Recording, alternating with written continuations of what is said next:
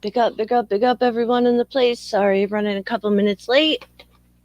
Just sent the link through Mr. Pelu. And yeah, thanks everyone for coming through for part 4 of our book that we're reading through called The Common Ground Between Buddhism and Islam, which I think is going pretty well so far. I think the general consensus is we really don't agree on much of the book, but it's a good read, and yeah, we're getting through it. So we stopped at we finished part 1 last time. So let me just get my page up here.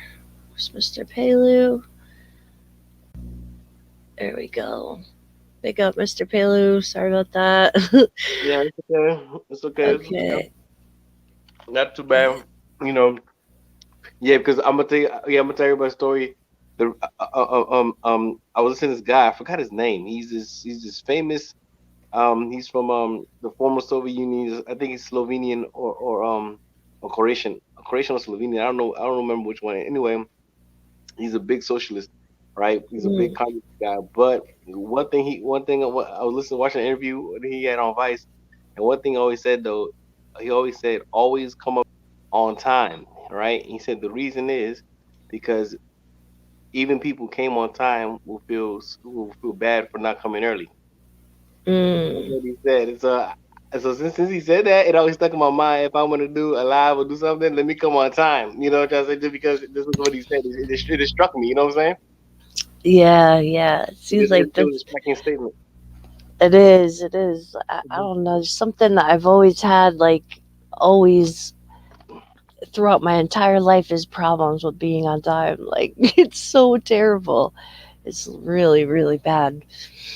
But I'm gonna Yeah, but try it's it okay. though. You know, Alrighty. now, So now, yeah. yeah, now. So before we start the reading, an Mhm. interesting point was brought up to me: the issue of the dharmic origins of Buddhism, Mm. right? And in this Mhm. issue, right, I've come to be aware that Hinduism calls itself in its origin Sanatana Dharma. Again, Sanatana Dharma, right? Right. Yep. So now, if Hinduism was originally Sanatana Dharma, Mhm. all right, and I've been also been aware that Buddha claimed to come or he came or he is noted or it is in the Buddhist tradition that that Buddha had come to perfect Sanatana Dharma. Is that correct? He can't. He so. All right. So from what I've read, dharma can mean like lesson or way or um like things that we learn. So Sanatana Dharma, like when back in the day, people didn't call Hinduism. You know what I'm saying? They were Sanatana Dharma, like it was the whole system right, known. Because right. see, I'm Like gonna the tell you what Jain, I found out that Sanatana means. I found out Sanatana means eternal, like the eternal way, and it's right, also the eternal. root word for saints. Because saints, some of the Sanatana are saints, because supposed to be the way of the saints, right? And the saints are the ones who achieve who achieve the eternal Dharma. That's the root word for even our word in English of saints. Right. So they're from the same Indo-European roots. You know what I'm saying? Mm-hmm. And like Guru Nanak, he brought Sikhi Dharma, and Jains have Jain. I think it's Jain Dharma. Oh yeah, or Jane Dharma, yeah. But look, Yeah, so they're all dharmic. That's why they're all called dharmic face, because they all revolve around the um, ultimate, like the universal dharma, that your rebirth is affected by karma. okay, so if that's the case, they're all dharmic. w- w- what's the difference between dharmic? Okay, is there a dharmic religion that is not that cannot be called part of Sanatana Dharma? Is there a dharmic religion that cannot be called part of Sanatana Dharma? And the Sanatana, of course, meaning the eternal. So, can a dharmic religion be non be non Sanatana or Sanatana? Yeah, that's it. Yeah, like like I'm How? saying. How can So it be non-sanitana? So it could be non-sanitana. it's a Okay. it's a all right. So Sanatana Dharma, Sanatana, it means like the it's like a label for Hindus. You know what I'm saying? It's a label for Hinduism. Like Buddha Dharma is a label. Like when Buddha came, he didn't say I'm preaching Buddhism. He's, I'm preaching Buddha Dharma. So they were followers of the Buddha Dharma. Like his monks, they were, the Jains, they were following Jaina Dharma. You know what I'm saying? Like so Okay. they're like labels for different dharmas. Yeah, but the Buddha, it's never been recorded in Buddhism that Buddha said he came to perfect Sanatana Dharma. I mean, I'm gonna look up the word in Sutta Central and see if it comes up in suttas. Okay. I mean, but maybe he might have been there to perfect it because he didn't agree with a lot of their things. So yeah, he might have very well said that he was there to perfect it. But all right, let And me see. and I've also been informed that maybe the Dalai Lama also considers Buddhism Sanatana Dharma. If Anna is listening, hey, give me the details. 'Cause that's what I've been I'm told that that could be the case. That so I'm trying to figure out Hmm. Sanatana Dharma. If we need to if we need to have all these Hindus use the Sanatana Dharma, if that's the case, or is it not the case when we analyze when we analyze Buddhism in its entirety, because we want to go all the way to its goals and aspirations and its roots. So that's why I'm trying to figure out the relationship with Sanatana Dharma and Buddhism. Hmm. Okay, so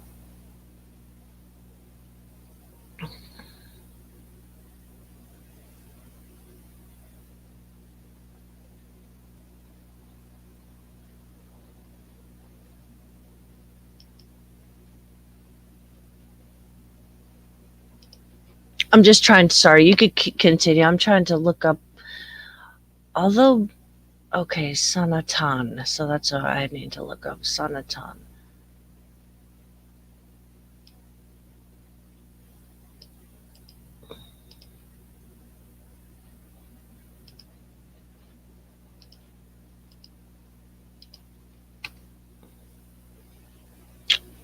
Am I getting no results?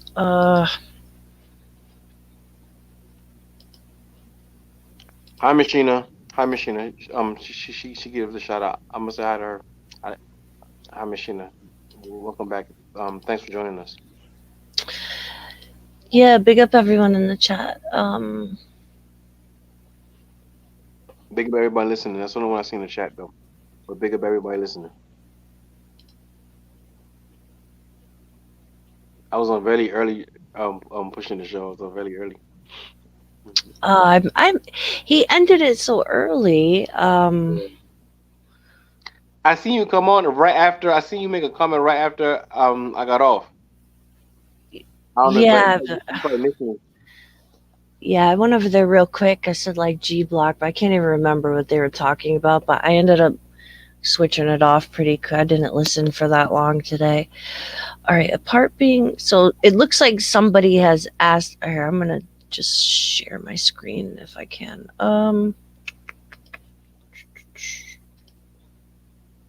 So it looks like somebody has asked this question, and so I'm just trying to read about what they said. So it says, where does Buddha mention about Sanatana Dharma? See, Hinduism, like they're just using it as a word for Hinduism. Usually spoke of the Sanatan Dharma. He also used other synonymous terms for Sanatan Dharma, such as Akaliko Dharma and Puranako Dharma. Can I know all the verse numbers where he mentioned this?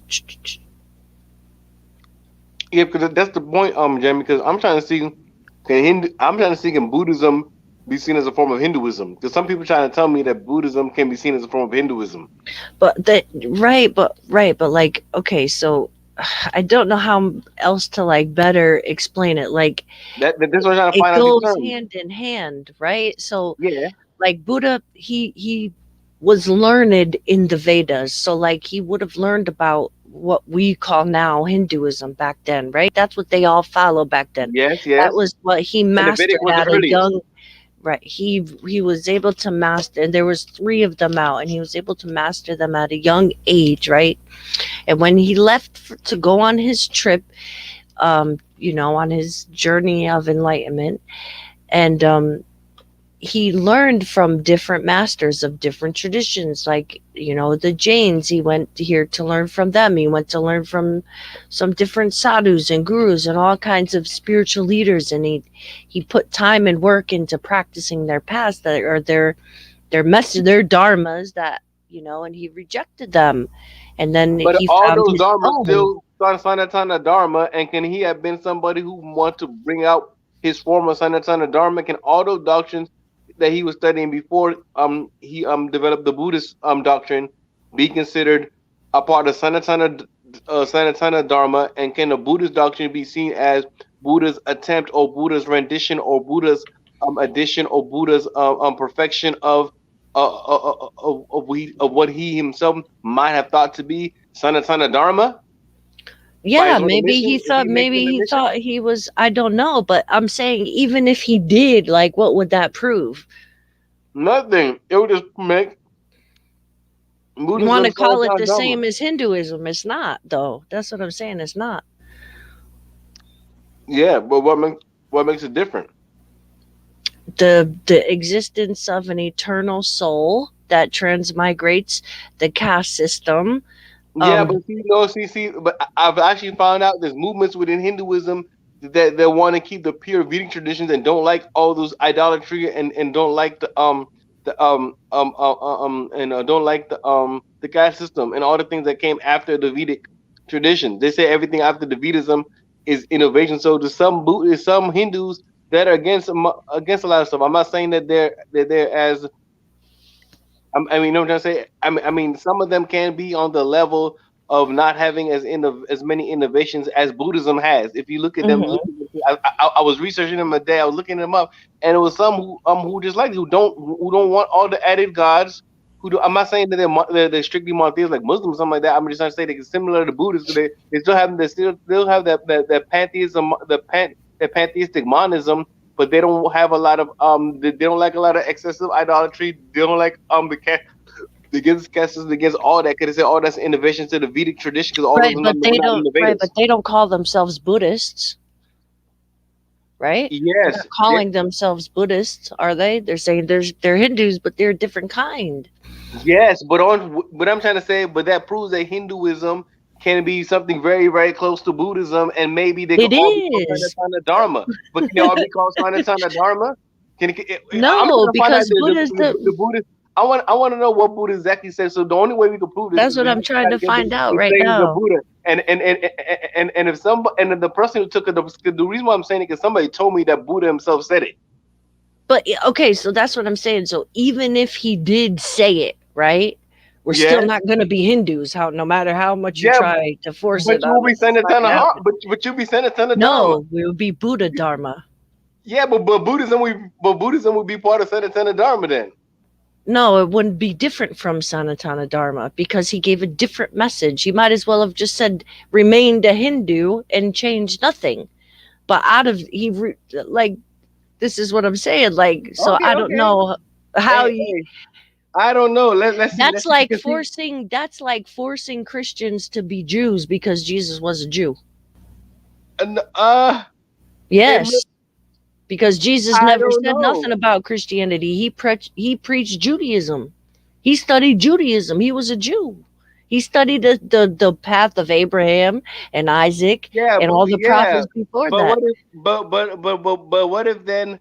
But see, but then from a Jewish perspective.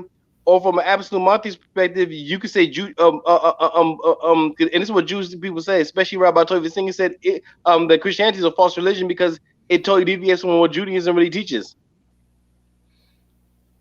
Right. So you could I say, mean, of oh, course, what so you could yeah, you could so definitely say Buddhism is a deviation because it goes against what Hinduism teaches. 100%. yeah, so but let's see what Buddha said. But what if Buddha said that if Buddha himself, right, says that Buddhism is a perfection of Sanatana Dharma, it I'm not okay. So basically, what I'm trying to say now is that can Sanatana Dharma be a bigger concept than Hinduism? Is Sanatana deeper than Hinduism? To That's what them, the guy tried to yeah. tell me. To That's what the guy tried Hindus, to tell me. yeah. To Hindus, No, yeah. but he was trying to say that even Buddhism is under Sanatana, but not necessarily under Hinduism, because Brahma is the highest conception in Hinduism, but even in Hinduism they have a higher conception, and that conception is the unknown, and that's the root of Sanatana Dharma. So he's trying to say Sanatana Dharma is like the highest level. That's Sanatana Dharma. Okay, Hinduism is in Sanatana Dharma, but Sanatana Dharma transcends Hinduism. That's what they were trying to tell me. That's what they were trying It's to a tell me. label. Sanatana Dharma is a label for Hinduism. Like, No, he's trying to say that it precedes Hinduism and ultimately supersedes Hinduism. That's what I've been told by some people, and that's why I'm bringing it up because no, and we could look at it and then we could find it more by later. But yeah, I just want to bring it up because people want me to bring it up, and I'm gonna do more research about it too. I'm gonna ask more about it too because I've been asked to bring this up by the people by the people we prep with, and these are the points they made, and I found it interesting that it could be the case. Because what's a dharma to begin with? See, the okay, all dharma comes from the original dharma. What's the original dharma? Because they would say Sanatana Dharma just means the original dharma and the eternal dharma. So all dharmic religions come from the original dharma. That's what they call dharma. And that's basically what the guy's trying to tell me. okay, but different. Okay, let's see. So, Dharma is a key concept with multiple meanings in Indian religions. So, what it means to Hindus may not mean the same to Buddhists. It may not be the same to Jains. You know what I'm saying? So all right. Although there's no direct single word translation for Dharma in Western languages, it's commonly translated as righteousness, merit, or religious and moral duties. In Hinduism, Dharma is one of the four components of the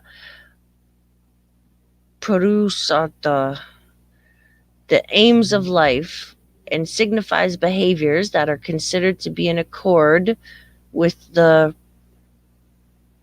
RTA, Rita, I don't know what that means. The order that makes life in the universe possible. It includes duties, rights, laws, conducts, virtues, and right way of living. So those are all dharmas. In Buddhism, Dharma means cosmic law and order as expressed by the teachings of the Buddha. In Buddhist philosophy, Dharma or Dhamma can also be used for phenomena.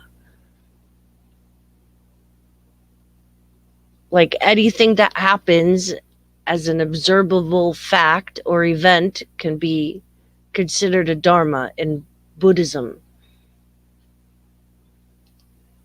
You know what Okay. I'm saying? Yeah, So but they're both called dharma. So why do they use the same word? so Dharma in Jainism refers to the teachings of the uh, Tirthankara, something, Jina, and body of doctrine pertaining to the purification and moral transformation of human beings. So in Jainism, it's speaking their dharmas is their teachings and doctrine. That's it. In Sikhi, Dharma means path of righteousness and proper religious practice and one's own moral duties towards God. So I'd say maybe Sikhism is more closer to ours. Like it's a path of righteousness, it's proper religious practice, it's phenomena. It's so you know what I'm saying? Like I think there's a linguistic thing because it can't No, no, really no. See, but no. I don't agree that Sikhism. I mean, what I'm trying to say is that the same way Sikhism, that you see Sikhism as close to Buddhism, somebody might see Hinduism as close to Buddhism too. The But same way you see it. it is close. This But is it what I'm could be saying. close because no, what It I'm trying is to say, close. I it know, could I'm be close. telling you, No, it and is I'm gonna tell close. you why it could be But close it's not because the it comes from same. the original. No, no, no. I'm not saying it's the same. That's what I'm saying. What I'm saying is that do they come from did they both come out of or root themselves in the original Sanatana Dharma? And that's what the guy's trying to tell me. He said by Buddha's own admission, it does. Probably Buddha wanted to perfect it. What he thought was wrong with it. Okay, so he wanted to perfect Sanatana Dharma. So Buddhism is a perfection of Sanatana Dharma. So Buddhism is can Buddhism be said to be part of Sanatana Dharma?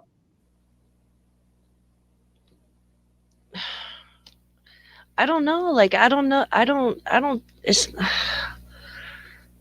how is it a part of something it rejected and wanted to make better? It wanted to purify the parts that could be called Hindu. The Brahmanism, the want to get rid of Brahmanism because see, and it's even some Hindus don't want to get rid of Brahmanism and want to go back to pure Sanatana Dharma. So what I'm trying to say is that can Buddhism be? Because see, these new groups, these non-Sanatana, I mean these non-Brahmin groups, a lot of them, their beliefs are strikingly similar to Buddhism. And I'm saying, Yeah, because and they're all dharmic face. I know, but can Buddhism be another way how these can be? Because what I'm trying to say is that even in so-called Hinduism, there's people trying to perfect Hinduism and clean it out from the Brahmin aspects that make Hinduism something that Yeah, they like don't that's want, right? fine. That's fine, but they're not Buddhists. I know, but they're strikingly similar. So can both of them be both But called that Sanatana Dharma? Can both no, be they called can both be Sanatana Dharma? called dharmic face. No, like you're taking this Sanatana thing like way too like I know, but that's what the I person's don't doing to me. The this is person that's what the person's telling me. That's what the guy's no, I telling me understand, hard. but you are right, and I understand that. But just like you would tell me that Jesus was a Muslim, they would tell you that this is a Hindu. You know what I'm saying? This is like this is where people like I Okay, feel then. So the person I told me don't know. the person who was telling me is a Hindu, Yeah, right? He's a Hindu. I Yeah. know, and they have different views of Buddha than we do. Okay, okay. So that's good. Okay, You know, I've never heard any Buddhist teach me that he was a reincarnation of Vishnu. I've never heard that. I don't even know if okay, Buddha himself has said that. But the thing okay. is they believe that, and I respect that. That's cool. If you think that he What is, I'm and it trying to say lines is up that with your stories, then what I'm trying to that's say cool too. what I'm trying to say is their position on that somewhat valid. Of Is course it? it is. I'm not telling you it's not valid. I'm just telling you that these like it's um it, like no matter I don't know like I just don't think it's Hinduism. You know what I'm saying? It might not be Hinduism, but it might be Sanatana They're Dharma. dharmic face, like they're dharmic face, like all y'all is Abrahamic face. These are all dharmic face. That's literally let's look up the definition for dharmic face.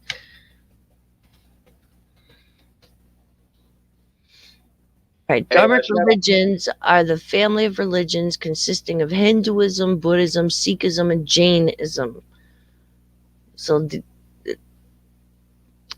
now Buddhism's beliefs are different from Jain's, right? I Sikhism know, yes. are different from ours. Ours are different from Hindus. We But have different goals. Like, but do you you know, still believe in Sanatana Dharma? Do you believe that in the eternal? Basically, do you believe that your Dharma is eternal? no, I believe in Buddha Dharma. That's Yeah, the but path that okay, I is follow. Buddha Dharma eternal? What do you mean? Is it eternal? Sanatana, is it eternal? That's the word. The word is, so is it eternal? I don't know how to answer that. Okay, see that's the issue. So, but that's what the Sanatana Dharma people are saying. The Sanatana Dharma people are saying that Buddhism is an eternal Dharma, making it Sanatana, and they're Okay, saying that even that's some good. Buddhists like I the Dalai respect Lama, that. even Oh, some Buddhists, they saying tell me even some Buddhists like Dalai Lama admit that Buddhism is Sanatana. okay, that's cool. That's cool. I mean, I don't know. I don't know. I don't know what else to really like. Okay, yeah. So that's it. That's the only thing I want to raise. I want to raise up. But Um, like, I mean, I get that. You know what I'm saying? I get what you're saying, and I guess it's tough, like looking from an Abrahamic view at something different. You know what I'm saying? Like yeah, trying to gauge this through like what you're used to. You know what I'm saying? When it's like, yeah. I But think it's somebody from a dharmic faith who's trying to convince me this. no, Somebody is a I Hindu trying to convince understand me that. this point. Yeah, I understand that, and I respect it. I respect him too. You know what I'm saying? I respect what he's saying because from his, I could put myself in his shoes and understand what he's saying and respect that. You know what I'm saying? Like I don't have to fight on that. But I think, you know what I'm saying? Like I don't know. Maybe it's a good question to ask some monks. Like I would write this down and ask some monks. I would start checking with people and asking them like what. But I'm pretty sure that in No, no, don't say it's Hinduism. Say it's the son of Dharma. but that's a label for Hinduism, bro. But That's what I'm they're saying. trying to tell me. I'm trying to say some people are trying to tell me that Sanatana Dharma transcends Hinduism. Okay, Hinduism is within Sanatana Dharma, but not all of Sanatana Dharma is with Hinduism. okay. That's what the person trying to tell me. Well, if that's what they believe, then that's cool. I respect that. I get that.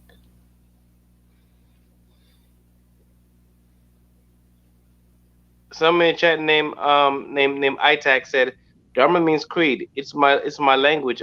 That's how I understand that word as a Muslim. I say Islam is my Dharma. Okay. Now we could and that's good. I because we're gonna investigate how close is Dharma to Deen. We're gonna investigate that as part of our investigation. How close is it? Can we use interchangeable? Can we compare them as both religions? Can we say they're milats? You know what I'm saying? Because I know them to be different millats. You know what I'm saying? Like we're the millat to Ibrahim, the Nifa, so they're different millat. But can we call it the millat Deen? Like what can we call it? Can we say it's similar enough? Is there comparable? These are all those topics that we're gonna be discussing. So thanks for coming through, Ayak. Also, Neil Swain. What's up, Neil Swain? Hi, Neil Swain. That's one other person in chat. Hi, Neil Swain and Sosa. Hi, Sosa. Everybody. Big up Sosa. Yeah, So big up. yeah, so see, so dharmic religions are a family of religions from India encompassing Hinduism and the three related religions that have spawned from it. You see? Right, but I never denied that from this, like I don't know what Yeah. the like I knew that dharmic No, no. religions are one of the two major schools of religion in the world, the other being Abrahamic religion. The theology and philosophy of Dharmic religions center on the concept of dharma, a Sanskrit term for fixed decree, law, duty, especially in a spiritual sense of natural law or reality. It is mostly influential across the Indian subcontinent. These dharmic religions are very closely interrelated. The main dharmic religions, Hinduism, Buddhism, Jains, and Sikhs.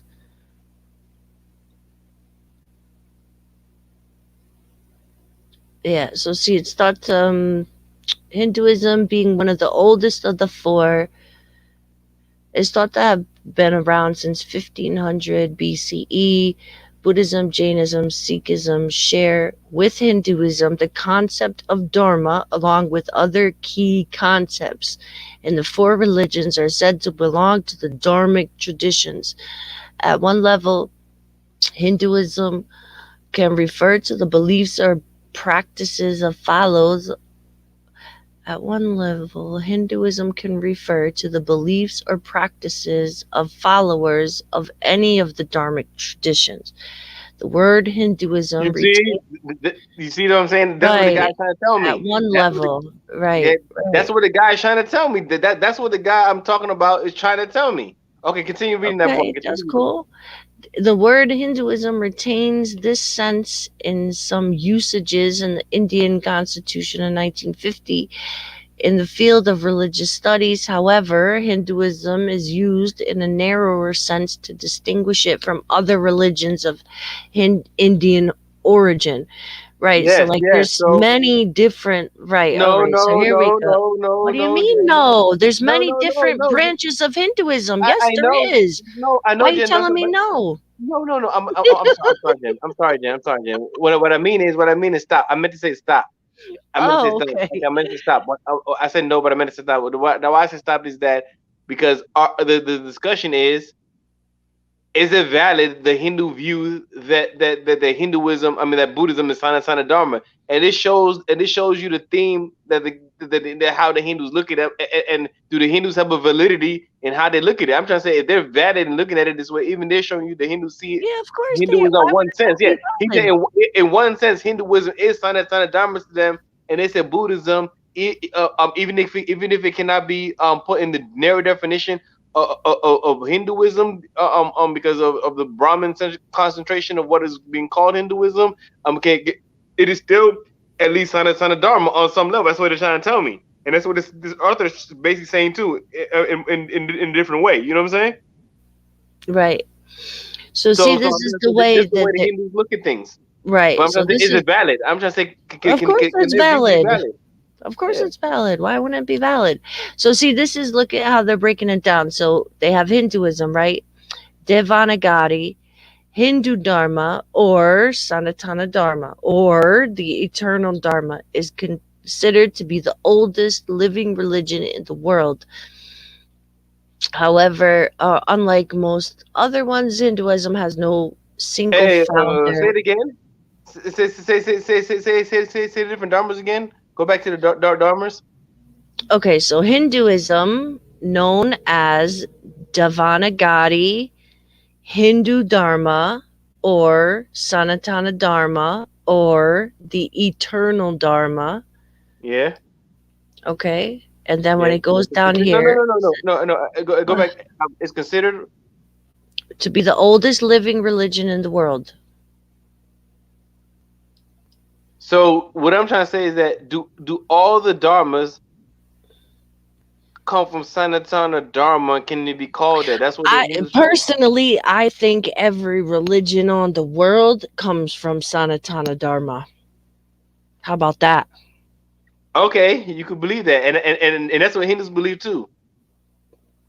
And that's what makes Buddhism part of Sanatana Dharma according to Hindu thinking, or the thinking of people in Sanatana Dharma.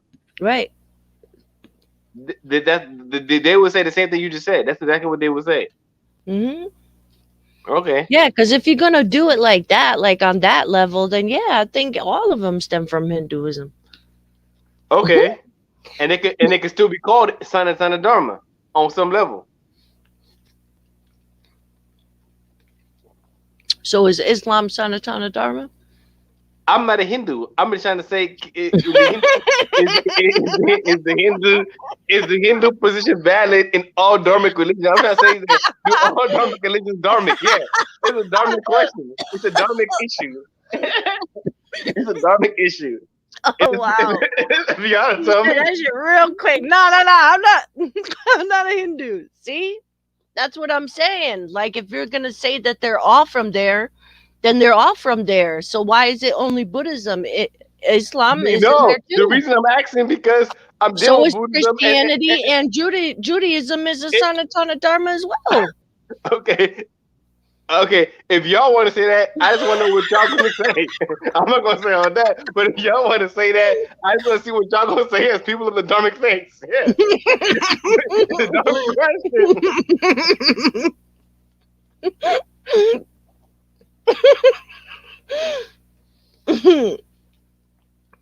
All right.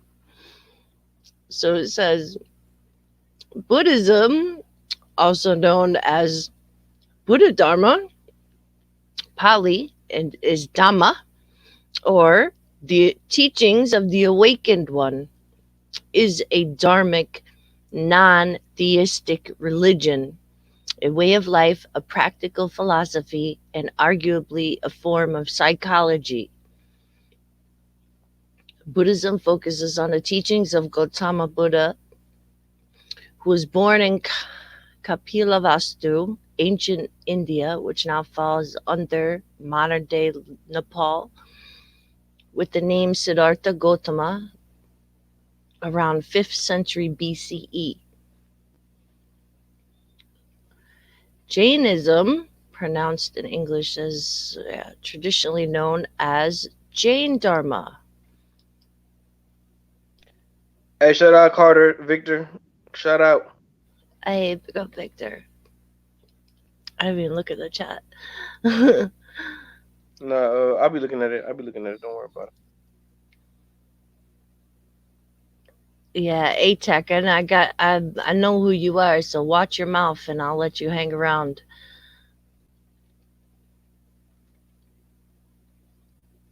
All right. So yeah, so Sikhi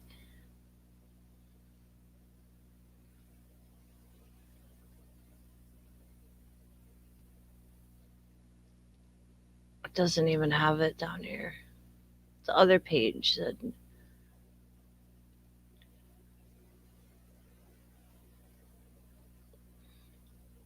this one just says Sikhi, and I What's up, have it Mr. Baba? Punjabi.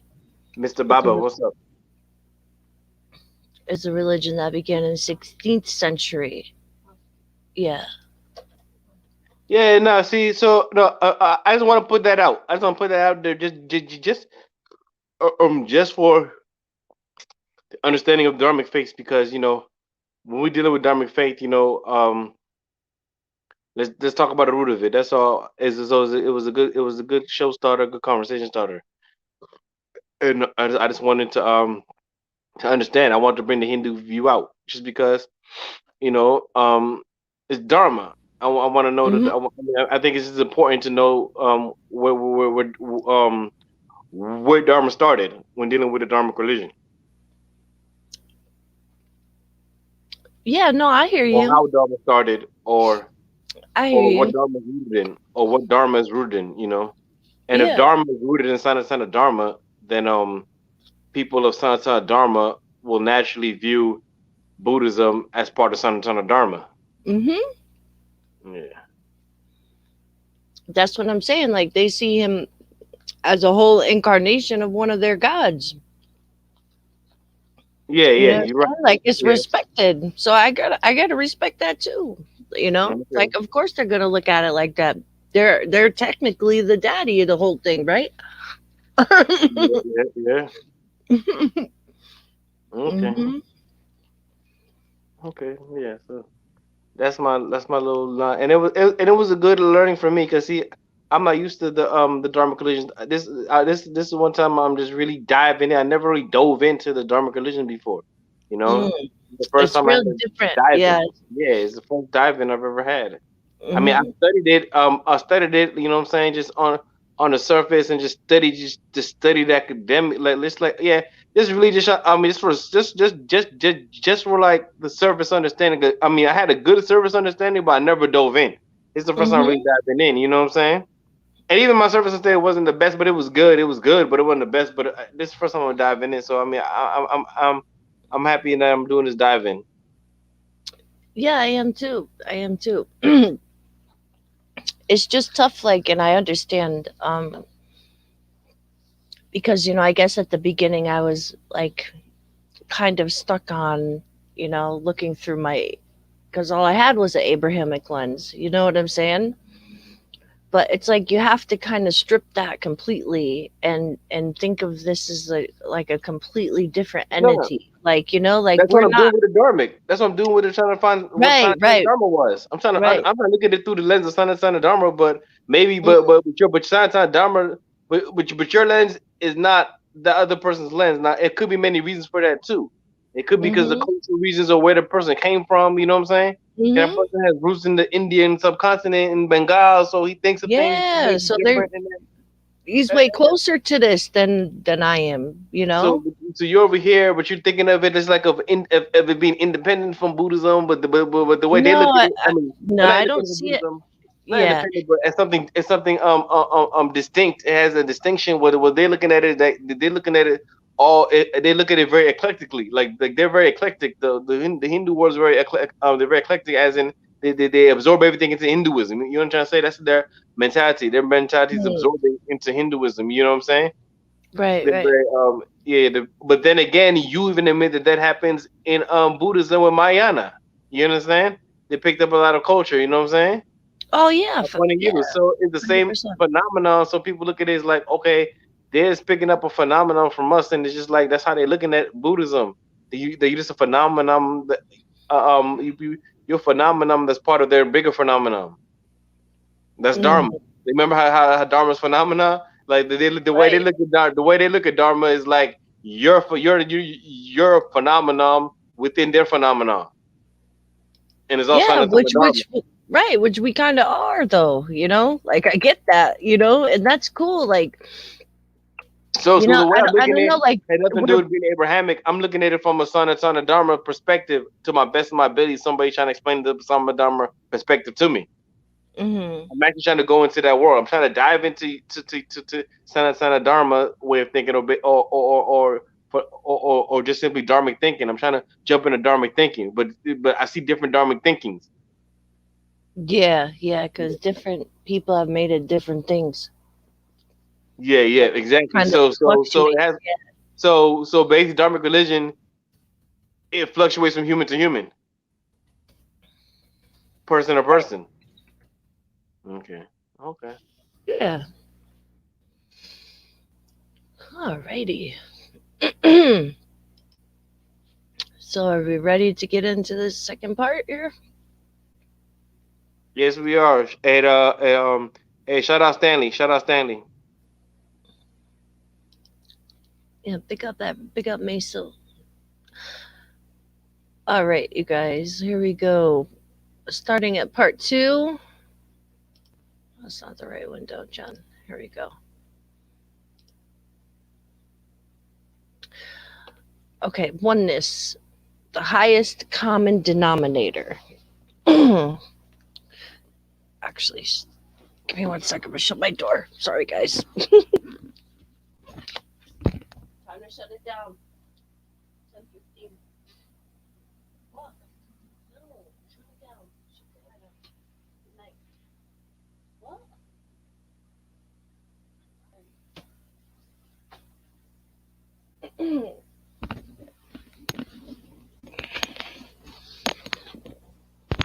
All right, conceiving of the one.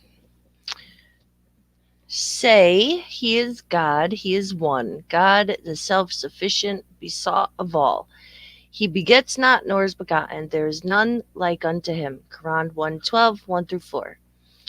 There is monks, an unborn, not become, not made, uncompounded, and it were not monks for this unborn. Were it not monks for this unborn, not become, not made, uncompounded, no escape could be shown here for what is born, has become, is made, is compounded. What? Because there. Okay, but because there is monks and unborn, not become, not made, uncompounded, therefore an escape can be shown for what is born, has become, is made, is compounded. I'm gonna look this up. I don't think this is. Okay, but anyway, while you look it up, I'm gonna recite the verse in Arabic that we just read. Is cool is the verse is class. Class is the 112. You have the 112 surah. It has 4 verses, right? And it goes Kulu walahu ahad, Allahu samad, lam yalid walam yulad, walam yakuluhu kufuwan ahad.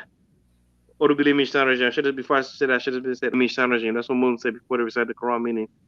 thank I seek refuge in God from the curse Satan, and we say Kul huwalahu ahad, Kul huwalahu ahad, Allahu samad, lam yalid walam yulad, walam yakuluhu kufuwan ahad. I mean, Wow.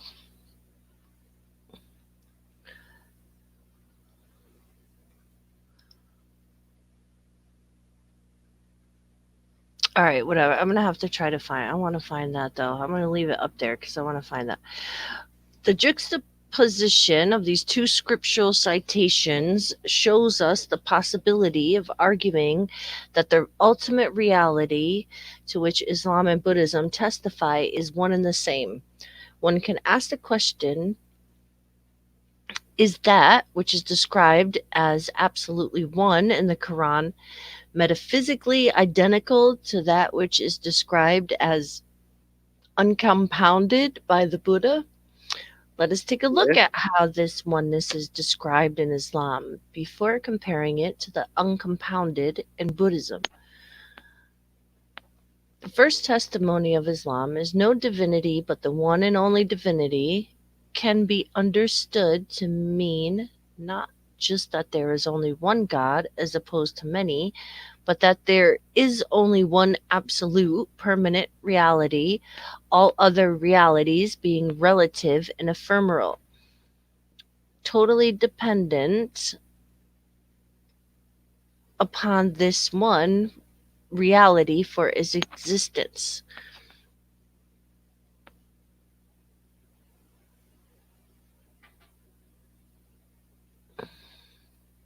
Everything thereon is passing away, and there subsists only the face of your Lord, owner of majesty and glory. 55:26 to 27.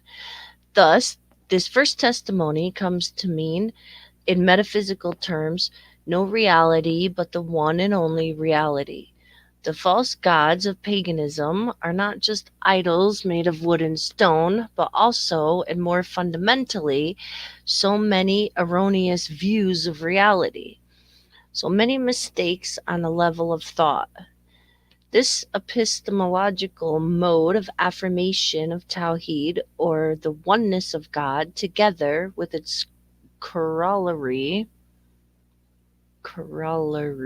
in the censure of shirk or idolatry.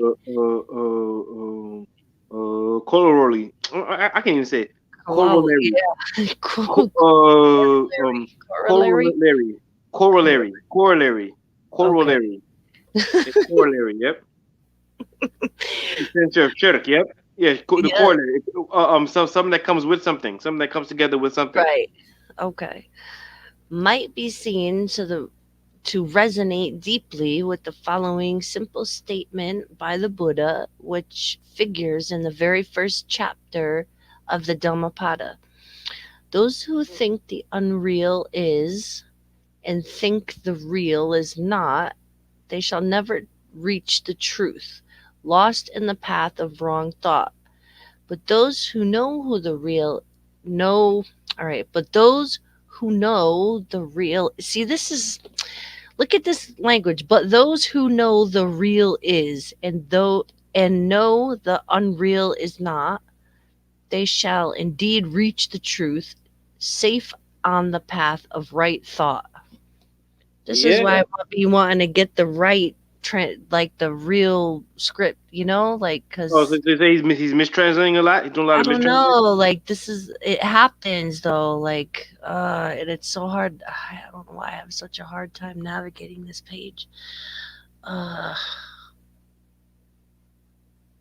all right, Kataka. That one was okay. Adana 80 to 81. Kataka. Minor. All right, there's a Dhammapada. So you said it was the first page of the first one. I don't know what he said. It's a okay. Let me see three. Let me see the It said page.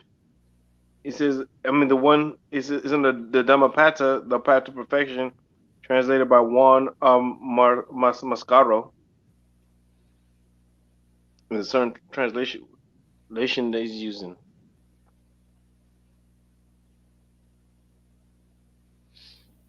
In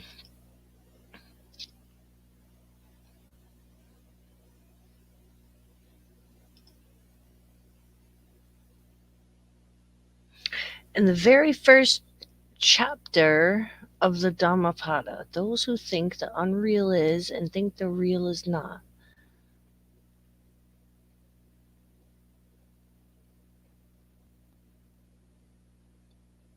Path of perfection.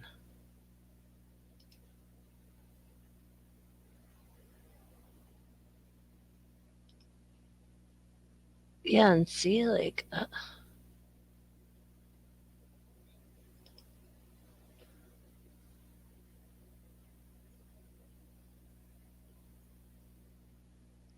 Is that Dhammapada you looking at? yeah, but there's like, there's dozens of things in here. So he's got like some,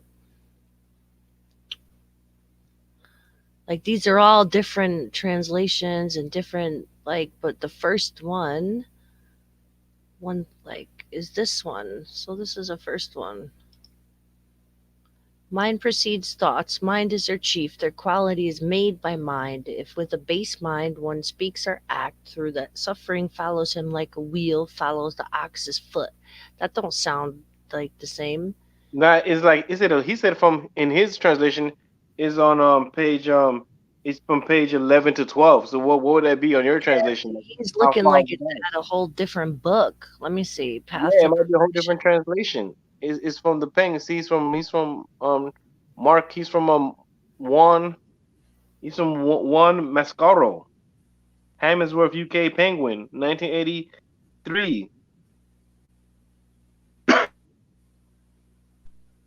Book one, page 11 to 12.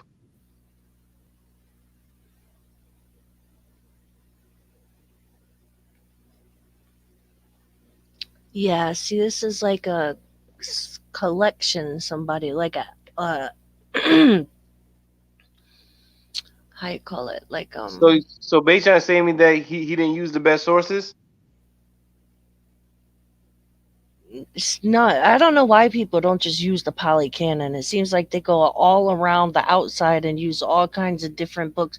I mean, the Dhammapada's in the canon, but like it's like if somebody took out like one chapter and made a whole different book about it. Like you don't know what they've added to it or what they've, like So you think it's not? Or you think the quote is not directly taken from the Dhammapada? well, no, because if you look at the first one in the like Dhammapada number one in the canon, it's not. That's not what it says. Like it's not the Yeah, it's same. in the very first chapter, but that's the beginning of the chapter. So Right. is So this is is nowhere in the okay. So chapter. Is Dhammapada, no. right? This is how it starts. These are all chapters. Pairs is the first. Diligence is the second. The mind is the third. Flowers is the fourth. There's hundreds of them. So the You know first what I'm chapter. saying? What about the first? He said in the first chapter. What's the first chapter? Pairs. This one, first Okay, chapter. so See somewhere. Dhammapada 1 through 20. This is one. Okay, so when you go to the first chapter, you basically to discredit him. The only way is that you have to read the whole first chapter, and if it's never there, then he's not telling the truth. But if it's there in the first chapter, you know. All right. So they're short. Let me just look through this. So what does he say? He says, those who think the unreal is, and that just doesn't sound like intention shapes experience. This is talking about hatred. Others don't understand.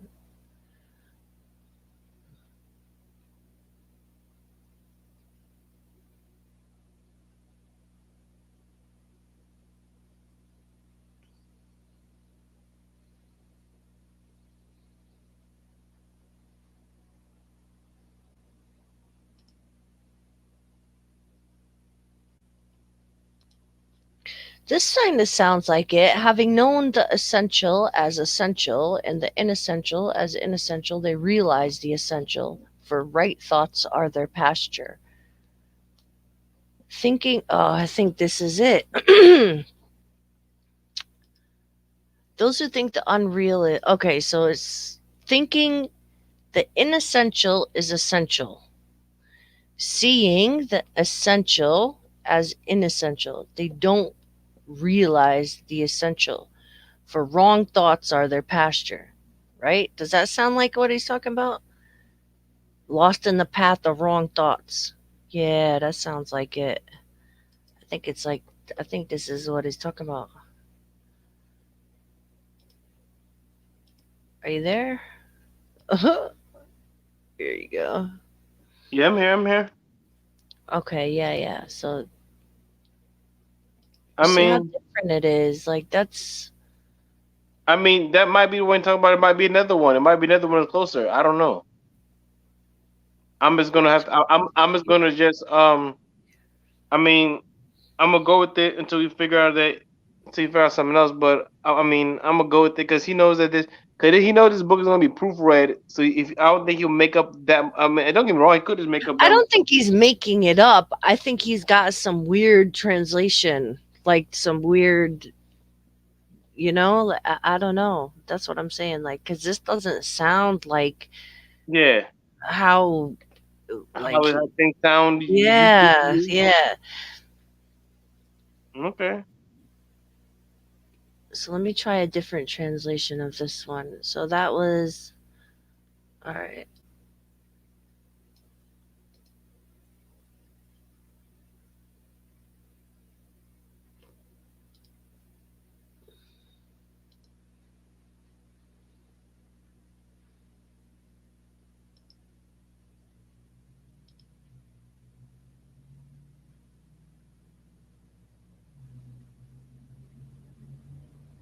Still says about essential, though.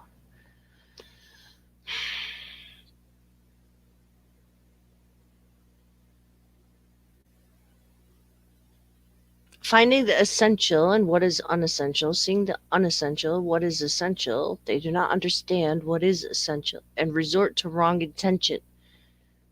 Yep. Knowing the Yep. essential and what is essential and the unessential and what is unessential, they understand what is essential and resort to right intention. That's the same thing. It translated a little bit different, but that's they're saying the same thing on that one. It's translated a little bit different, but it's saying the same thing. Yeah, so I think I don't know. Okay, anyway, whatever. But No, yeah, no. See. So that showed that was the same. What you just read from the other from the one you looked up is the exact same thing, just translated differently. You know what I'm trying to say? right, right, right. That's what I'm saying. That was a different monk that translated that to English. So let me see parallels. Let me try this one. 1985.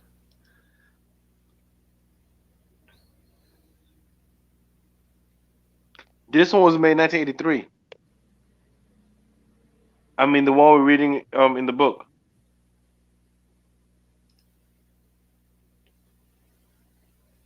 In 83. All right. Yeah, it was made in 1983. So it still says those who mistake the unessential to be essential and the essential to be unessential, dwelling in wrong thoughts, never arrive at the essential. Those who know the essential to be essential and the unessential to be unessential, dwelling in right thoughts, do arrive at the essential. So, all right. I'm gonna definitely try to find that book though, because I see it on Amazon. This is what he's talking about. Path of Perfection, Penguin Classics. Like, Yeah, I mean, is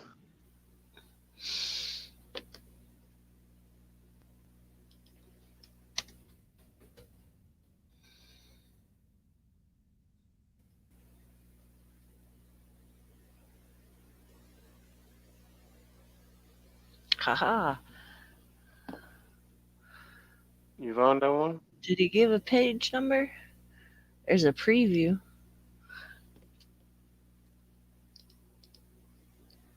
That's the 83. That's the 83 one or the 73. What's that Yeah, one? this is the one, Penguin Classics. That's yeah, see, Path of Perfection. UK Penguin 1983.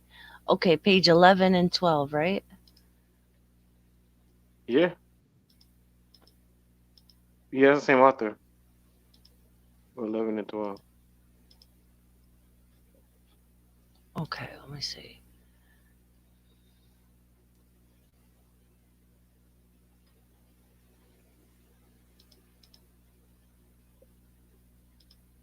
It's 11 on that book on their page setups.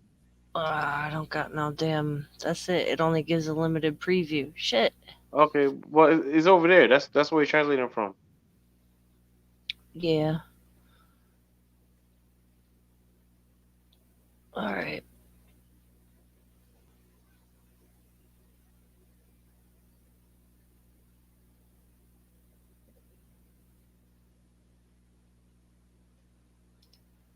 All right, hey, let's keep going. Let's keep going. All right. Actually, I think I just. I'm Hey, sorry. Let me just check. I think I oh, you just found it? found the feed. Yeah, Yeah. if you found it, then you found it. Where is it? You found it? Nah, I didn't. Oh, it's only 5 feet. Never mind. Okay. It's just a thing. Okay. Whatever. Sorry, guys, for the thing. So, all right. The statement echoes the first testimony of Islam, understood metaphysically or epistemologically rather than simply theologically. It also echoes the verse of the Quran. There is no compulsion in religion. Indeed, the right way has been made distinct from error. So whoever rejects it, disbelieves the false gods, and believes in God, he has truly held tight to the firmest of handles, which can never break. The unborn. It is possible to discern in the Buddha's saying from the Udana two affirmations of the oneness of ultimate reality, one temporal and the other substantial.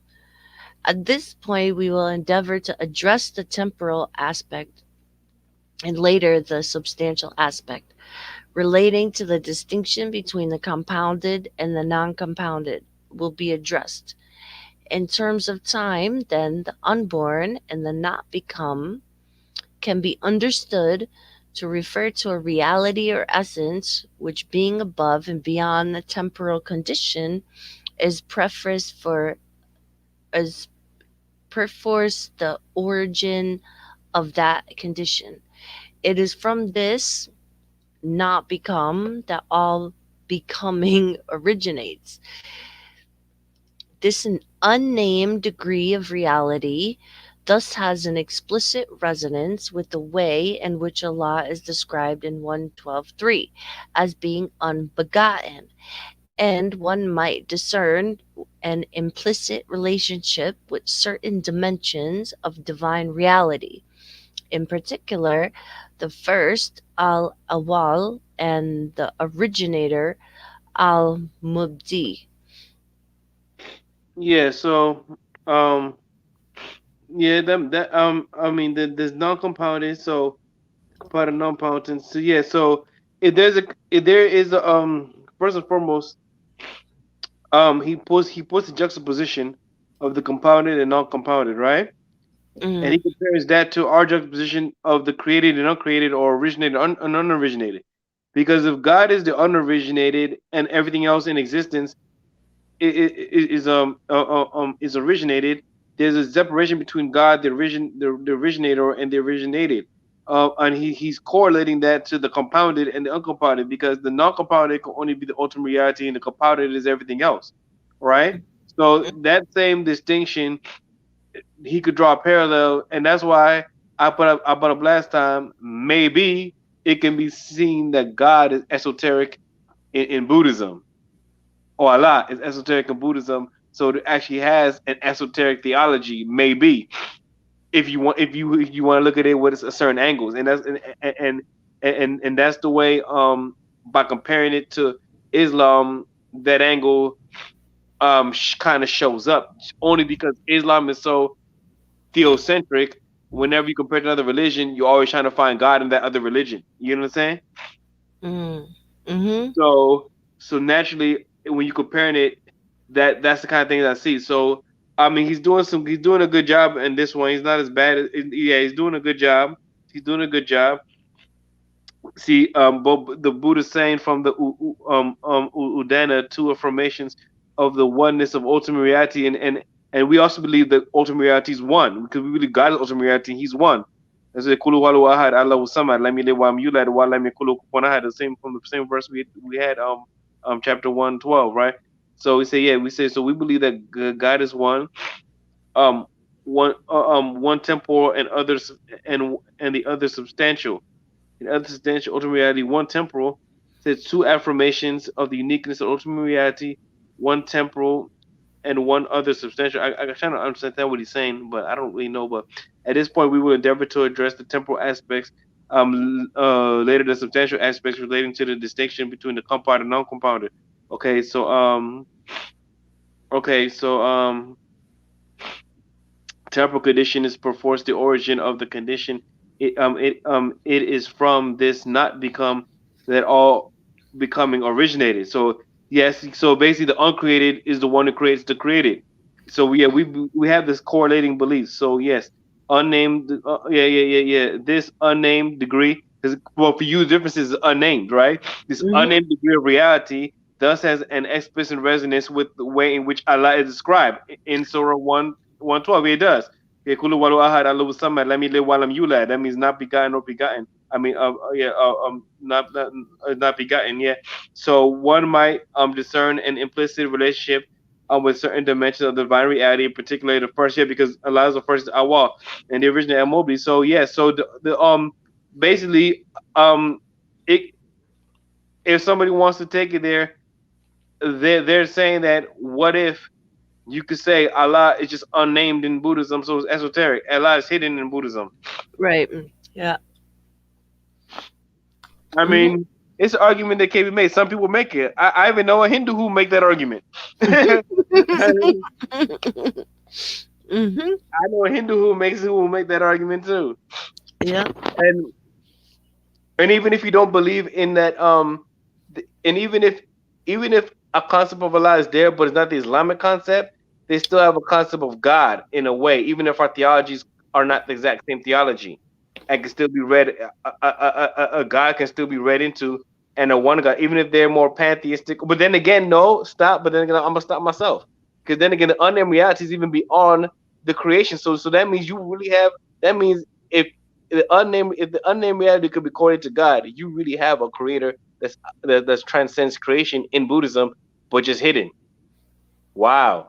You could have that. You could not. We're trying to let's investigate that, but it's good that he's going straight this time, because the other chapters, he added so much of that craziness. Remember all those craziness he Yeah. added? Yeah. Wow, Yeah. this is that is Mm-hmm. I'm glad he's hitting the point. He's hitting the point straight up. Yeah. It's starting to flow better. Like, Yeah, yeah.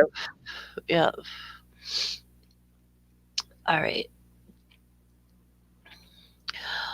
Much more is theologically implied in these qualities of Allah than in the simple reference of the Buddha to what is unborn. Needless to say, given that in Islamic theology each of the names designates an attribute to Allah, the sole ontological substance of all the names is Allah. That which is named by the names, each name thus implies not only the particular quality it designates, but also Allah as such. Excuse me. And thereby all of the other 99 names of Allah, such as Creator, the Judge, Master, Conqueror, etc., many of these attributes will be alien to the Buddhist conception of what is meant by the unborn. Right. While some Buddhists may feel obliged to deny belief in a divinity possessed of such qualities, others following the example of the Buddha, will prefer to maintain silence rather than affirming or denying these qualities.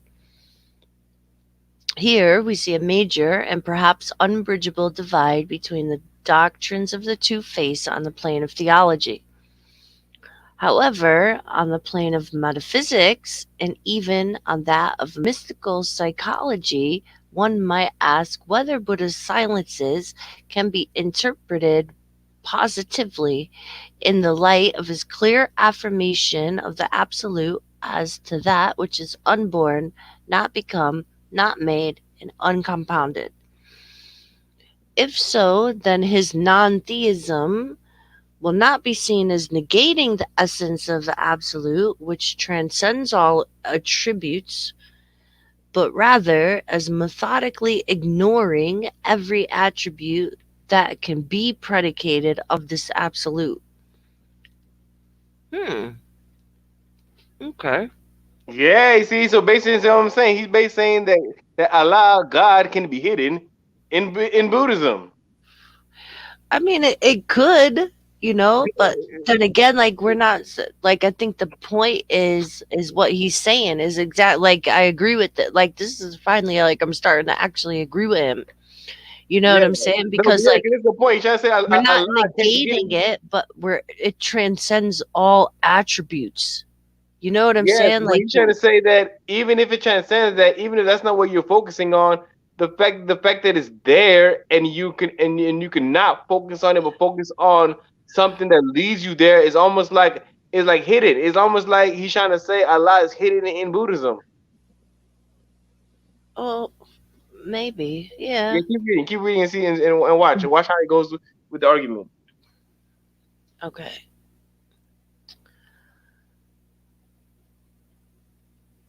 Absolute, which transcends all attributes. Oh, never mind. I read that. Ignoring, that is, the personal divinity for the sake of an exclusive focus on the supra personal essence. If, by contrast, one interprets his silence negatively, that is, as if they implied a negation of things about which he remains silent, then one will be making his non theism into an atheism, a denial both of the personal divinity and of the suprapersonal essence. The essence implied by the personal divinity, and without which the personal divinity is nothing. Yep, you see exactly what I'm saying. He's trying to say Allah is hidden in it, and some people don't want to see because they have a negative view. Some people negative. There's some people who want to attach on to Buddhism but be negative and with a negative view. But basically, the negativity is really just turns into atheism, and Buddhism is not really atheism. He's trying to say that that religion itself leans on theism. So non-theism is not necessarily atheism. So non-theism just means that it's just trying to it's just trying to unpersonalize it, but it's hidden inside it. It's hidden in the unpersonal. The God Almighty can be hidden in the unpersonal the unpersonal, non-compounded absolute reality that transcends compounding, the unborn. Mm-hmm. You understand? Right. Allah could just be behind the unborn. Yeah, or he could have just not wanted to label it because he saw what people do when they label it. But the unborn itself is a label.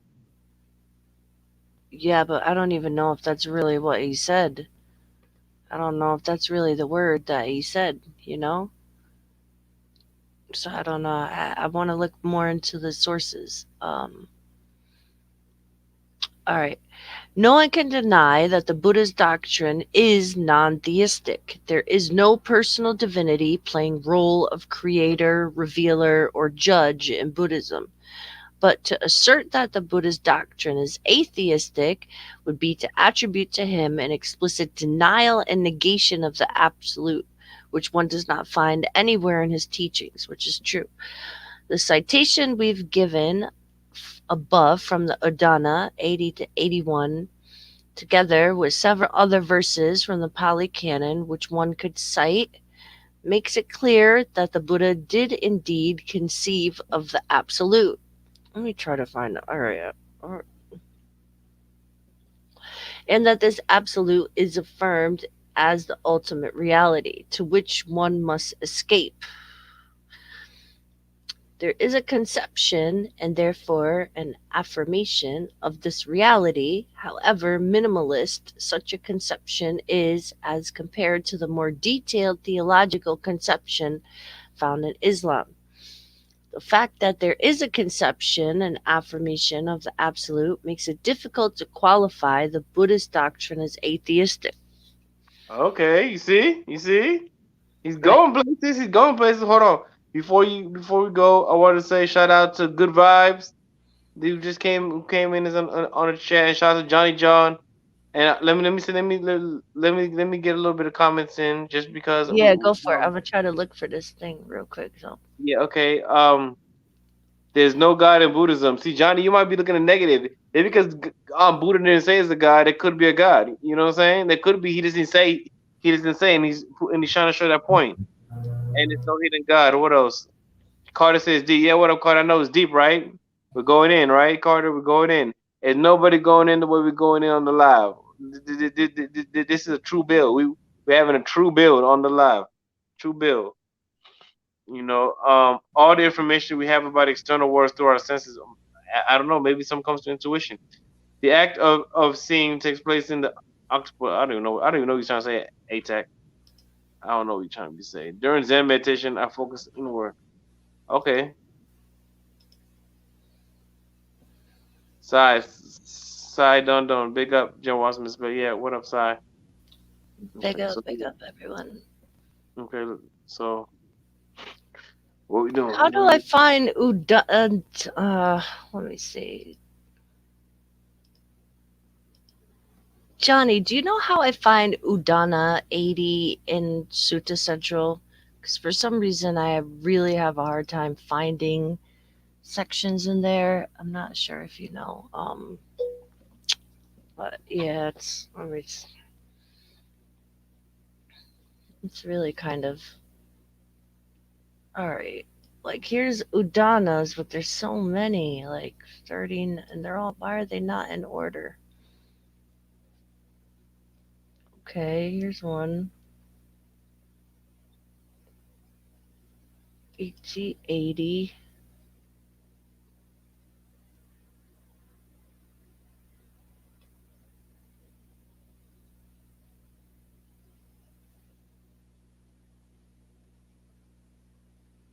No, all right. I'll try to look for it more. Udana 80 to 81. Okay. Mention was made of mystical psychology above. This is connected with the use of the word escape in Udana 80 to 81. It will be recalled that nirvana, as described by the Buddha, was framed entirely in terms of an escape from bondage into supreme reality, or some sorry, into supreme security. Unborn supreme security from bondage, unaging supreme security from bondage, unailing, deathless, sorrowless, and undefiled supreme security from bondage. Middle length discourses.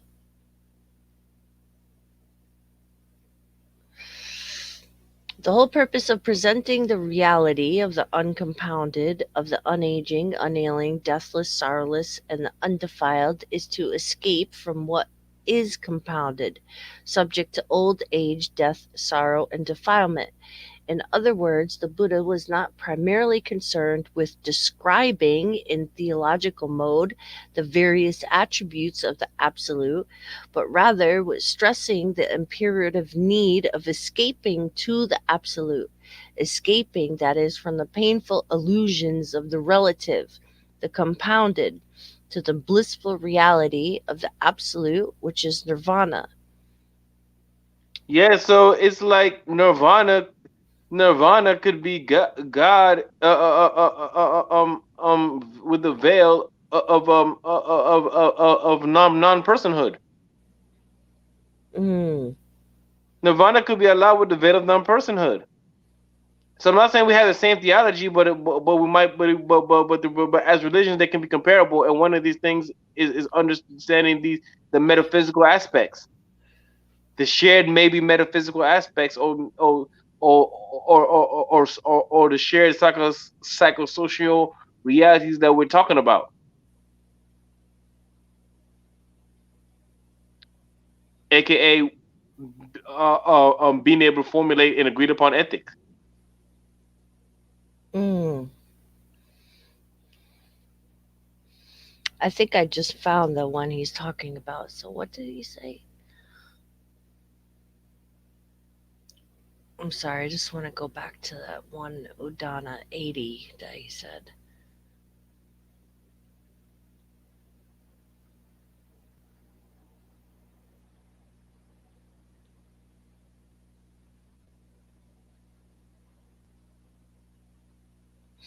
Okay, so I found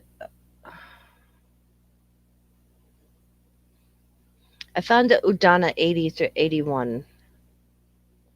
It's on my phone, so I don't know how to get it on here. Let me see. Ud 8.1. Let me see.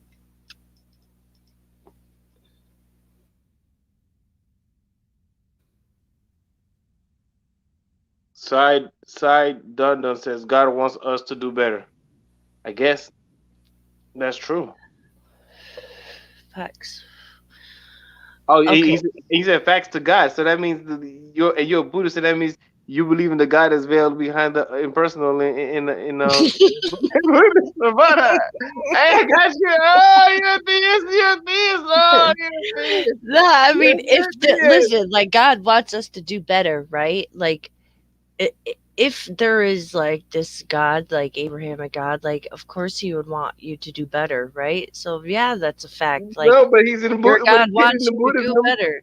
He's hidden in Buddhism behind the impersonal Nirvana. He's hidden in Buddhism behind the unborn. I know where he's at. I know where he's at in your religion. Oh, he's in the unborn. I know where he's at. All I right, so know where he's listen to at. I know how he's hiding. Why you so gonna hide listen him? all right, so listen to how he puts it, right? So it's a short thing. Namo tassa bhagavato arahato sambuddhassa. Okay, so if I heard at one time the Buddha was staying near Savatthi and Jada's grove at Anapindika's monastery. Now at that time the Buddha was educating, encouraging, firing up and inspiring the mendicants with a Dhamma talk about extinguishment. And those mendicants were paying heed, paying attention, engaging wholeheartedly, and lending an ear. Then, knowing the meaning of this, on that occasion, the Buddha expressed this heartfelt sentiment. There is, mendicants, that dimension where there is no earth, no water, no fire, no wind, no dimension of infinite space, no dimension of infinite consciousness, no dimension of nothingness, no dimension of neither perception nor non perception, no this world, no other world, no moon, and no sun. There, mendicants, I say there is no coming or going or remaining or passing away or reappearing. It is not established, does not precede, has no support. Just this is the end of suffering.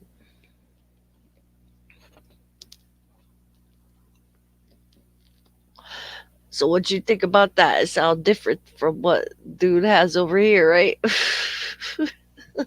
No, let me see. I mean, I mean, it's like you read a bunch of stuff. That was All right, so the um, section right here, this is the section right here. So it was at the beginning of the things. He said, there is monks and unborn, not become, not made, uncompounded. And were it not monks for this unborn, not become, not made, uncompounded, no escape could be shown here for what is born, has become, is made, and is compounded. But because, see, like it's different translations, like it's different translations. but what they're saying have the same meaning. That's what I just read you. So there is amongst that dimension where there is no earth, no water, no fire, no wind. There's no dimension of infinite space, no dimension of infinite consciousness, no dimension of nothingness, no dimension of neither perception nor non deception, perception, no this world, no other world, no moon or sun. There, there, mendicants, I say there is no coming or going or remaining or passing away or reappearing.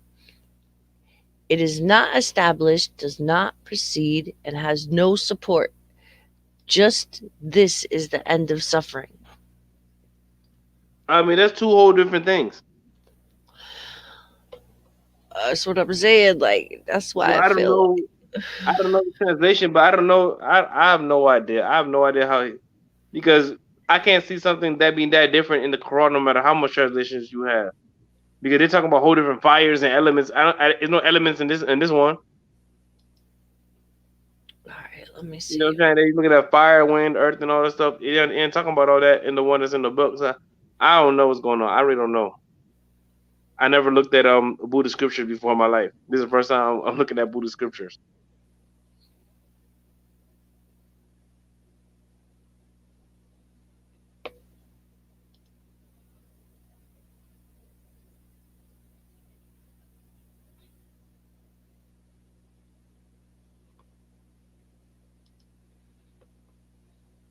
So this is a different translation. That part says, there is that sphere where there is no earth, no water, fire, air, no sphere of infinite space, no sphere of infinite consciousness, of nothingness, no sphere of neither perception or non perception, no this world, no world beyond, neither moon nor sun.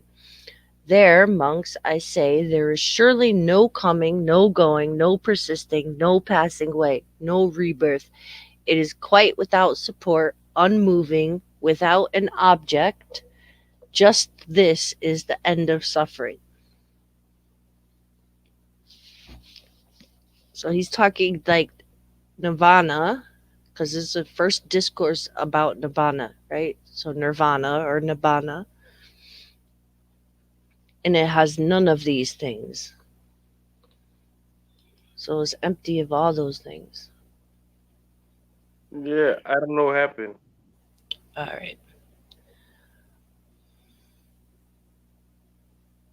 So we're gonna go back to the I don't know why it's a All bad. right. I was there. I name. Because shouldn't it be the Pali Canon be always directly written? Isn't it? There's only one Pali Canon, right?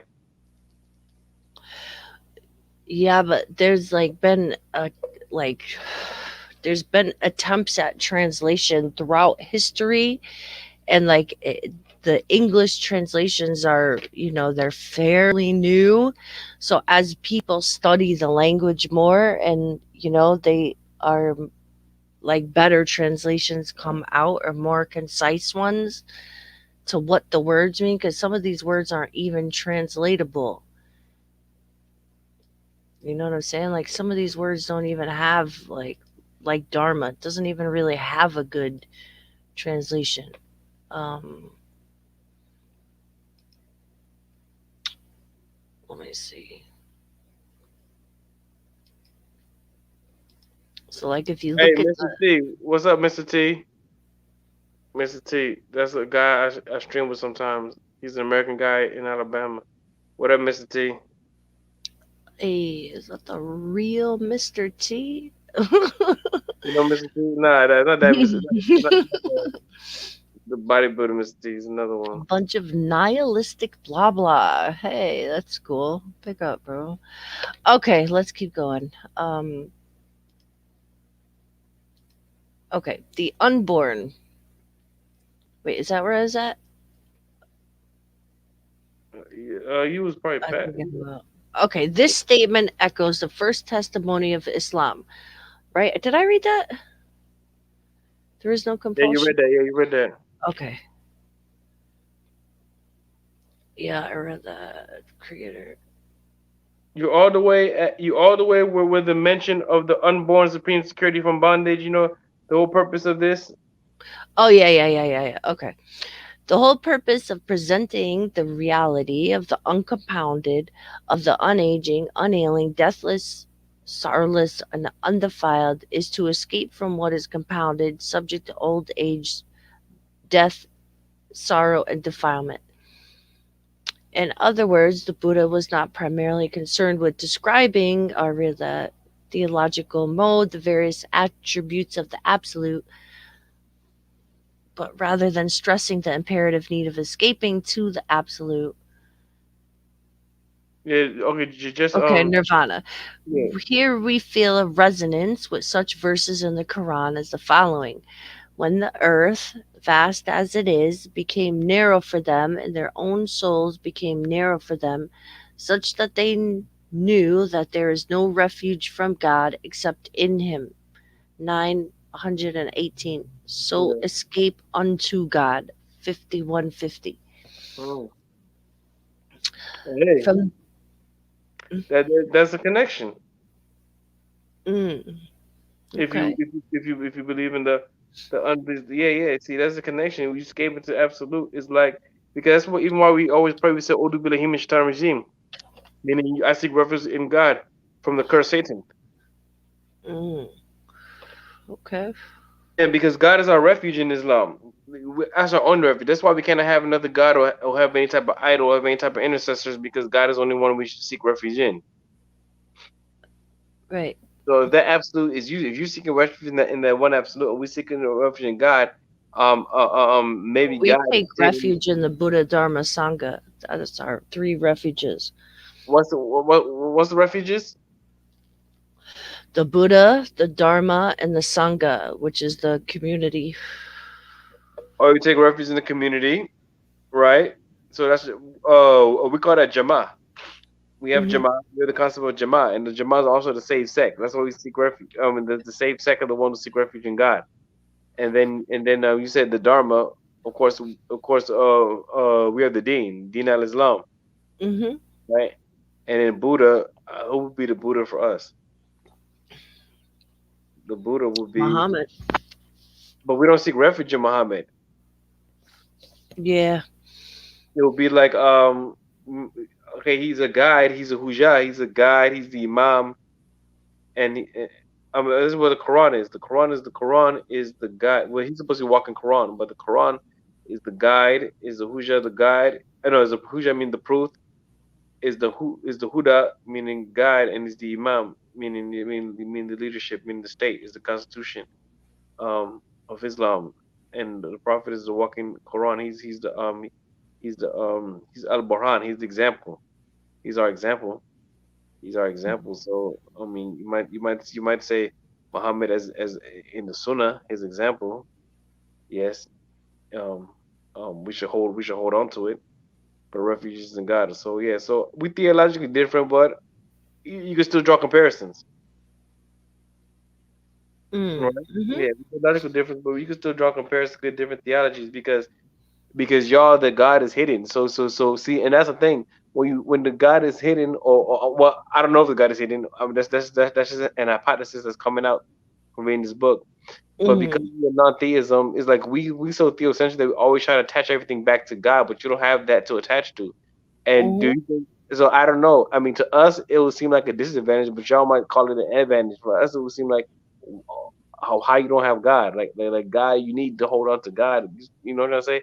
But y'all have Yeah, like but no like God, just so it's like history has shown us the dangers of attaching to the idea of God, right? So look at what people have done in the idea of their God and why they personalize him and make him into what they want him to be, and then it turns out to be, well, my God is better than your God, well, your God is false because of this, and then people are doing wars, and people are doing, you know, all kinds of stuff under the because of attaching to God, right? Like in the wrong ways, I mean negatively, right? So I think like this is what, like he was trying to avoid us personalizing and attaching to something that like you make narratives up in your head about things that you attach to, and that's not right view. Like that's not seeing things as they are. Like that's seeing things as you want them to be. Yeah, yeah. I mean, I see why you say that, but then it's like, but then it's like you're not naming it, but still naming. It's almost like you're calling it, but not calling it. And it's like we believe that God's name should be the highest, right? That's one of the Mhm. things we say. We say God's name should be the highest, and y'all like not even saying, not even calling on God. So it's like um we call on God, we cry to God. So it's almost like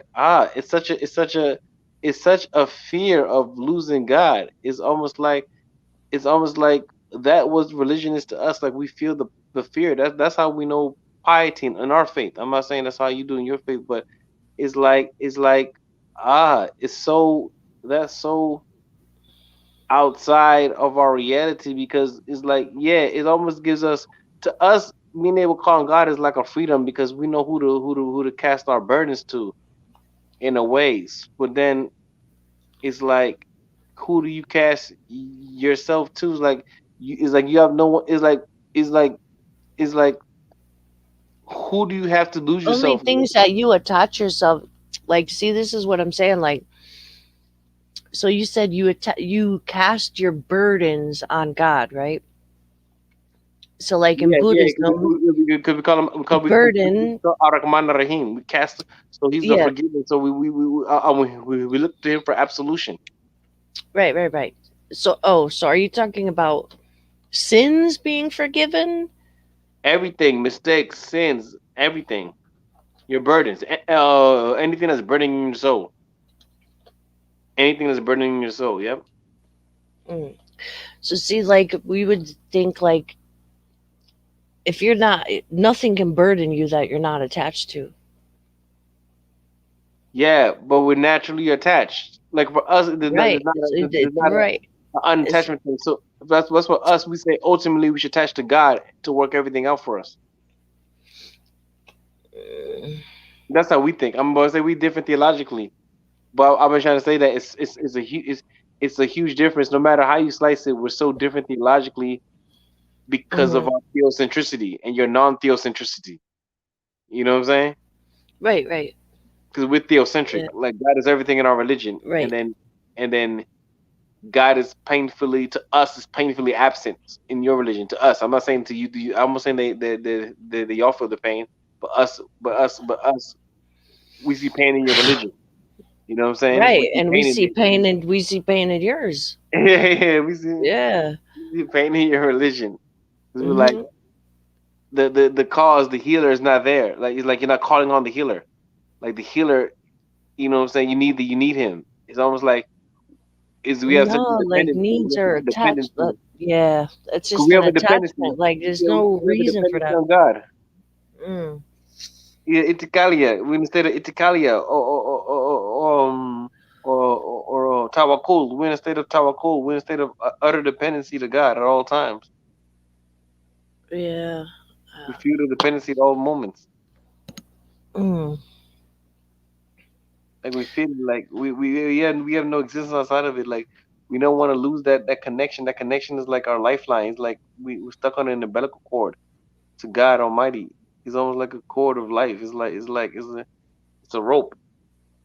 That rope is like we can't eat without it. We can't live without that rope. Yeah. I hear you. I hear what you're saying. It's just like we would see that rope as a bond, like a fetter. It's like a ball and chain. Yeah, because It's we like call ourselves God's slaves. We say we're God's slaves. We admit yeah, it. We say yeah. we're slaves of God. We say that. We submit. We got His own slaves.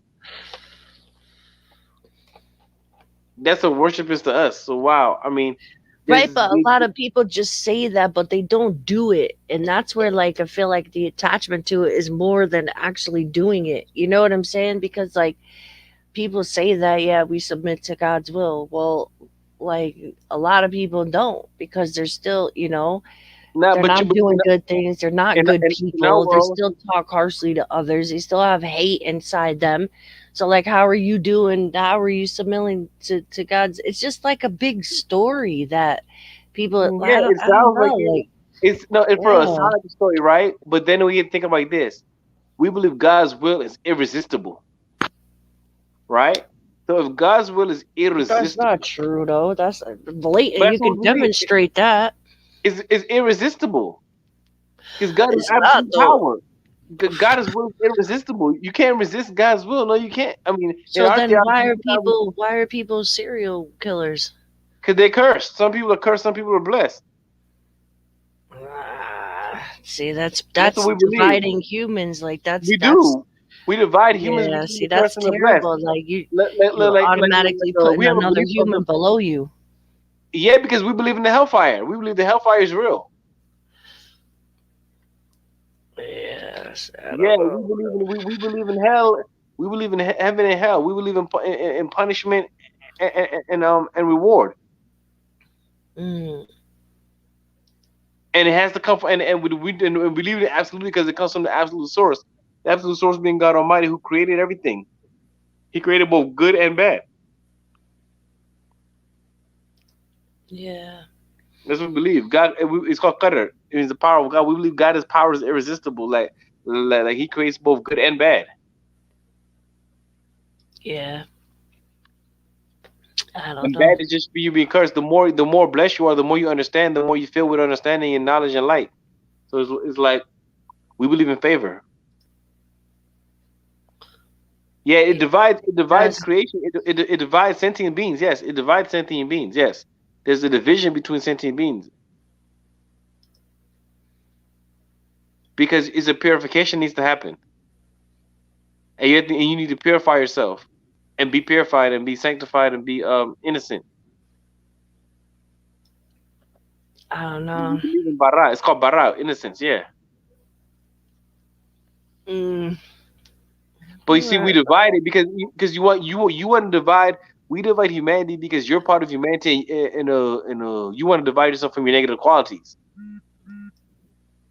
You know what I'm saying? You want to divide yourself from your negative qualities. You yourself have to break from your own negativity, Yeah, of and you're course. part of the That's what people. everybody should be trying to do.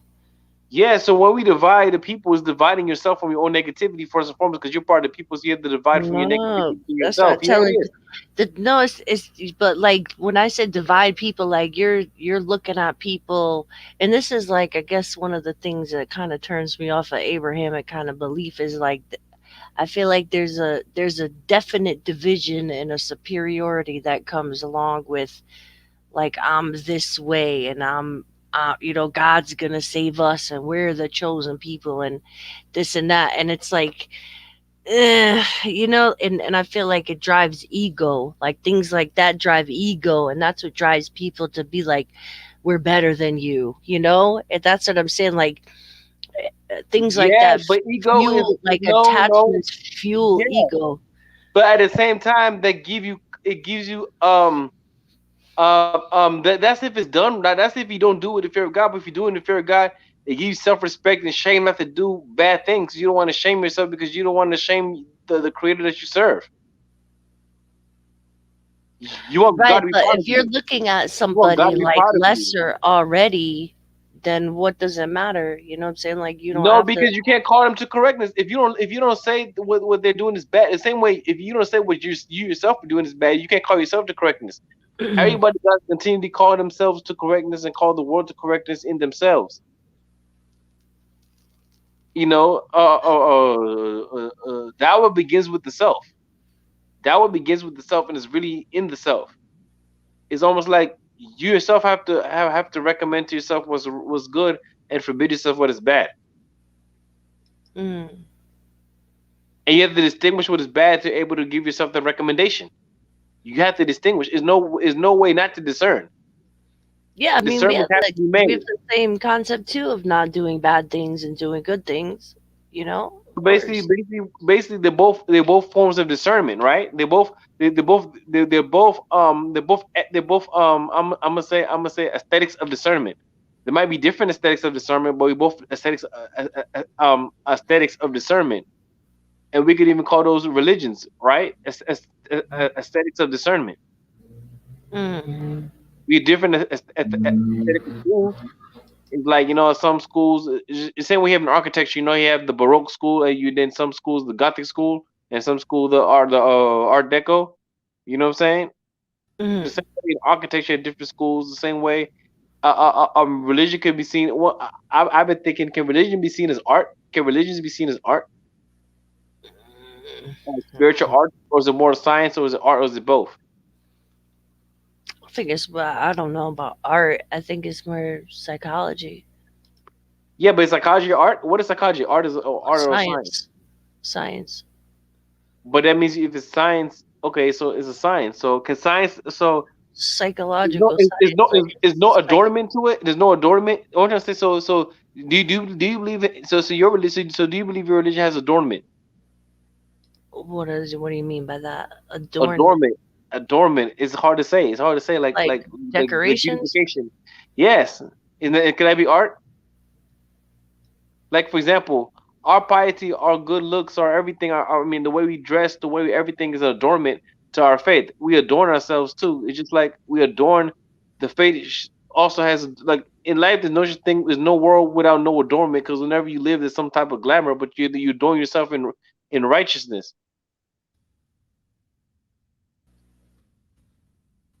Hmm. Like, do you have no sense of adornment in your religion? You have no sense of beauty. The beautiful. You have no sense of just beauty. Yeah, there is, but that's like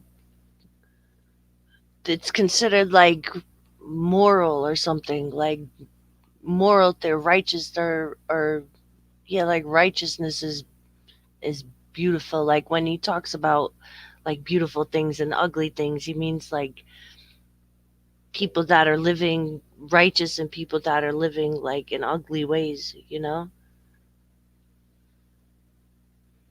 And it's beautiful when they live righteously, right? Yeah, yeah. So is there art to living righteously, or is it a science to living righteously? It's both. Hmm. Because I don't know, it's thoughts, everything thoughts starts with thoughts, right? It's thoughts and then there's actions. Like, Hmm. so one is it starts from a thought, and then that's your intention, and then what you end up doing behind that's the deed behind your intention, right? So I don't know if that's art or science. I don't know. I don't know how to label that. Okay, but it's no, it's good. But you see, cause, cause we seen the point. We escaping into God, but it's like I'm trying to figure out the God. Like if God is real, would he? Okay, play this. If God is real, would he want us to know him?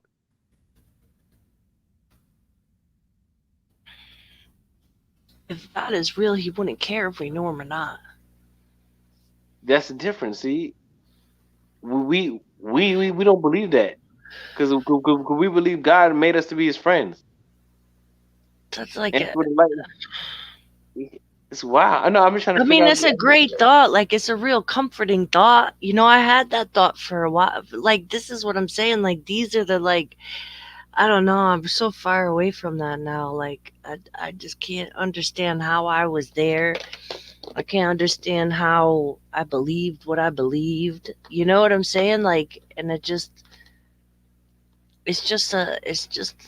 a comforting thought. Like, it's just a comforting, like, it makes you feel good. Yeah, I have a imaginary friend, and who's going to take care of everything, all my needs, all my burdens. He's going to be there for me. He's going to love me like nobody on this earth can love me, right?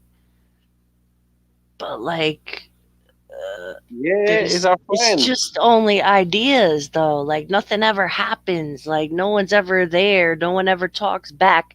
No one ever does anything for you. No one ever, there's no, it's a one-sided, like, you're being the best friend you can to this person, and they're not even existent. Like they're not even there. You know what I'm saying? Like Yeah, it's hard because it's like you he's have to not have there, but he faith always that they're is. there.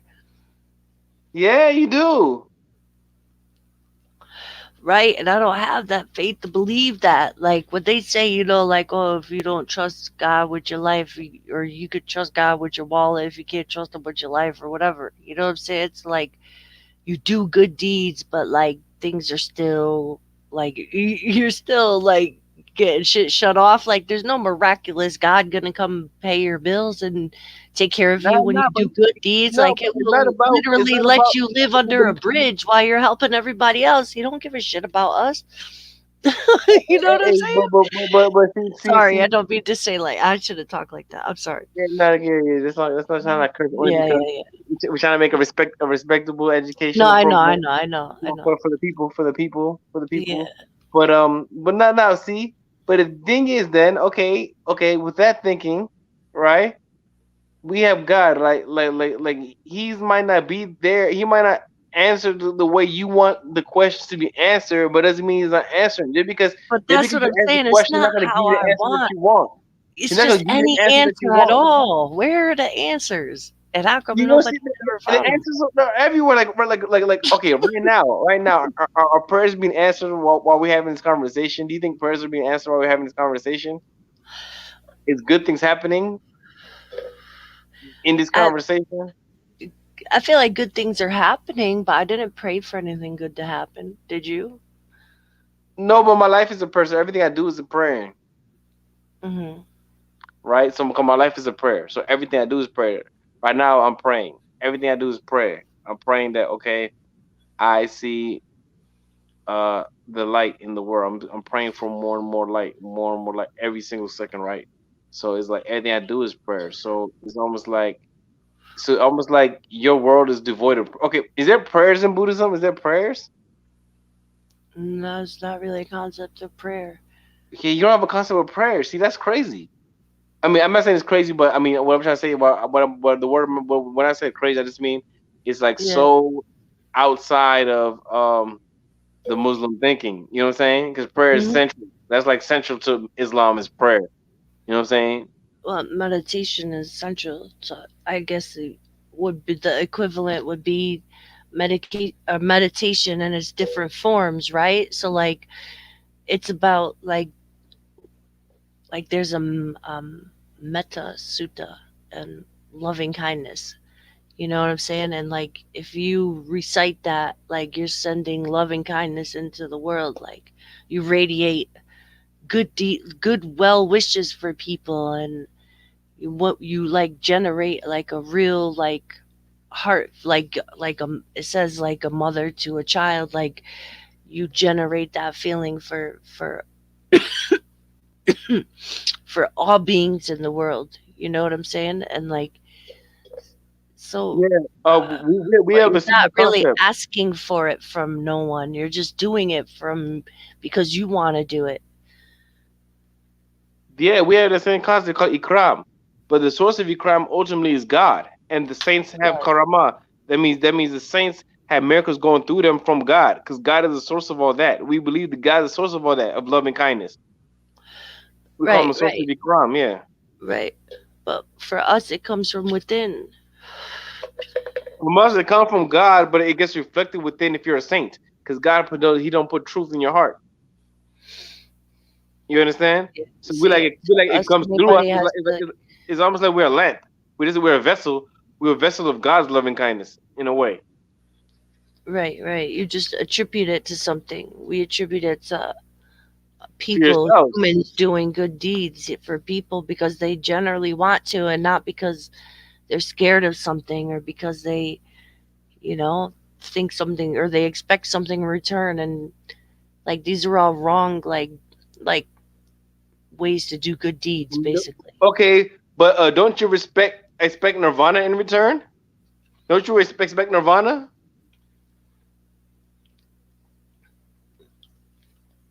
I Isn't mean, that we something to shouldn't, expect? Isn't that huh? something to expect? Isn't a Nirvana something to expect? So isn't your religion also based on expectations? Well, I mean, but you're generating good karma for yourself so you could get there.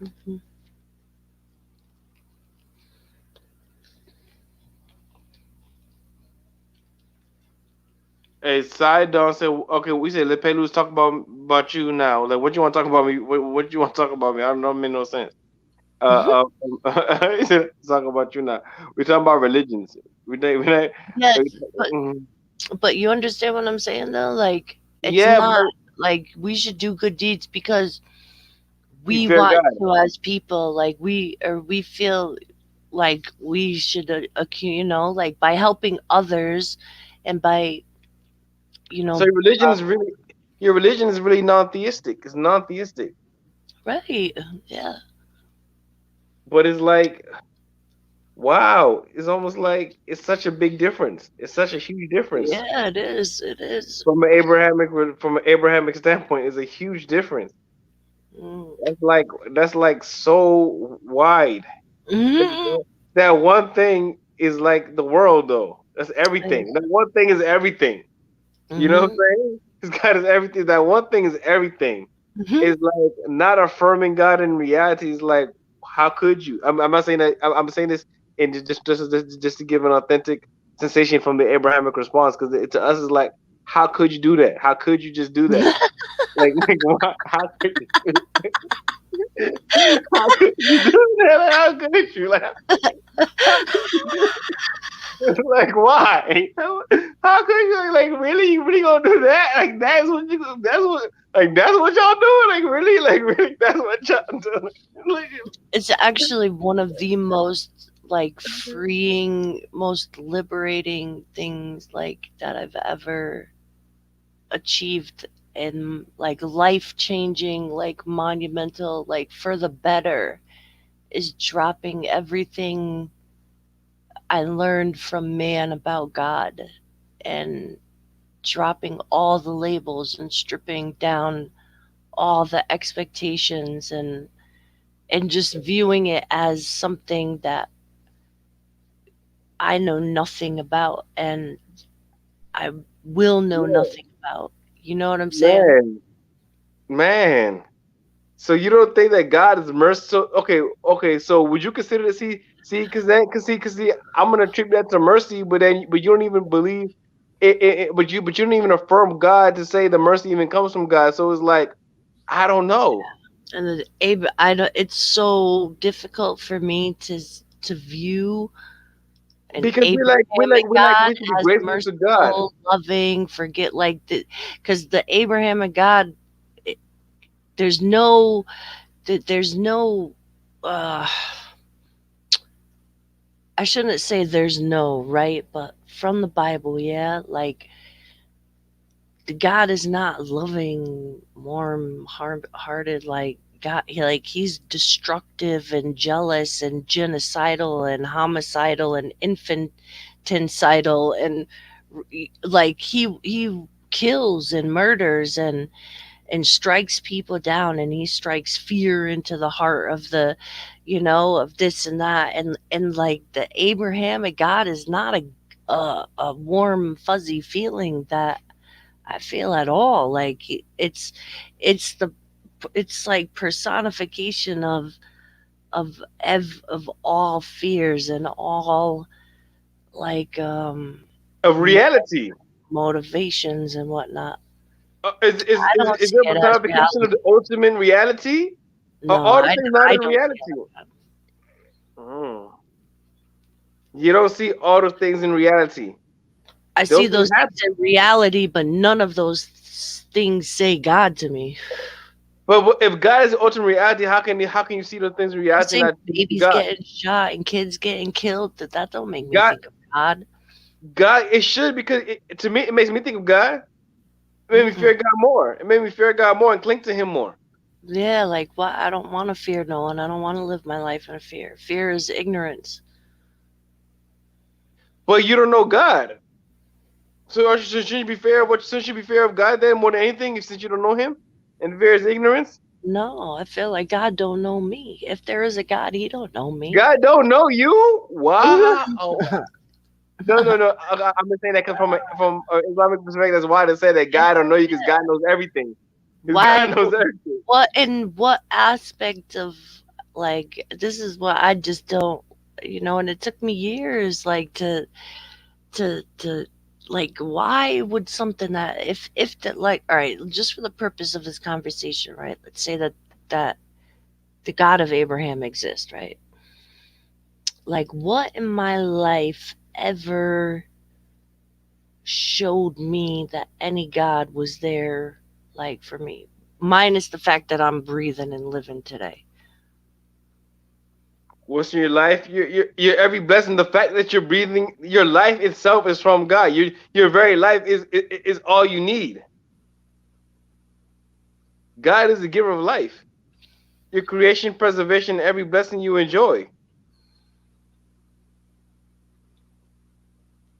That's that's it. Life itself. You don't think So life itself came from somewhere? Like where you think life itself come from? I'm asking just okay, philosophically for everybody to learn. So everybody to learn philosophically, like where did life begin for a Buddhist? well, they believe in dependent origination. So everything is dependent on circumstances of something else happening. So nothing was in. See, this is why, like, this dependent origination is a huge thing that the Buddha taught, like around a lot of the Pali Canon. You know what I'm saying? Like all things like depend on other things. Like But where did it? it's kind of like this whole. But who's the, but where's the original dependence? Where's the where if you trace all We will dependencies back, never know that. We'll never know that. but you call So that the unknown, right? But you identify that as unknown. I don't know. I don't know. I don't So think is so. that part of your identity? Is what you identify that could be called God? If that's the case, No, because like I don't know, life happened because the circumstances were right for life to arise. so you think there's no intelligent design behind all that? I mean, if there is, we'll never know. So there's no. This How, is like the no, point. So like, if there is, how do you we'll know never that you never know know? How do you know you never know? How come we can? because nobody has known till this day. Like, what are you Through talking about? revelation we Nobody have, can know. we know. No, I no. know this People God. believe. I know People. this God. No, you I know for a believe fact. there's I know God, God. I right? But study you God. believe that it's I a know fact. there's God. I know there is. I mean, I know there's you God. I know, don't know but everything. you But can't one thing I prove know it there is though. a You God. can't prove it, so I'm gonna have to go with you believe that, I know there's God. I right? know it. But that's how you call it, anecdotal evidence. Actually, what's anecdotal evidence mean? What's anecdotal? Let's get the exact definition. Anecdotal. So you trying to say just because I say it? What's anecdotal? Let's see.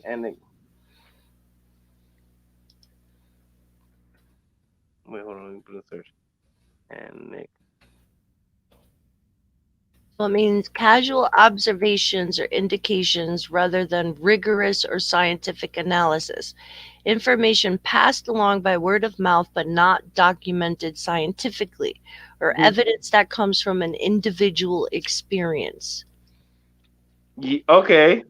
Right. But So it's I'm not the only evidence one who that has that came from. experience. But look. Okay, if people had that experience in large numbers and people could relate that experience to each other and they could relate the sensations, is it then anecdotal? Is it if it's Yes. observable? If I could observe, right? If people have for history have experienced what I've experienced, right, and have attributed to God, right? How is that then anecdotal if we have shared Okay. experiences that could be attributed to God and has been passed down for generations and we've Right. experienced the same sensations? Right. So, all right. If you think about it like this, right? Everything that humans know about God comes from humans. So this Yes. is what, okay, so listen to this, right? If you, if there No, was it no, comes from signs. okay, so one second. If there was no Bible or no Quran to tell you what God was, you could not possibly have those same experiences and think of them the same way, don't you think? No, I believe you can still experience God without a book, without a kitab. I think God and science are manifested so abundantly you can still observe God in creation. Oh, His presence in creation and attribute it to God Almighty who created everything. No, I you think could God can believe logically be that proved. creation came from God, but you can't I believe God can prove. logically provable. I believe God is provable in logic and in sensation and in experience all together. So the logic thing, I mean, I don't know. I don't really think that that's possible. But like you say, like, well, it's just the infinite like regress, right? Like, Because if what you is go it all the way all back to the from? original thing, you say you don't know what it Right, is. right. So you're identifying So something you don't know. That you don't know, I'm calling it God. I just choose to call it something, and you choose to say you don't know what it is. right, exactly, So you can't say exactly. so even without the revelation, I can still call it God. That's exactly what I'm trying to say. But I why can would you say call it God though? Like, why would you why call it? not? Why not personalize it? Okay, God is just Why is not just a call one it language. man or father? Well, some people do call it father. I'm just trying to say. I'm just talking about the concept. What you call is not the point. Is the concept. Is identifying the concept. If I identify a concept and give it a name, no matter what the name is, I call it Allah. I call it Yahweh. Well, Call the it whatever. creator Right? of this whole right. So the creator of this whole universe, right? Yes. I'm trying to say Is even without limited. revelation, Is even without limited. revelation. No, even without revelation, I can still come to the conclusion that the universe has a creator. Even Right, without revelation. That's what I'm right, right. saying. So okay, so even that's what I'm saying. So take away all the revelation, right? And we just get to like some logical, like, okay, what had to be the start of the universe, right?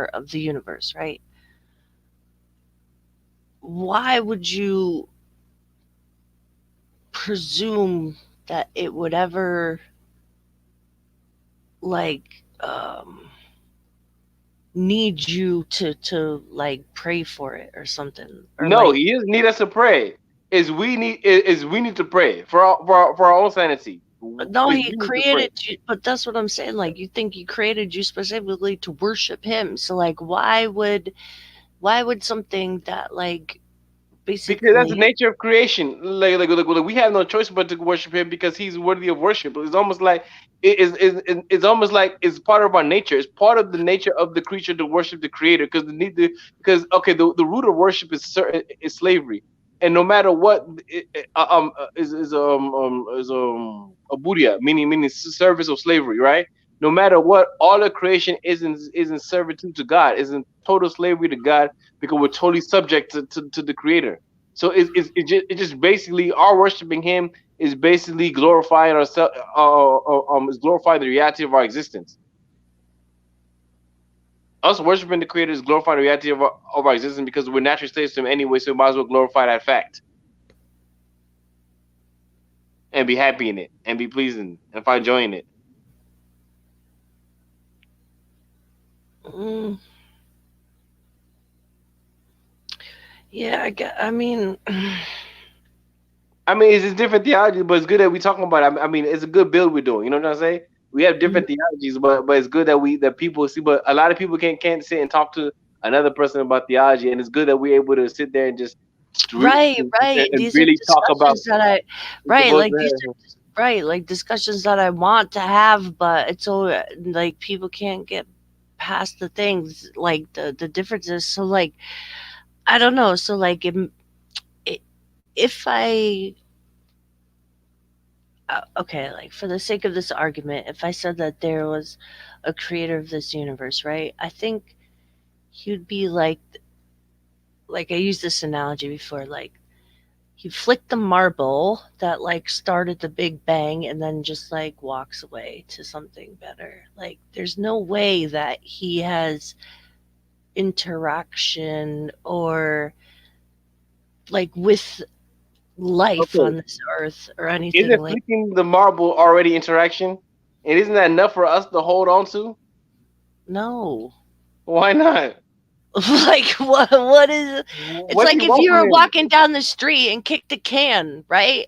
And then you just kept walking. But that can killed like 3 ants and started a fire and did some other, but you don't know. You just kicked it and kept going. But how does he not know? How does he not know what he did when he did it? If he's God, how does God not know? How do we know that? But that's what I'm saying. Like, how do How we can know? God Like not this. know? How What can are you God not talking about? know? I just gave you an example of how he couldn't know. How can God not? I can't believe. Wow. How could he? I just gave you How a can perfect God? How example, can right? God not know something? So say there's outside of this universe, right? There's a dimension where, let's say, all these, like what we call space, like in this in the planets, right? Like, say some things like out there, like are like, say this planet is a speck of dust to their to their reality, right? So they're walking around up there like we're a speck of dust. You know what I'm saying? And like he's walking down the street, like accidentally kicks something, it starts a big bang, which is just a speck of dust to him, and he bounces. So like that's what I'm He's saying. Like, God. Even if he does that, he'll still know exactly what he did when he did it. If no, he like knows maybe there's everything, how other can he not know? no. How does he not know? How does he just not know that he just did that? He's God. I was I like, just not gave know you he an did that. example of how he could I not can't buy that. know. I can't buy he didn't know that when he did when he did it. I can't buy that. It's wow. I can't buy it. Maybe I'm indoctrinated. I'm so indoctrinated in the way of Abraham that I can't attribute God. I can't attribute not knowing something to God. I can't attribute God not knowing something. It's like, how can God not know what he did when he did it? And he the one who did it. He would know what he did because he did it. And he knows everything he did. And everything he did is everything you are is what he did. I So don't it's know, like, man.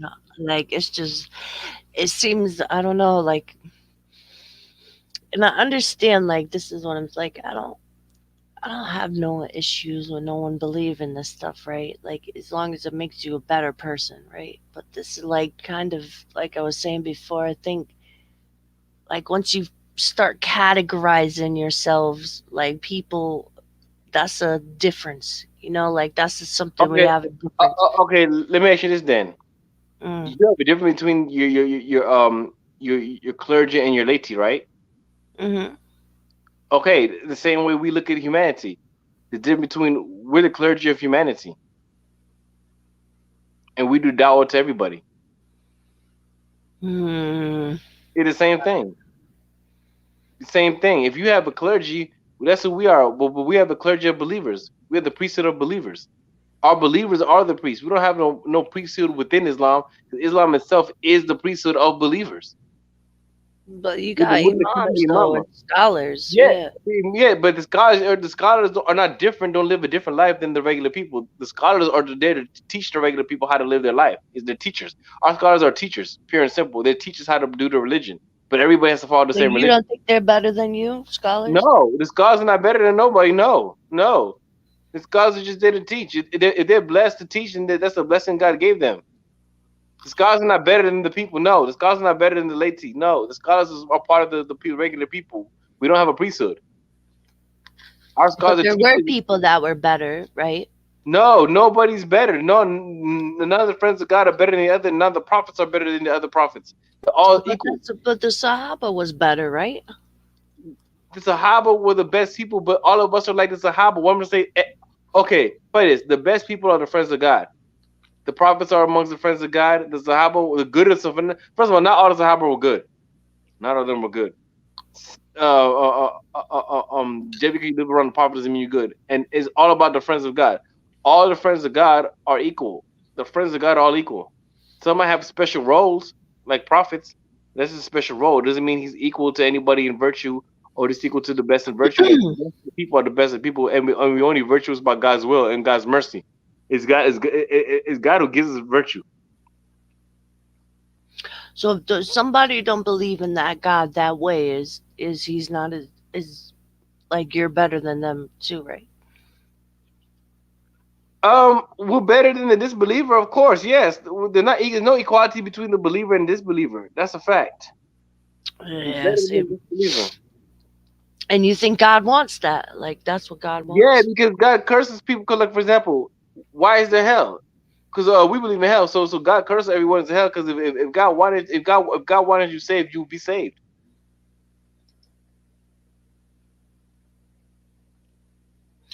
Yeah, see, If God wanted I to don't save want to you, think that God is like, to me, that's not loving. Like, that's not, like, I don't know. I just think God has to be so much better than what the Bible and Quran are telling us he is. You don't think so? no, I'm gonna tell you why.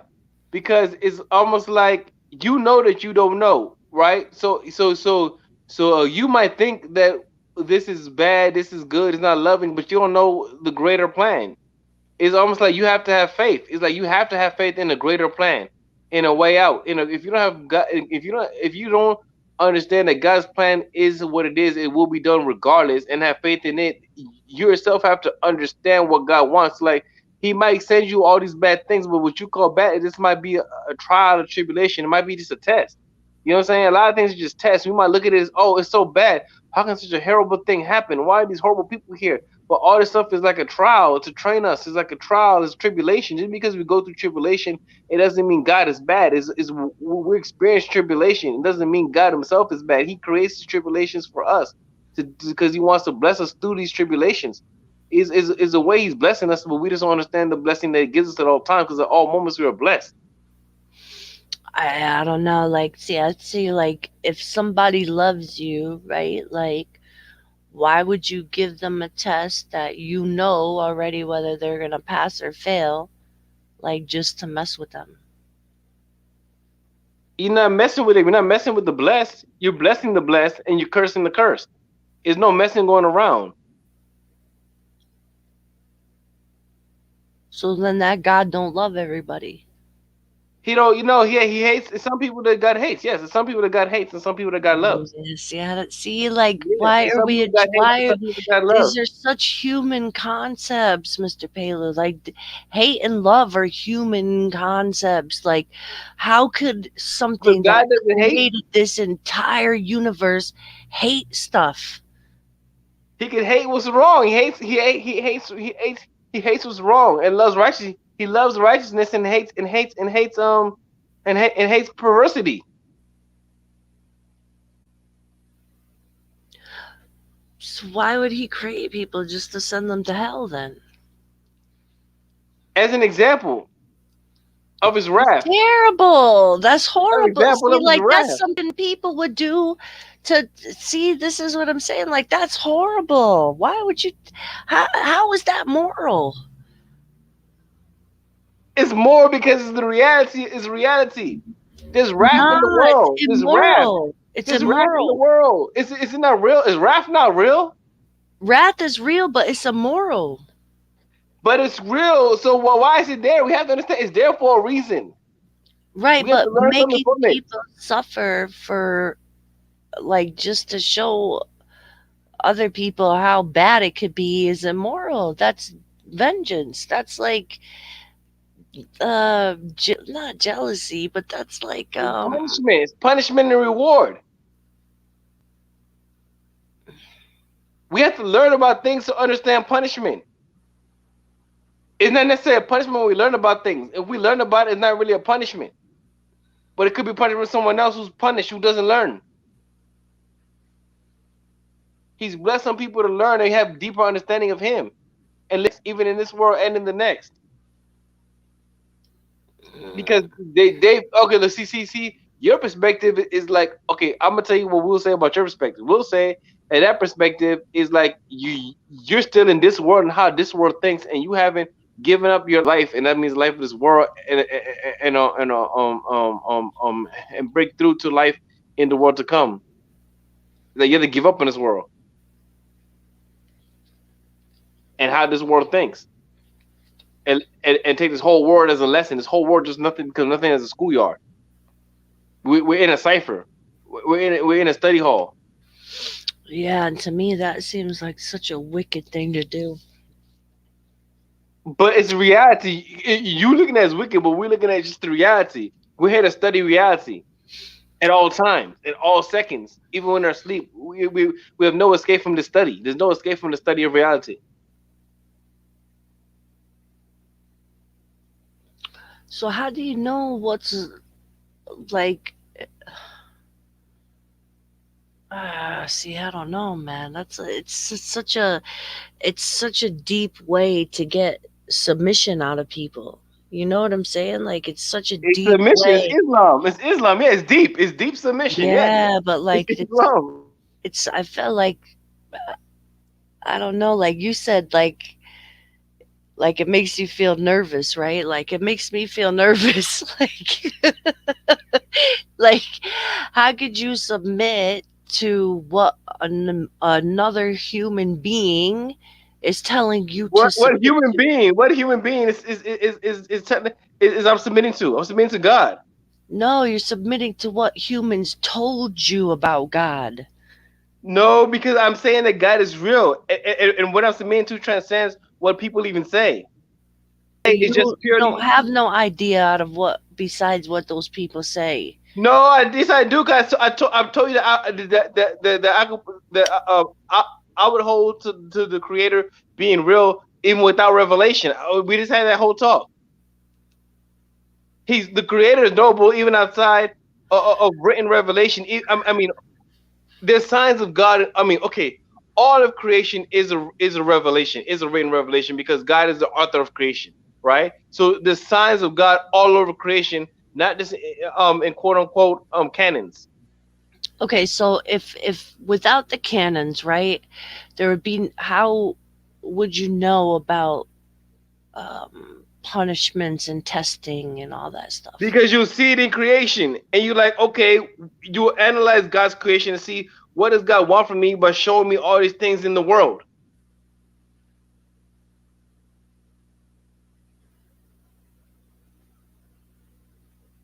By showing you all the things in the world. So by Yes, our signs, by signs. observable, like our By signs of nature knowing the creator through his creation. okay, so what is it like? See, when I see nature and creation, right, or like nature and stuff like that, like I see birth and death. Yes, you see birth and death. So what's birth? What's continuous life? If you is there a life that never dies? Is there an everlasting life? Like we No, see that, and that's what we aim for because we see the same thing. But the way we see is that okay, things keep living and things keep dying, but even when we see birth, we see our life still happening. When we see our grandkids, we see our life still happening. We see our great grandkids, we see our life still happening. So we look at life as eternal. And we're looking at death as like death is just a temporary thing because right. we never really because So we always there's always life and death just right, there's happens. a And look, cycle of life death happens and at death. moments, but life is okay. Death happens at moments, but life happens continuously. There's only one moment when you die, Right. but life is So always there. We see death is just a veil for life. Death is just a veil for life for us.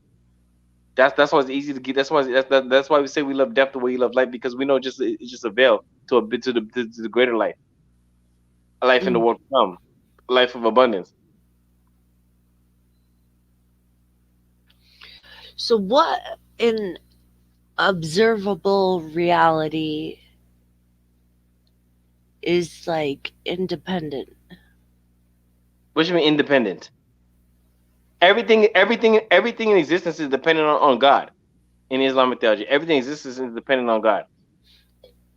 Right. So I'm saying like let's take like let's try or at least like attempt to like pretend that there's no given message from man, right? There's no Bible, there's no Quran, there's no nothing, right? There's no canons, right? So like I'm just trying to Yeah. say like if we as people like existing in this world in our observable reality, right? Like the reality that you and I can both see, you know what I'm saying?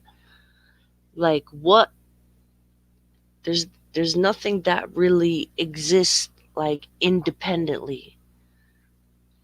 That's what you're saying, but we will derive where did everything come from, and then we'll say there will have to be an independent creator. If you think along hard enough, I you mean, will like get we're there. dependent on the earth, right? The The earth earth is is dependent, dependent dependent on on what? us How is the earth dependent on us? because if we could nuke the earth and destroy it, so it needs That's because us we to. developed the technologies, but it could that's because we developed the technologies. Yeah, but I'm saying if we can destroy it, like it depends on us We not just to started being destroy it. able to destroy it. Okay, 200 years ago, we weren't able to destroy the earth. So did the earth depend on us then? Oh, we did, though. I mean, The earth depended on us then. The earth depended on us 20 years ago before nuclear weapons. I don't know. Probably some way, yeah. Sure, they find some way to destroy it back then too. How can you really destroy the earth back then? Tell me. Before nuclear weapons, how can a mankind destroy the earth? Okay, so then There's the no Earth real is way for okay. All mankind to right, destroy the earth. so let's think bigger then, right? The Earth is dependent on the orbits and the planet or the sun, right? We could say ultimately it's we're dependent. The Earth existent is dependent on the sun, right? Because if Okay, anything like fucked up happens, or I'm sorry, if anything messed up happens with the sun, we're out of here, right? okay, okay. Right, right. So the Now what's sun the is sun dependent dependent on? on the universe around it and Okay, its ability to hold it in its place of galaxy is an orbit. orbit because even the galaxy has an orbit. Yes, even the galaxy has an orbit from galactic center. There's something Right. called galactic center. Yes. Okay. When you keep going all the way down to the universe, eventually going to get to the point is what does the whole universe depend on, and then you're gonna get to the unknown, and the only difference is I'm calling it God. Yeah, but there's no end of the God is well, infinite. so I'm not saying far God has there's an no end. end of the universe, right? I'm not saying God has an end. I'm not saying God has a beginning. I'm saying that the universe is contained by God. So is the But universe contained by we that don't who has know no if it's end and no contained beginning? though. We don't know if it's contained. There could be a multiverse out there. But we're calling the containment whatever it is. We're calling it God. We're not saying that we know God. We're saying that we're calling it God, and we only know Him through His mercy. But we But that's what but I'm saying. Where do you get like out of if no, no but His mercy. can exist? Okay, our mind being able to even do this, our mind being able to even undertake this exercise to me is a mercy from God right there. This we have the fact that we have a mind to undertake the undertaking we're doing right now is a mercy.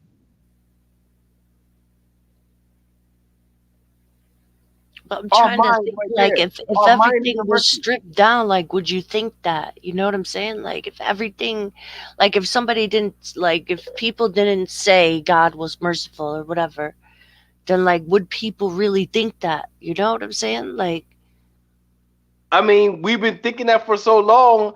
I mean, how can we think we wouldn't think that? Like something would make us think that because we ended up thinking like that. Since we ended up thinking no, that, but because I the mean reason why people we end, historically worshiped the sun. They thought the sun was God. yeah, but then people stopped worshiping the sun when they found out that it wasn't,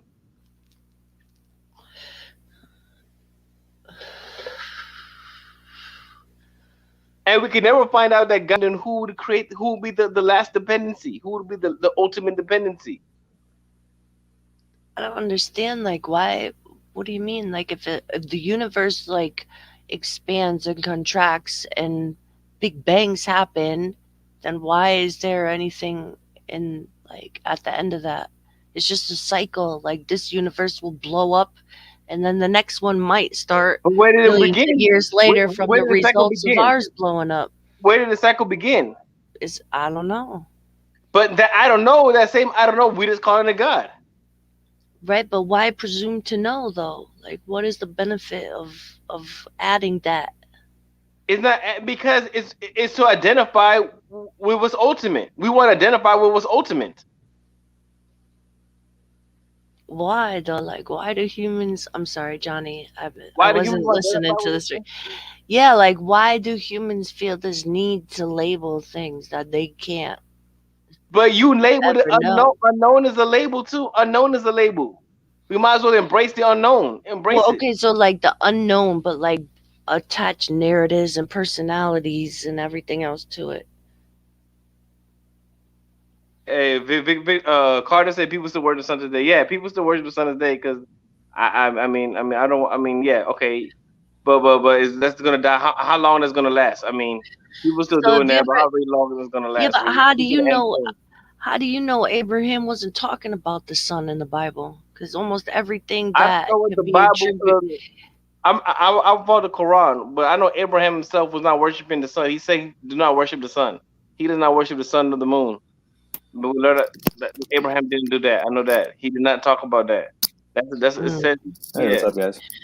Hey, Hey what's up? Johnny, how are you? But Not yeah, bad. like, why do humans feel the need to okay, so that unknown that start at the bottom of an infinite regress or whatever, like, why do people feel the need to like personify that and give it labels and We didn't like, personify because look, put it this. If you experience it, right? If you experience the last unknown, right, at the end of the regressions, however you want to call it, right? If you experience it and you talk about what you experienced when experiencing that, what's wrong with that? What if that unknown shared an experience with the creature that we call mercy, grace, miracle? What what if your what experience is what if people have shaped a off of miraculous? your knowledge? What if we had a miraculous experience? What if what if mankind can truly experience miraculous experiences? I've myself experienced miraculous experiences So if your experience miraculous experience is why can't we attribute the miraculous experiences to the one who gave us the miraculous experience and hold fast to that person, hold fast to him? because we don't know that it's a him. Okay, we say him. Okay, it whatever how you want to say it. How come we can't hold fast to the giver of the. Of course, we in Islam we always identify God in masculine terms, but because But to denote his power. But but that but right there, doesn't that say a lot? You know, that it's like humans projecting. Like, nah, it's not projecting. It's experiencing. well, Yeah, but We we're are limited. experiencing. We're limited in our experiences. So we're limited. Like our experiences are going to be shaped off of like things that we know, past experiences, things that we've taught, like things that we've heard, maybe things that have have dreamed or whatever, but like our experiences are shaped different because like you got to think there's a lot of Hindu people saying that they're experiencing Brahma or Shiva, and like why So is what if we their just different experience understandings of different? the same experience? What if in reality we're having different understandings, and by having traditions that we canonize, it just helps us develop our understanding of what we all experiencing. What if it's just lessons and teachings to develop our understanding of how we're experiencing, so we can gain more from the experience? yeah, there's some truth to that. But I think the analogy is that everybody thinks that the all paths lead to the top of the mountain, right? But I don't believe that. I think some paths don't go anywhere, and some paths don't lead to the top of the mountain. You know what I mean? And some are more direct, and No, I think no, some are more meandering, and you're going to get no. lost. You know what I mean? Like, No, I'm not even saying that, right? I'm saying sensations and understanding sensations, right?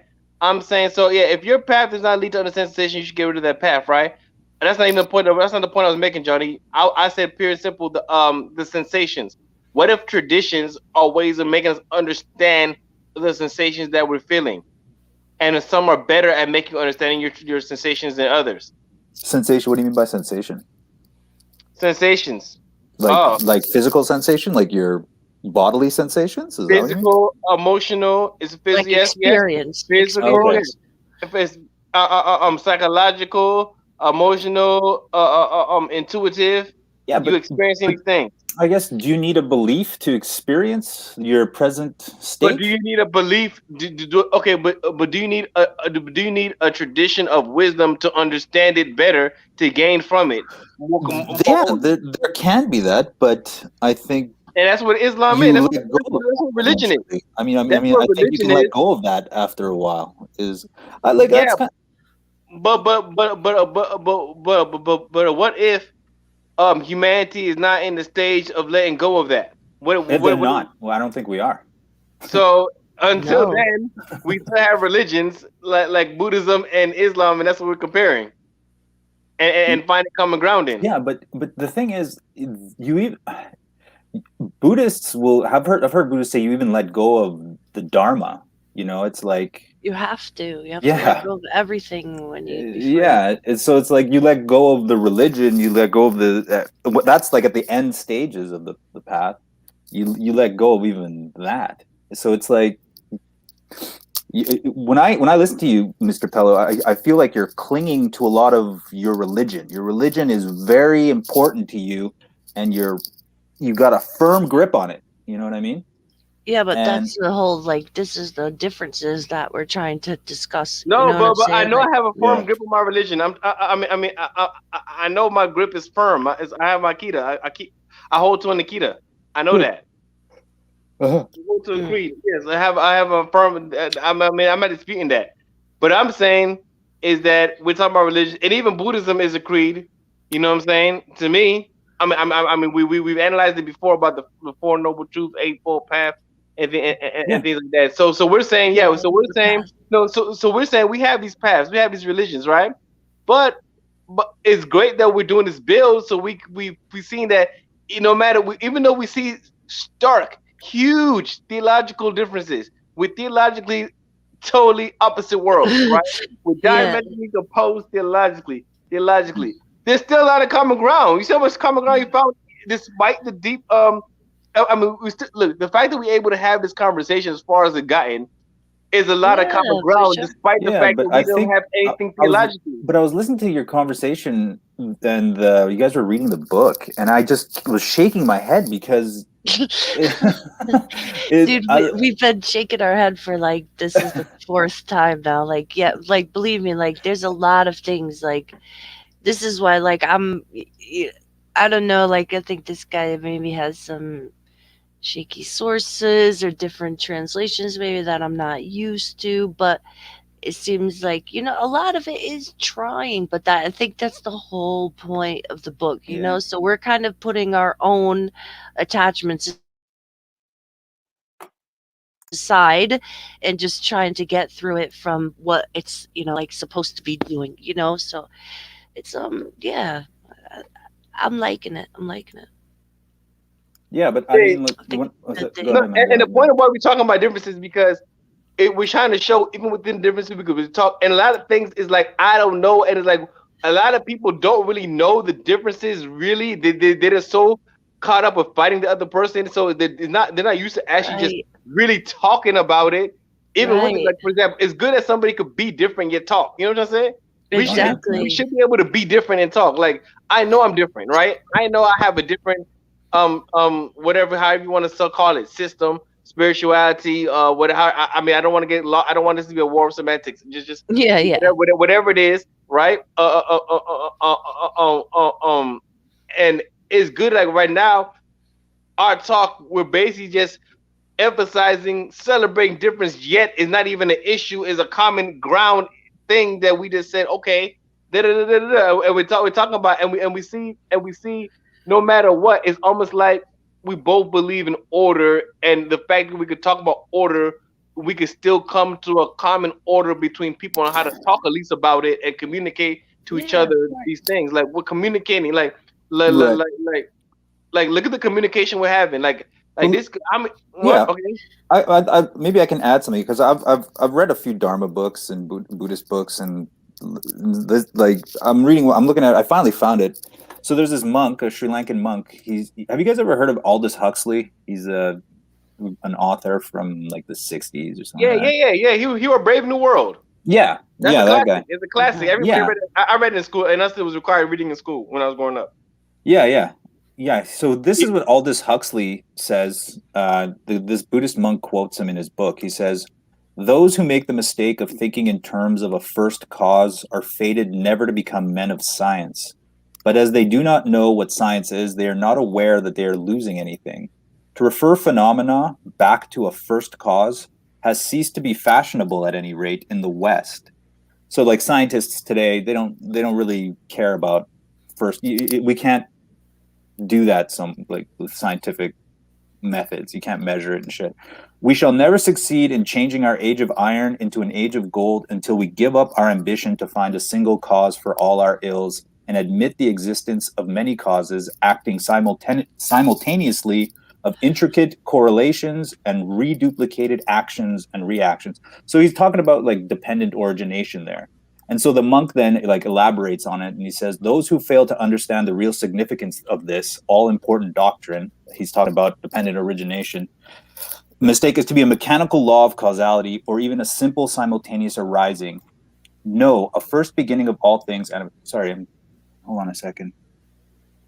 "The Buddha emphatically declared that the first beginning of existence is something inconceivable, and that such notions and speculations of a beginning may lead to mental derangement. If one posits a first cause, one is justified in asking for the cause of that first cause. For nothing can escape the law of condition and cause, which is patent in the world to all those who will not see." Yeah. So Okay, now and I admit it. I admit it continuously that Islam and Buddhism have two different theologies. yeah. Or non-theologies, or however you want to say it. We have two different, and it's a fact. We're different. We're never gonna agree to that. We're never with the Islamic world is never gonna agree to that. Along with the Jewish world, because we have basically the same theology, the core theology. Yeah. They're never gonna agree because they're both Abrahamic. Absolute monotheism is the core of their theology. Yeah. Theocentricity, like I'm always gonna be theocentric. I'm always gonna believe in absolute monotheocentricity. That's just my stance forever. We'll never say never, man. Yeah, I'm always gonna be 100% Things change. monotheocentric. Things can change. Nope. The theology is never gonna change. That theology is never gonna change. Tight grip. Never gonna change. I'm never gonna change absolute monotheism ever. Tawhid is never going away. Right? Tawhid is never going away from me. Yeah. I've been doing it. That's how it is. It's never gonna end. This Tawhid, this first cause is never gonna end. It's never. Yeah. I'm gonna attach to it. I'm gonna grip it in my entire life. It's my source of my strength. It's my everything.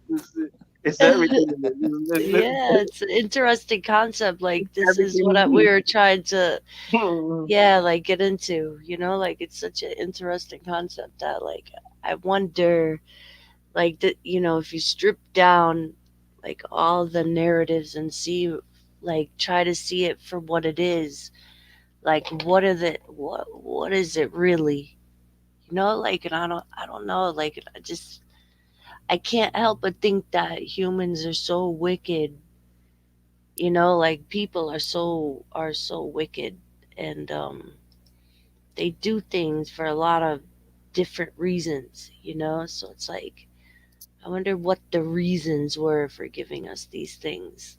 You know what I'm saying? Like, what was the real reason? Okay, and who could answer that besides God?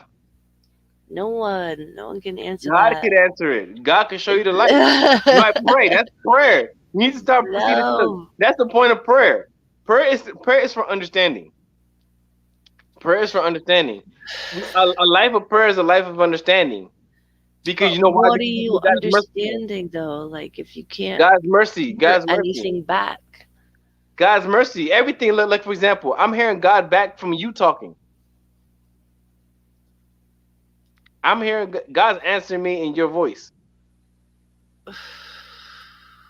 I'm gonna know. God is speaking through her. God speaks through everything. Everything is a sign of God. God controls all creation. So I thought He only spoke to prophets. He speaks to all creation. This prophet is a special role. You have to understand, a prophet is just a role. It's a role. It's a role. Maybe that's a Sunni thing or something. I thought He only talked to role. prophets and nobody else can hear Him. God controls everything. Everything's under God's control. He talks to everybody. God can talk to you right now. He can talk to everybody. He can talk to you in different ways, different hows. The entire creation is nothing but God's signs. It's almost like God Himself wrote everything. It's almost like you ever seen the Matrix with the zeros and ones? Like the world is zeros and ones of just God is programming everything. Everything is God's sign. Mhm. God programmed everything, like the Matrix, zeros and ones. Yeah, God programmed the Matrix. Yeah, like the The Matrix. simulation. I'm just He hit making the go button. an analogy. I'm just making an analogy, like the Matrix, like God is just programming everything, and then we just is programs. Everything is a sign. Everything from God, everything in the creation is a sign of God. It's how well we So, know like, what the what if sign is. we die and, like, we realize that we're in a matrix and our brain is in a jar and we're in this weird capsule and, like, we have some kind of awakening like Neo and we realize that this whole thing is, like, Well, shit. Like there's gonna Eh, be VR. Oh, sorry is about the there swear. still My gonna apologies. is Uh, there still gonna be God in that, like, No, realization? I mean that hasn't happened yet. I can still feel my body when right now I'm touching my belly, I'm touching my back, I have my body. You know, I mean, yeah, I'm touching my chest. I have my body, but my heart beating. You you know, know, I mean, man, that totally reminds me of this other Buddhist teacher who says that those are just concepts. It's sort of like if you go out in the middle of the night and you look up at the sky, right, and you see the Big Dipper, but there's no dipper there. That's just our concept, our mind creating the concept of Big Dipper. You know? Yeah, if you get deeper than that, like the way that our eye functions is like a reflection almost. So, like, what we're seeing isn't even actually reality. Yeah. Oh, yeah. I totally agree. We're just getting a little sliver, like, some tiny little there's slice. a spot in our eye. I think it's like where our pupil is, and it's like if you notice when we see, there's no hole in our vision, like where our Oh, pupil is. yeah. That's our imagination, like Yeah. filling in what it Yeah. There's thinks the should blind be spot. there. Yeah. Yeah. So if that's like, and a lot of, like, even Buddha taught, like, what we're seeing is only as far as our eyes can take us. Yeah. Like, everything in our reality is only like, is bound to the five aggregates. Yeah. Like, Yeah. so it's all subject to not really be And we think it is. yeah, and this thing we call a self, Yeah. this thing we call a self that we think is so concrete and is so real. I mean, things are happening so fast, like at the molecular level. It's the think the I was listening to a Dharma talk, and the guy was talking about it's called a zeptosecond. That's like what, so it is a trillionth of a billionth of a second. So that's 20 zeros and a one. That's how fast like it takes for like a quark to spin around the nucleus inside of an atom or something ridiculous like that. It's like this infinitesimally small, and everything is happening so fast. There's nothing lasts long enough to be called a self. We're just generating this idea of a self over and over again. Like, Yeah. yeah, it's like the self is just I so mean, I mean, I mean, I mean, I had to agree with non-real. that. 'Cause look, it's almost like the what's connecting it. We might change every second, yet we still know each other. We still look. We're having a conversation. In our conversation just now, last 5 minutes, we probably changed how many trillions of times, right? Yeah, Right, right. yeah. But we still have a continuation. So how can you say there's not a self? But We no, still that manifest. continuation is there. It's just not as solid and serious. We take it way too seriously. I don't That's think we pretty take much it it. really seriously. I think we Oh, have a soul. We what? have a Of self. We have a course we do. soul. We take it so We have a seriously soul. We we'll have kill eternity. one another over ideas, man. Like I was Yeah. just talking with a guy What you today. mean? We take a soul. I don't know, We with take a some soul. dude on It's Discord. I forget important. his No, name. no, let's not go to this. Oh shit. Oh, sorry. No, don't do that. Don't bring up No sir. Discord. No sir. Yeah, let's Oh, just well, leave that in the. yeah. Well, But yeah, it's the attachment to the ego and the self, and this is me, and this is who I am. When, if you get into certain states of meditation, you can't even feel the barrier of your skin in the yeah. air. Like, you can't even distinguish the space of where your skin ends and the air begins. And it's just that, yeah, it's all subject to But you change, and know it's that's what there. it But is. you know it's there. You know you have a self that's different. You know you have a self. You talking. You have an We identity. think we have a self. We think we Okay, have a self. okay. So that means if I take a credit card and I go to the bank and take all your money, Well, I'm not doing anything with that because me and It's you the same again, self. no. It's, okay, obviously, like the physical like body, right? But it's subject to change. It's impermanent. It's constantly changing. But you still have a It's self. not stagnant. okay. Well, then Perceptional self, yeah, temporary, very temporary, like perception of self. But if you say self, like you get into your personality, right? So again, like if you strip down all of the ideas about who you are, all of your past experiences, like if you strip down all those, what are you left with? awareness, I would say, just some sort of awareness. It's just a And yeah. this is what I think I'm If it's you called strip saying. down, Like chitta. if you strip down all your, you strip down all your everything, right? You just strip if you down. strip down, yeah, just strip down your you So, who you, so basically, like every. when you're a baby, you're basically a baby, like a baby coming out the womb, Uh, right? No. If I'm like a baby coming out the womb, I'm still a baby coming out the womb. I mean, you're no different than the baby. That you're still a person. The baby's still a person. So you're saying you're just like an innocent baby. Well, okay, it's paradoxical actually, I think, because it's sort of like okay, it's can you touch your mind? Like right now, where is your mind? Can you touch it? like you would Mm, think it's your brain, but yeah, but okay, well, does it okay, what qualities does your mind have? Does it have does it have a color?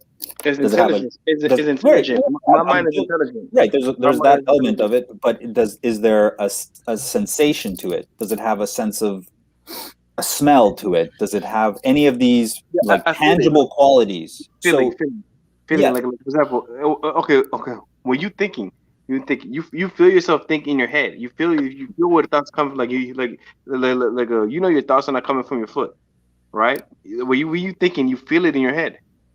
well, some people say they feel it in their heart or in their chest. I don't feel when I think I don't feel much. I don't feel I anything think the wrong when I'm thinking. Thai. Some people in Thai say it's in the chest, and I think other cultures also say it's in or in the stomach. no, but people say like they're brokenhearted and stuff Yeah. like that. Like, oh, my heart is broken, or my Yeah, heart this is is an in this. emotional Like, thing. But when you you say think with like your it's your mind. heart, You but feel your thoughts in your head. yeah. Well, no, I think we think it's behind our eyes, like in this little location right behind our eyes, but I don't think that's the seat of consciousness. So like exactly, like back to what I was trying to say though, like your consciousness, you can't touch it. It has no qualities that we can ascribe to it. It doesn't have shape, it doesn't have color, it doesn't have any sort of smell, sound. It doesn't exist and yet it does exist. You know what I mean? It nothing can be more real to you than your own lived experience. No, I believe we can feel our mind. I still don't agree with that part. I believe Okay, well what I does can it feel feel myself like think. then? You I can could feel myself you think. could just be aware of your thoughts, I think, but And I you're can not. feel it coming from my head. I can feel where it's coming from. I can feel it coming from my head. It's not coming from anywhere except my head. Well, then that's just which neuron, which Okay, I can't go into specific neurons, but I feel it into my head. Okay, even Jen, when you talking now, you can feel your thoughts coming from your head, right? I Well, can. I think our because the majority of our sensory input is in our head, so we have not only our conscious input, we have our auditory input, we have our smell, we have our taste, we have our eyes, and they're all on our head, right? So if we literally chopped off our head, all we would be left with is hands and no like brain to tell us that what the hands what to do, right? So like I think that's why most people confine consciousness to like their brain. So like without No, brain no. activity We does said mind. consciousness. We said mind. We said mind. We didn't even say consciously. We said mind. So where was your mind? So I feel my mind in my head. Well, The essence. everybody thinks I think like the brain causes consciousness. I don't think so. I don't No, think I the said brain mind. causes. We Well, the said mind. mind, Yeah, but awareness, mind, thinking. yeah, These are awareness, all kind of No, like consciousness, no. self, like I think consciousness needs. I think consciousness. needs a factory or refectory or what's a better word? I'm trying to think of a word. Like a It needs house. it needs a house, right? Yes, your brain is just housing is conscious housing. Mm. Yeah, well, it's sort of like the idea of maybe something like you're not a body or a brain with a soul. You're a soul with a brain. You see what I mean? So that soul doesn't really have a location, and it doesn't have any of these like attributes that a brain might have. You know, like electrical conductivity or neurons and stuff like that. So But it needs I a think house. huh? Well, yeah, it needs a house to manifest when the conditions are right. When the Everybody comes conditions from are one right, place. that awareness comes kind of online in a different way. You know, I think so. Like when we die, for example, I don't think it's the end. I think we just get reborn, and that consciousness just becomes disembodied somehow and looks for another vehicle, another vessel to kind of get into and reincarnate into, and that process just keeps going and going and going, and like all of life is pretty much doing that, and it Hey, doesn't hey, need it's not under the control of some all powerful creator deity who's manipulating this and that, and yeah. Yeah, and man, sometimes does it feel I like think it it's on is. top of your head? Yeah, sometimes, and then you could push it further and further, and like you could, You yeah, can make it leave your Chakra. head. No, no, no, no. Okay, and I'm gonna tell you this right. Okay, you just said you come back, right? So, but who made you come back? It's just like your condition comes back, and the It same just thing, it's sort of like an ocean that's moving, and and the the same wave thing. crashes, right? People And then Muslims the believe you're the gonna come back. Like for the example, wave you're a Muslim. returns, and then the wave comes back, crashes, Hey, returns. That kind of, it's kind of like that idea. And nobody's in charge of. There's no Neptune controlling no, the it's not. waves. You know what I mean? God controls the waves, but anyway, yeah, Well, God does control Neptune it. doesn't. No, Neptune controls the waves. No, no, People used to no. actually believe Neptune, that. Neptune is just what people made up. It's almost like a Well, jinn. no, We call no. it a The jinn. Greeks, It's a the jinn. Romans, they actually believed in these things as I if know they they were believe in a objective jinn. realities. Nobody They believes it believed in a anymore. jinn. They believed in a jinn. They believed in a jinn they made up, right? Oh, okay. Well, uh, that's your that was take. their. That's But see, your that's that's what your I'm saying. Islamic That was take. their thing, Exactly. right? Right. Don't. Yeah, that was their. That's what they really thought, They though. had Like, jinn. They believed in jinn. Yeah, but just like people, like I you understand. They know, were superstitious. It's called they superstition. worship the Okay, sun. Like people it's worship the called sun. superstition. It's called superstition, right? So people have been superstitious for a long time. I know that, right? But let's compare back, go back to Islam and Buddhism. You believe in reincarnation, but we believe in resurrection, right? I Not like believe I in know, rebirth, so like I yeah, yeah. No, because we believe so, but we believe in resurrection. So in other words, I know it's two different things, but they're comparable. We believe there's something when you die, it when you live a is. You life, get reborn into heaven, or you get reborn into hell. For the yeah. you to start a So new we have life in resurrection. heaven, or you start a new life in hell. We have resurrection, yeah. So it's similar. I mean, I'm not saying it's similar, but it's comparable. It's Yeah, of comparable. course it is. Of course it is, because it's afterlife concept, but it's different. Like, but still, afterlife. Something happens after you die. That's, you don't just end up in the dirt. Oh no, what happened? Mr. Pelu. I Where's Raj? I haven't seen that guy for a while. know. I don't know. I don't know. Maybe he had some art things. I think he said Yeah, he's a coming up or something. fantastic artist. I was Yeah, looking at his work. I was like, holy shit. it's pretty Oh, nice. It's real good. What happened? No, oh, he we were said, just talking about Raj. "Hello." Yeah, we were talking about Raj. How he used to sing your name. So yeah, so I don't know. In my head, right? Like it's, you know how like if you have a candle and you blow out the candle, there's like that little trail of smoke left. Like Yeah. that's like your what remains of like when you die, like of your consciousness, and then that like finds a I don't know, it ends up somewhere, right? Ends up being born again or attaching to new life.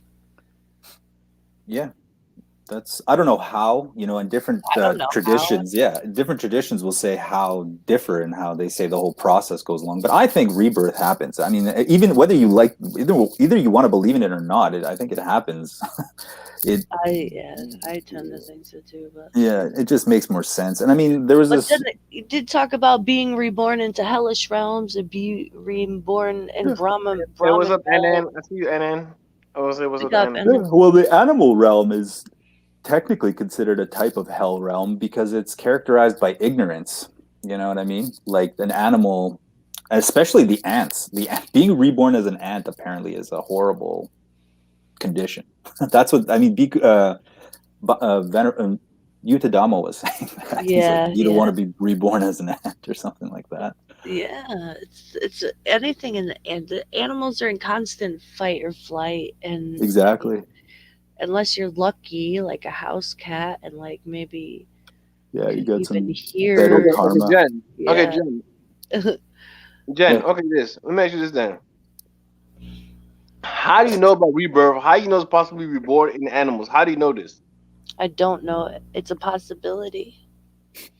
You know what I'm saying? So, because y'all talking about it, so if it's possible and you don't know it, is it possible there could be God? Is it possible, son? Is it possible Of for God course. to want? Is it possible for God to want to be is it possible for God to desire we worship Him for our own good? Is that possible? Mm. I mean, I hate to say it, but I guess I would have to say it, right? Like, yeah, I guess the Abraham and God is possible. It doesn't seem. It seems so far fetched to me, but I guess it has to be possible, right? Anything could be possible. We don't know what happens. We don't know what started the universe, so we don't know what's going to happen when we die. And that's the fact. You know what I'm saying? People have beliefs of what happened, but neither science nor legend can prove like what happened, right? No, there's no evidence. There's no empirical evidence. And nobody's ever been able to find any, and nobody's ever freaking had any. So that I think is a reality that I think people have to accept. And to me, it makes more sense for a trace of our consciousness to attach to new life than it does for the creator of this entire universe to punish me for something and give someone else a pass because they're blessed and I'm not. Like that doesn't make sense to me. Why doesn't it? Like why? Because that's It's how not, it sounds. What are you talking about? there's no logical, Like what there's the no fuck? logical reason though you believe your stuff Doesn't even and not say sound my right, stuff. bro. Like what the No, bro, no. I hear the like guy you that created this entire universe why is going to not? give me a test that he knows if I'm going to pass or fail and Yes, then make the results torturous for the rest of my life. yes, Doesn't yes. it doesn't Nah, bro, that that Why sounds doesn't not? that doesn't wild to me. Why is that? Why is that so hard to believe? That sounds If you wild. believe that your kindness dies and can stick, it can become an ant. Like if you believe you could die and reincarnate an ant, how Well, is no, believing God straight to hell we're What if, pretty worse lucky than actually to believing be I'm scared? reborn human. To be yeah, we're reborn as a real human is lucky. actually to be very fortunate, Yeah, and to be reborn as you tend to be reborn as a human. I think, if I'm correct, And, but and then said unless this. you commit some pretty heinous crime, like or you do something really like kill your parents, or you do or become a mass murderer, just do terrible things, then you're more likely to be reborn in either animal realms or hell realms. But Okay, listen yeah, to this then. And it said, is there some sort of Is there some sort of evidence consistent with reincarnation of a sort? What evidence do you have? If oh you're yeah, saying there's that it's so, anecdotal. There's if you're lots of saying that, anecdotal. there's all anecdotal evidence, just if like you're everything saying that, else. Tons. so you're saying, and that's the same thing you said about the Abrahamic religion. You call it anecdotal, right? You saying it's anecdotal, or you say when I was describing Islam Right, that's and what I'm saying. my sensations is Right, anecdotal, right? right, So your right. religion, so your religion just as anecdotal as Islam is. So that's a comparable thing, right? According to you, Well, no. Okay, so the it's thing just that all right, anecdotal, so right? I I started off the comparison with nobody will ever know what happens after death and what happened at the beginning of the universe. And these are two facts. There's only beliefs attached to them, right? So after we die, we can either turn into a pile of dirt for the rest of our lives, and that's just it. We're done, extinguished, right? Or we could be subject to judgment by the Abrahamic God, right? Or we can suffer some kind of um what other religions are there? I don't even know. Um, or we could have rebirth, right? Or we can be reincarnated, or we could be rebirthed, and traces of our consciousness attached to new life. Well, hey, So Jen, can I ask you a question? yeah, You have kids, right? yes, 2 daughters or 3 daughters or something like that? three, yeah. Yeah. So did they have unique temperaments like when they were born? Like did they each had their own kind of unique yeah, like their temperament. One might have been a little bit more whiny, another one more quiet, another one Yeah, all more babies do. Yeah. yeah. I think that plays it kind of it gives a little bit like credence to that because our temperaments kind of are what get reborn. Our habits. Like my disdain for Islam is probably from a past life thing, of where I got enslaved or my family was raided by some. This is just my own personal, like my own ideas, my own thinking about it. Like that's Yeah, but I don't know. Like people use kind of Or things maybe just doomed like to burn in the that. hellfire. yeah. I mean, well, definitely I'm doomed to burn. But that's Like what I'm saying. Like I don't know. Like so we don't really know, right? There's only beliefs Okay, so attached let me to ask it, you and this that then. would be including the belief of rebirth. And it's a belief. So Buddhism is just as much as a belief according to your logic as Islam, so they both could be comparable as belief structures. Well, the afterlife aspect of it It's is, a belief yeah, structure. They both belief structures according to your yeah, it's a logic. belief, right? It's a belief what happens after you die. yeah, but you just have to matter of looking at It's a nature. belief structure. But it's a matter of looking Yeah, at nature I though. Like just said that. nature runs in Yeah. Okay, so is cycles. Islam. Islam is a matter of looking at the future. No, It's but looking at I'm nature. saying so that That's what I so said the in whole time. right, but so I'm okay. So I'm saying The that's an nature has the science of aspect of God. it that requires belief, right? But a lot of Buddhism doesn't really require belief. No, it A doesn't. lot of Islam doesn't require belief. Most Islam is natural. It's natural. Islam is the religion of nature. I can say that about Well, Islam. you just said that you had to believe in God, or else it don't even matter. No, but I don't have to believe. It's like reality for me. For I me, it's not a think belief. yeah. I know God. I know I think God. Nah, man, I Me you and God still talk. the Me and whole God believe talk. it. Me and God talk. I know God. I don't believe in God. I know God. I know Him. well, I really know Him. Like we be saying, "What's up?" Um, eh, that's what's up, We be man. kicking it. Me and God be kicking it. We be kicking it. We be hanging out. You know what I'm saying? Sometimes I do. Sometimes, yeah. He's always with me. He's always with me all the time. He's with well, me right now. As we speaking, He's with me right now. He's with all of us right now. As we yeah, speaking. like you guys were He's talking on the panel. earlier. He's on the panel. Where? God is I on can't the hear him, man. I panel. can't hear He's him. on the panel. Where on the He's panel, in the man? You can't negative see him. space. He's on no. You He can't is see the him. panel. He's on the panel. He's not on On it. the He is panel. it. He's on the panel. No, he's in On it the and panel. on it. On the Where's panel. he at? Is he here? Is he there? Nah, I ain't gonna tell you where He's he's at. Is he He's watching. here there? somewhere. Is he He's on there? the Where is panel. he at? He's on the panel. Is he there? He's There? on the panel. He's on the panel. Yeah. Yeah, it's all beliefs, man. Like it's beliefs. It's just No, what it's seems not a more belief. It's a logical. it's an awareness. I'm aware of God. It's an awareness. All right.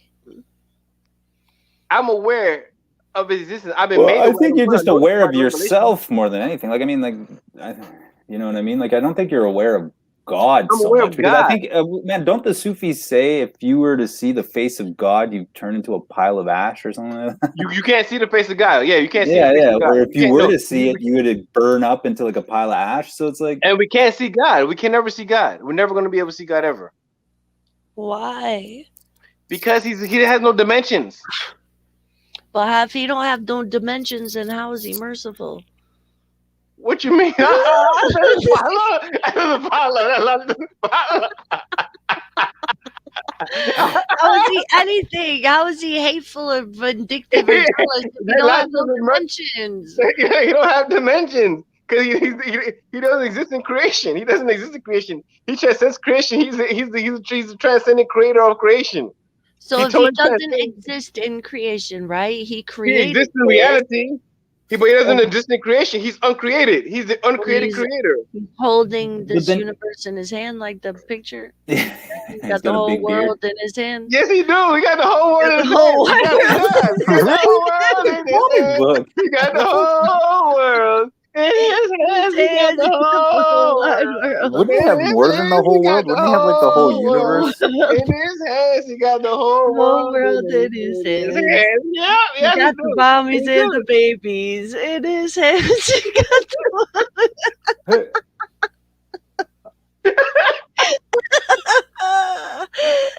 oh, is that how it is? Like that's what he's holding? Like that's how he got us like that? Like I don't know, man. It seems so like so much narrative and story.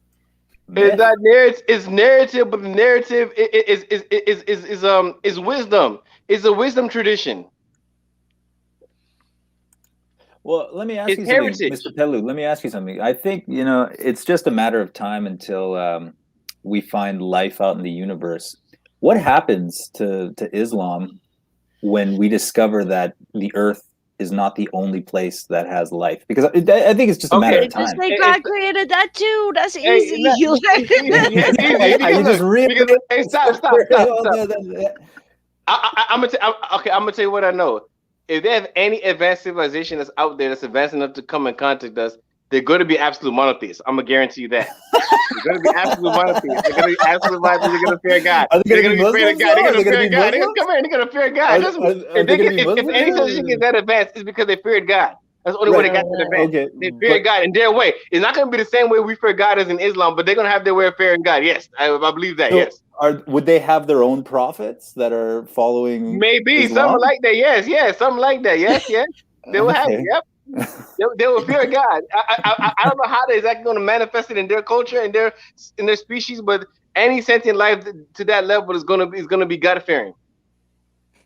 Well, I don't know, man, because I mean, and now I know what to ask them if they ever run into one. You know what I'm saying? Yeah. Well, I think it's just a matter of time until I think the aliens would show themselves if we were ready, but I don't think we're ready collectively. Ask them. No, okay. Watch. I promise you, they're gonna fear God. They're gonna fear God. If they that advanced. If they had that much technology, the only way they got that advanced is through fearing God. It's the only way. I don't think so, man. I think they're just they're not fearful. I think that they're not expressing these negative emotions because those emotions, for the most part, are. It's not negative. To fear God is not negative. To fear God is a positive emotion. To fear God is a positive emotion. To be afraid is a positive emotion? To fear God is positive. Yes, it's positive. So to be afraid, basically, you're fear afraid. God. To fear God is different. To fear God is positive.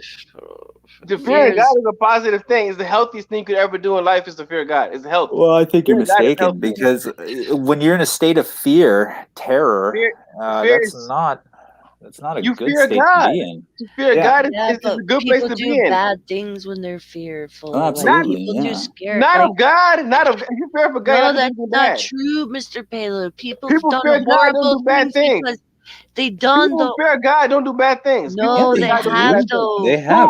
Who fears God and does a bad thing? Anyone who's ever done anything bad. No, you mean they weren't fearing God. They didn't fear God. They didn't fear God. They lied. They faked. They fear God. No, they thought they were doing God's work. No, some people lie. Some people lie. Some people lie. It's simply delusional. No, but this is where some people lie. Right, so this is where it gets scary, right? Because like how you said there's God, you hang out with him and watch, the basketball. Yes, I hang out with him. I watch YouTube with him. Other people thought the same thing, and that God told them to kill people. They didn't. They were delusional. How do you know didn't really fear God? Why wouldn't they say you're delusional? I'm not delusional. I'm totally sober minded. I'm having look at the sober conversation we're having right now. people. No, I'm not saying. No, I know that, but I'm I saying, know, but they weren't sober. You can't compare me to an insane maniac who doesn't really fear God, who's just insane. That's his curse. He's cursed. I'm not cursed. I'm blessed. nah, man. I I'm don't think. testifying that I'm blessed. I think it has to work both ways, man. Like that's No, what I'm saying. Like, it doesn't no. work both ways because not everybody's blessed. Some people are blessed. Some people are cursed. You So can't. you don't think God wants people to kill people? If God didn't want people to kill people, nobody would kill anybody. If God didn't want it, it's something God was teaching us. It's some lesson in it. All right. So God So like wants that, Everything is people a to kill lesson. people. man. Everything is a I lesson. think human beings have a like their own inner. We know what's right and wrong just from our Yeah, of own course we moral, do. yeah, like our own Harm. moral compass. And the thing is, I think a lot of religious teachings kind of like there's this one verse in the Quran. It's probably one of the most heinous ones where it's No, that's just sorry, I don't want to be rude. Is that's that okay. yeah, No, well, it's where it what's says wrong? Tell me in where the it's at. Tell me Quran, what you're talking it about. says that you don't know what's good for you. What you think might be good for you is actually bad for you, and what's bad for you might actually be good for you. You know, Okay, yeah. yeah. What's And wrong then with he's that? well, basically and then God knows best. So it's an Yes, appeal God to knows best. ignorance Yes, because you don't know God knows best. It's we do just know God knows best. no, God you knows don't. everything. You have God is no all knowing. idea, man. You Of have course, He no knows best. What do you idea mean God what doesn't know But God best? God, knows but How so best. can this God is not what I'm know saying. best? No, okay. This So is a listen, book from the listen. 7th century Right, right. that No, but doesn't listen. know where the sun goes to at night, Okay, all right. and you're Let's. All telling right, me that they Johnny. know what's Johnny, best? chill, chill, chill. Yes, All right. God knows what's best. I'm saying God knows what's best. Okay, Yes, so Mr. Palin, check this out. Right, right. In the Bible, like a story both of y'all believe on is the flood story, right? The but it's not the flood same. It story. might not be the same story. It might be different. But the God did flood the earth, and Noah built something to save the Yes, He animals built and the his ark. Yes, He built the ark. wife. Yep. Okay, so God killed people. Yes, God's killing people now Okay, with Corona. okay, okay. So now, right? So all right. So just hold hold that thought, right? God killed people, right? God And this causes is death. just God causes life and death. right, Amen. right. So listen, listen. Yes, So, right, exactly, right. God So causes both some good and evil.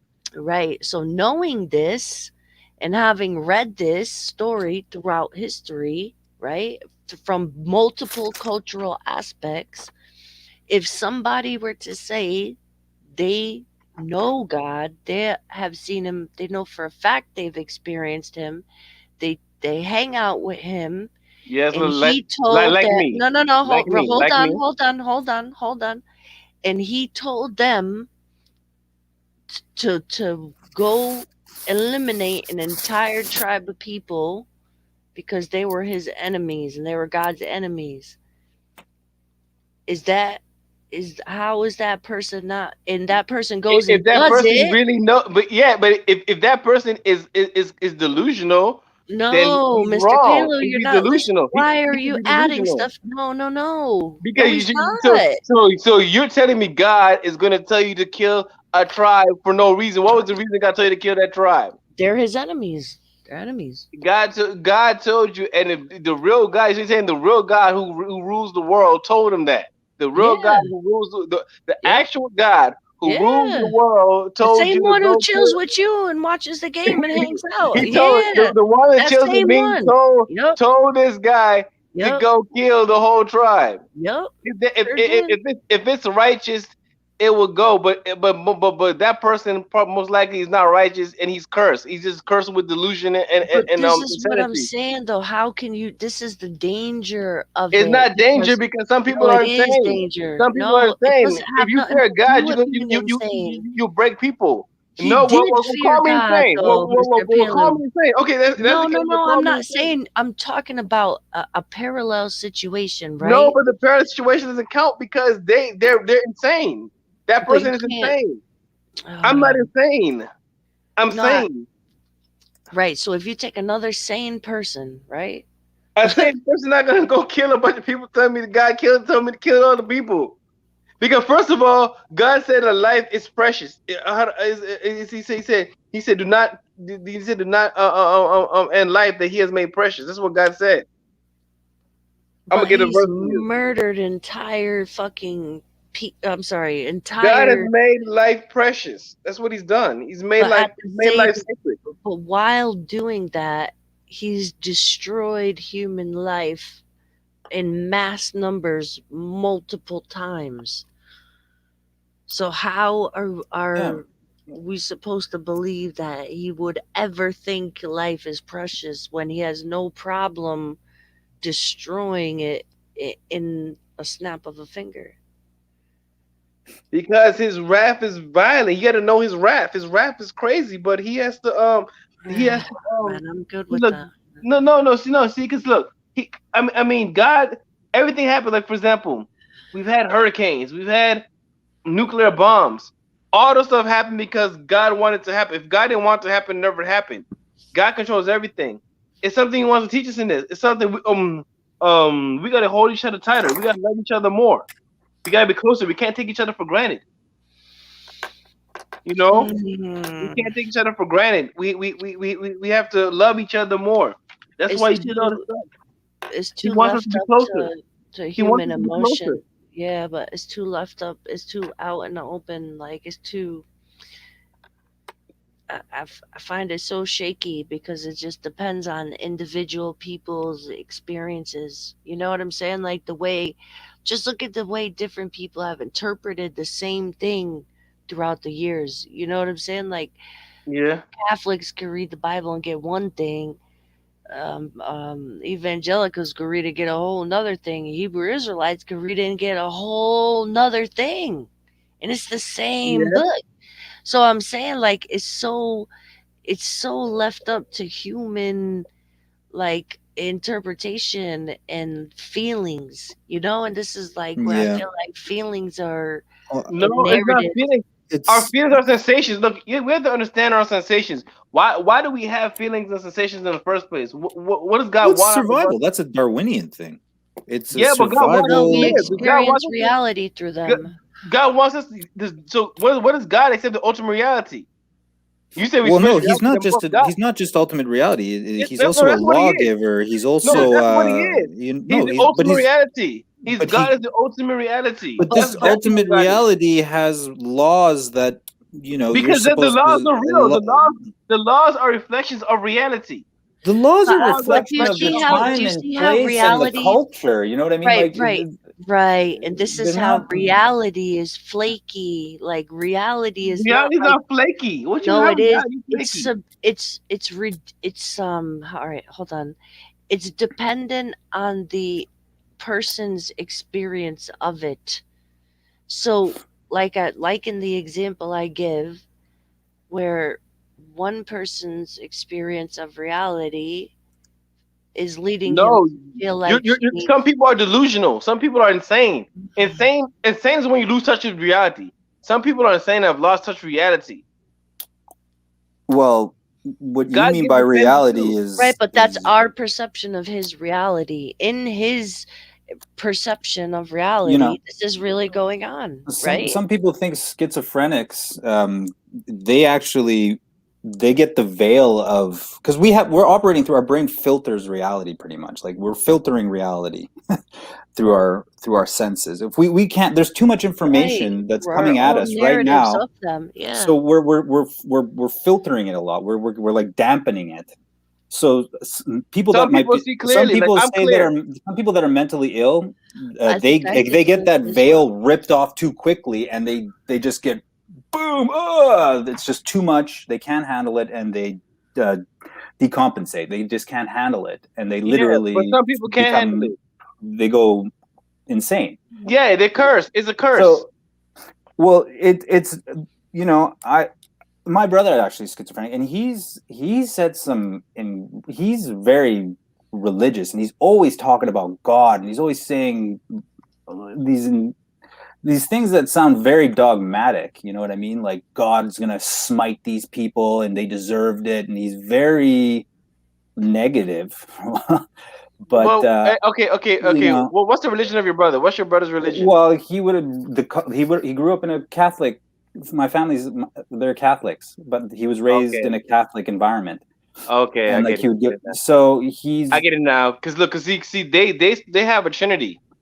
Well, it doesn't matter. If he had grown up in a Hindu context, it would have been something about some But if you god, grew up in an some Istakama pagan community, god. and Or if he in Istakama was a Islam, it would have community, been Allah, Yeah, but the Jinn, whatever. Trinity no, but it doesn't make wouldn't happen. people. No, It doesn't the make you Trinity. crazy. No, I'm No, it Because talking it's three about persons. They make you I'm crazy. talking about he saw I think what happened to him is he saw too much of reality too quickly, and he decompensated, and he was unable to integrate that experience, so he fell apart. Literally, his mind was incapable. Well, He that means also hit his because head mine, really hard. mine wasn't properly trained There's to deal with genes reality also involved. because of the There's Trinity. no, but Mine wasn't. my Not family has a Mine wasn't history able of. to Well, deal let me with talk. reality. No, okay, you Let guys. me All right, you talk. guys, Let me talk. please. He's trying to please talk let's over me. move on. So there's also If I get gene. something, what you mean? You don't. You So no. there's a Okay, whole let's confluence just of go one at things a that time. occurred for him to become mentally ill. But I think what triggered it was an experience that was too much for him, and he wasn't able to handle it. So now for me, when I meditate, I'm trying to see a reality, but gradually, like I'm slowly trying to see that same reality that we could all experience right now, but just in a more stable manner, like with equanimity, so that I don't decompensate when I do have a profound spiritual experience. Does that make any sense? Like what I'm saying? I don't know. Maybe not. Maybe I sound insane. Yeah. Anyway, No, yeah. anyway. Yeah. If he was growing up under Trinity, I can see how he got insane. I can already see how he got insane. That's No, nah, man. People are mentally ill all over the world in all religions. But Trinity will make you insane. Well, Trinity will make you sure, insane. fair enough. I mean, Really. I think you could say that if you have a Islam three, makes people insane, because violently insane. if you make So, it doesn't. The only people really believe in Allah, right? Really, who believe in it the way the Prophet taught is Allah Qul Istiqama. No one else really is like us. Well, that's your dogmatic stance. We the only people have an integrated mindset. That's no, your we position. are, and we're saying. I never seen any of our people insane ever. I never even heard it's unheard of. Our people never get insane. All right. We don't. Well, I would say you might be insane. I'm not insane. I'm totally sober. I don't know, man. I'm sober-minded. I'm not insane in the sense that you're rambling in the streets, homeless, but you have some misperceptions of reality. How am I misperceiving have reality? you believing in things that aren't true, and have like you God? creating? So you're saying God isn't true? I'm saying God is no. At least how God is not true. So you say all the Muslims are insane. All the Jews, all the Orthodox Jews, they're insane too. Yeah, I would say there's elements of insanity. Yeah, you know what? I think the majority of people are insane. Is Orthodox Jews? Are you telling me all the people who dress in them black suits, all unless them you're insane? engaged in dharma, some sort of dharmic practice? I mean, there's dharma in every religion. So is that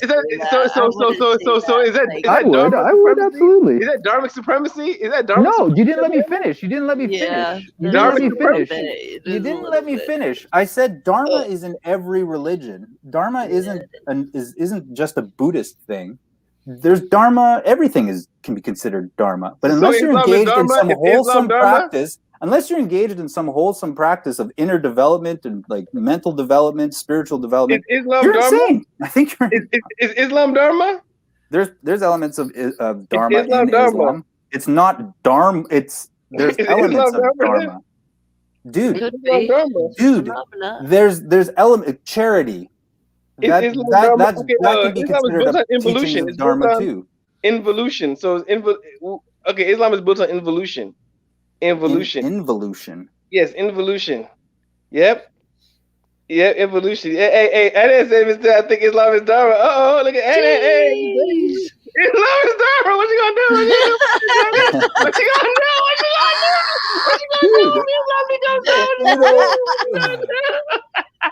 What you gonna do? How you like me now? I'm a dharma guy. You like me now? What you got? Well, there's a famous teacher who said, they asked him, what is dharma? And he said, nothing isn't. So. So Islam is dharma. So hey, you might as well be Islam then. Islam is dharma then. Hey, Islam is dharma. Islam dharma. Oh my God. Islam is dharma. Oh. Yeah, well, they're So There are we're aspects saying of Dharma. it's not according to you and the Muslim is saying. So I'm saying. Well, see, the thing is, Islam you is have Dharma. this perception that Dharma is something that is one thing separate from other things. And Buddhists Okay, don't view things that way. We don't see so things. We see things as Islam is Dharma, interconnected, as interwoven, hey, as bound if by if, conditions. And if Islam is so, there's Dharma everywhere. if Islam is Dharma and Islam believes what I believe, that means that means I'm on a spiritual path that is sane. So Well, Islam is the same religion. your karma to be where you are right now and walking down the path you are walking it's your karma, and you're gonna. So I have good karma. So if you're a Well, you Muslim, have you have good the best karma in the karma. sense that you're a human being, because it's easier to I'm a develop good human. qualities of mind. So that's Okay. why it's good to be a human. It's And easier to it's generate quality to be an compassion. intelligent human. So what if you're a super intelligent human that could develop a lot of good qualities? Well, what if you're Well, highly no, proficient? yeah, you mean like being like an angel, Yeah, like yeah, something yeah, like that? yeah. I'm like a saint. What if I'm a saint? What Well, if you're I'm a not a saint? A saint. saint. You're I'm not a a saint. saint. Yeah, I'm a saint. I'm a No, you're saint. not. No, you're not. I'm a saint. How you gonna tell me I'm not a saint? How you gonna tell me I'm not a saint? I'm a saint. How you gonna tell me about that? I'm a saint. How you tell me I'm not a saint? Hey, look at this piece, Jack. You be telling me I'm No, not I a think saint. if you were a I'm saint, you Mr. wouldn't Pelu. I'm be. a saint. I think if you were a I'm a saint, saint. man, I think what is a saint? A saint is somebody who's extremely ethical and moral and clear-sighted and with clear vision and Yes, understanding. I'm all those things. I'm all Uh, those things. I'm a saint. well, no, man. I am a saint. I'm a saint. I'm a I don't know if saint. saints go around saying they're saints. You know what I mean? I'm a saint. I'll tell you I'm a saint. Like when the saints go marching in, I'm good. Hey, Big up, listen, Jay. Jacob. I'm a saint. I'm a saint, Jacob. Let everybody. I'm He's putting a everybody on this. Mr. self-proclaimed. Pelu is a saint. He's hereby I'm been God's friend. canonized as the saint of the Yeah, Yeah, I'm a yeah. right saint. here and now on the Jen Wallace show. Yeah, I'm a saint. I'm a saint. Well, I can hope you are. I'm saying it's over. Hey, John. And then said, "What if Mr. Pelu spiritually evolves into being a saint? Would you agree that Pelu has a lot of potential?" Yep, I'm a saint. I'm already a Yeah. saint. It's, Well, it's we already all have known. potential. I'm a saint. We all got My name potential. is written in the book of saints. In the book of saints, my name is written. And Hey, God, He has it. God has His book where you already written all the names of the saints down. It's called Eliim. It's the highest level of paradise. I'm already written down Yeah. on that. I'm a saint. See. When we were talking about delusions earlier, I think that is the delusion.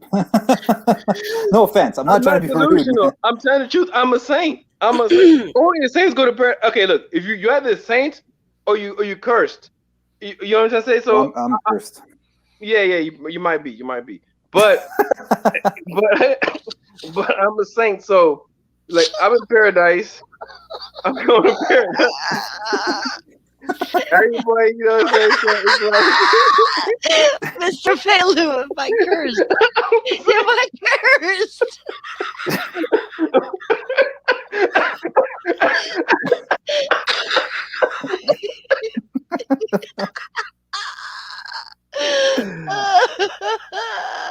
If I cursed. Are you cursed? Hey, I hope you're not, Jen. I don't want you to curse. I want you in paradise with me, Jen. I want you in paradise with me, Jen. I want you in paradise. You might not be cursed. You know, you might not be cursed. See, look, because you're actually sitting here doing a common ground between Islam and Buddhism. So it might be you don't know what kind of blessing God wants in your life. Yeah, big up for that, Mr. Pelu. Like, you know what I'm saying? Big up for doing this with me on the show, man. I appreciate it. Like, this is dope. This is Not dope. a lot of people would even bother, and I'd like, yeah. Thanks, bro. Yeah, it's dope because that's how we do it. That's how we do this thing. Yeah, but yeah, you could be a saint, Jen. You could be a saint. Hey, watch Jen be a saint. She go. We're gonna unveil God in Buddhism, and then you're gonna have a beautiful vision. You're gonna be like, wow, I see God everywhere. It's like God is here, and you're gonna start feeling God, and then you're gonna become a theist. A monotheist. You're gonna become a monotheist. Yep. Oh, man.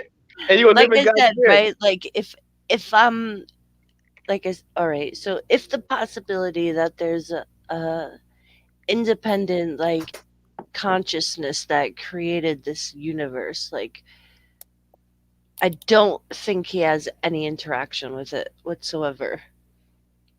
No, what you mean?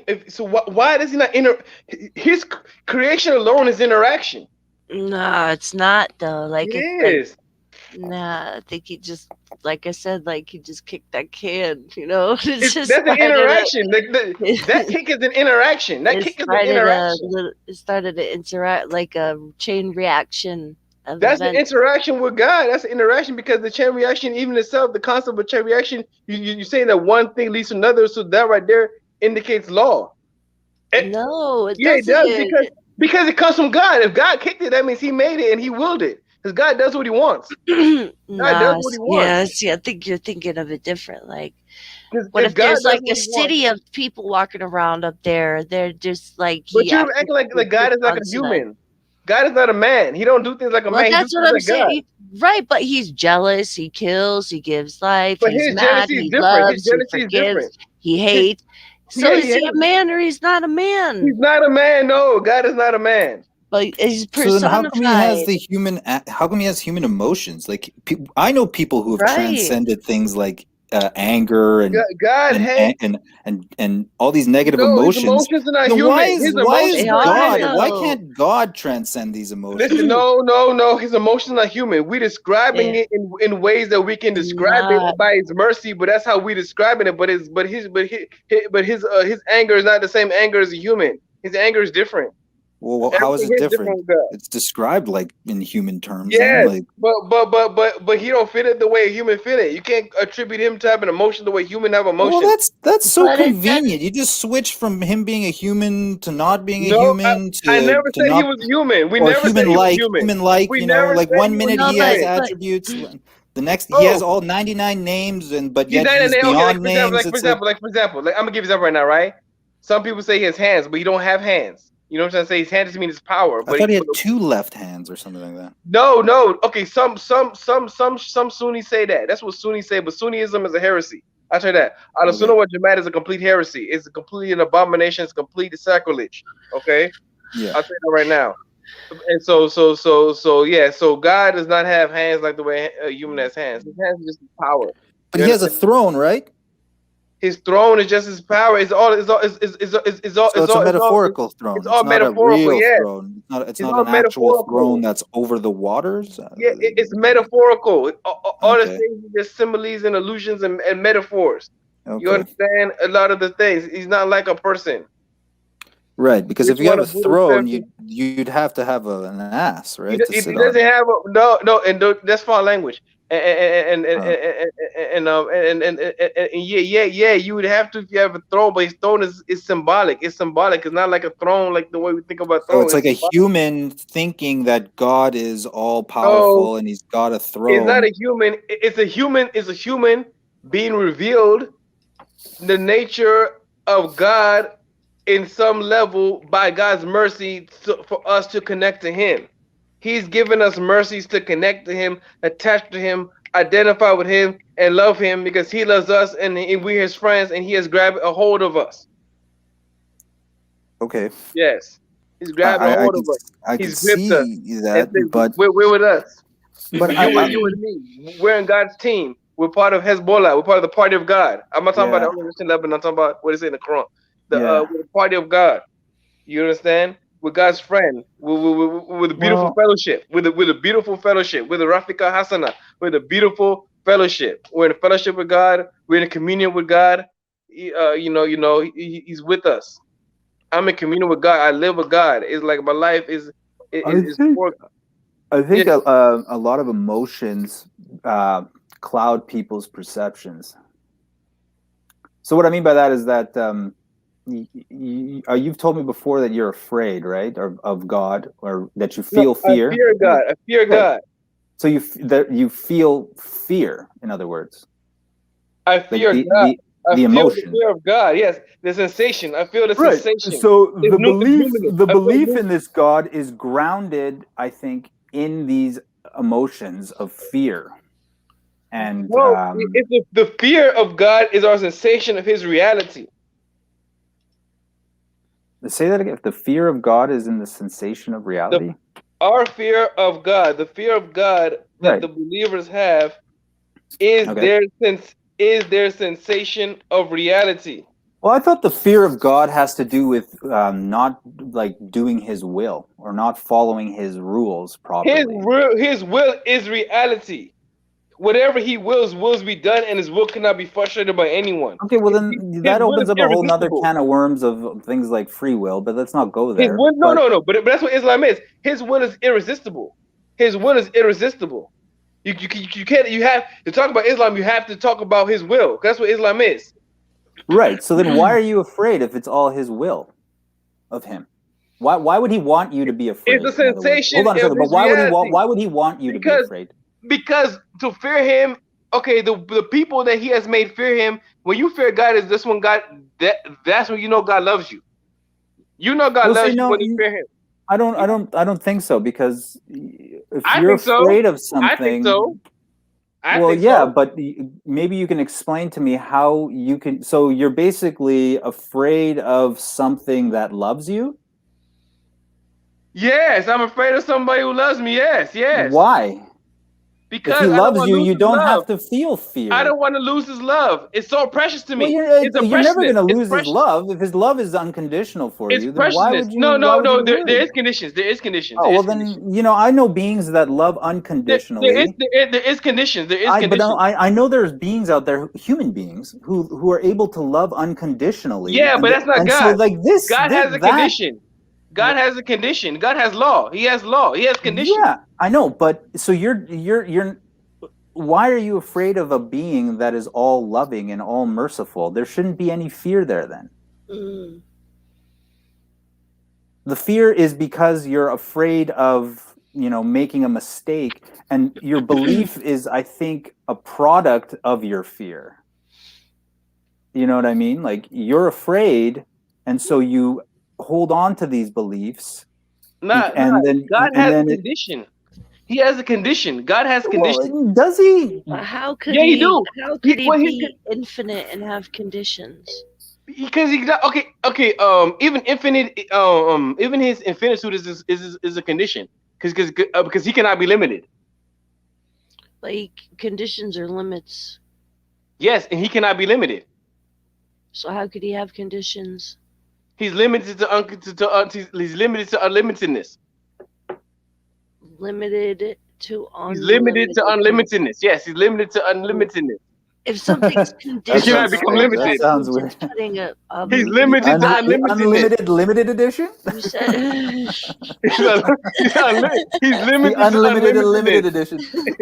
but you said he he's has limited. conditions. This is what I'm saying. He's limited to unlimitedness. He cannot become limited. But He you cannot said he had become limited. conditions. That's the condition. How He has a could nature. He has a condition. Yes, he has a nature, and his nature is separate from that of the creature. Why is he The nature of the limited- creation of the creator is separate from that of the creature. Yes. Why is he limited to He can never be a creature. He can never be a creature. Well, yeah, okay, 'cause so why creatures- is he limited to human aspirations? Yeah, he's very he's very man-like. But I'm just like, if it's supposed to be like an infinite, omnipotent, all of this thing, I'm then- sorry. I keep pressing backtrack by accident. I keep backtracking the browser by accident. Oh yeah, if Yeah, you yeah, hit yeah. back. So if if it's supposed to be omnipotent, omni everything, then there would be no conditions, right? There would be no emotion. He has a condition. The condition is, look, I'm telling you right now, because the condition is not being the creature. He cannot be the creature. The uncreated creator cannot create himself. He can never be created. But it's creation that exists. He's not all of existence, because some things that exist are not him. Because he is uncreated, and the creature is created but still exists. That's right there a condition. There's certain conditions that he has that he always meets. That's what gives God stability. Yeah, I know, but That's what gives God stability, because God doesn't change. So you always know his condition. You know he doesn't change, and it gives him constance. So what? No, God never changes. God has never changed ever. History has changed from the beginning. He's never changed. people's understanding of God might have changed, but God Himself has never changed. No, God has never changed. He has changed. What are you talking God about? has never changed. That's in your belief, but in Islam, theologically, God has never changed. He always has and always will be. He always has and always will be. Yes. So if all right, where was I? What was I saying before? You talking about how they're very human-like or something like that? Yes, like oh, uncreated creator. So how did he come into existence? He always was. Yeah. He wasn't created. He did not come into existence. He always existed. He did not come into any existence because he always existed. He's a necessary existence.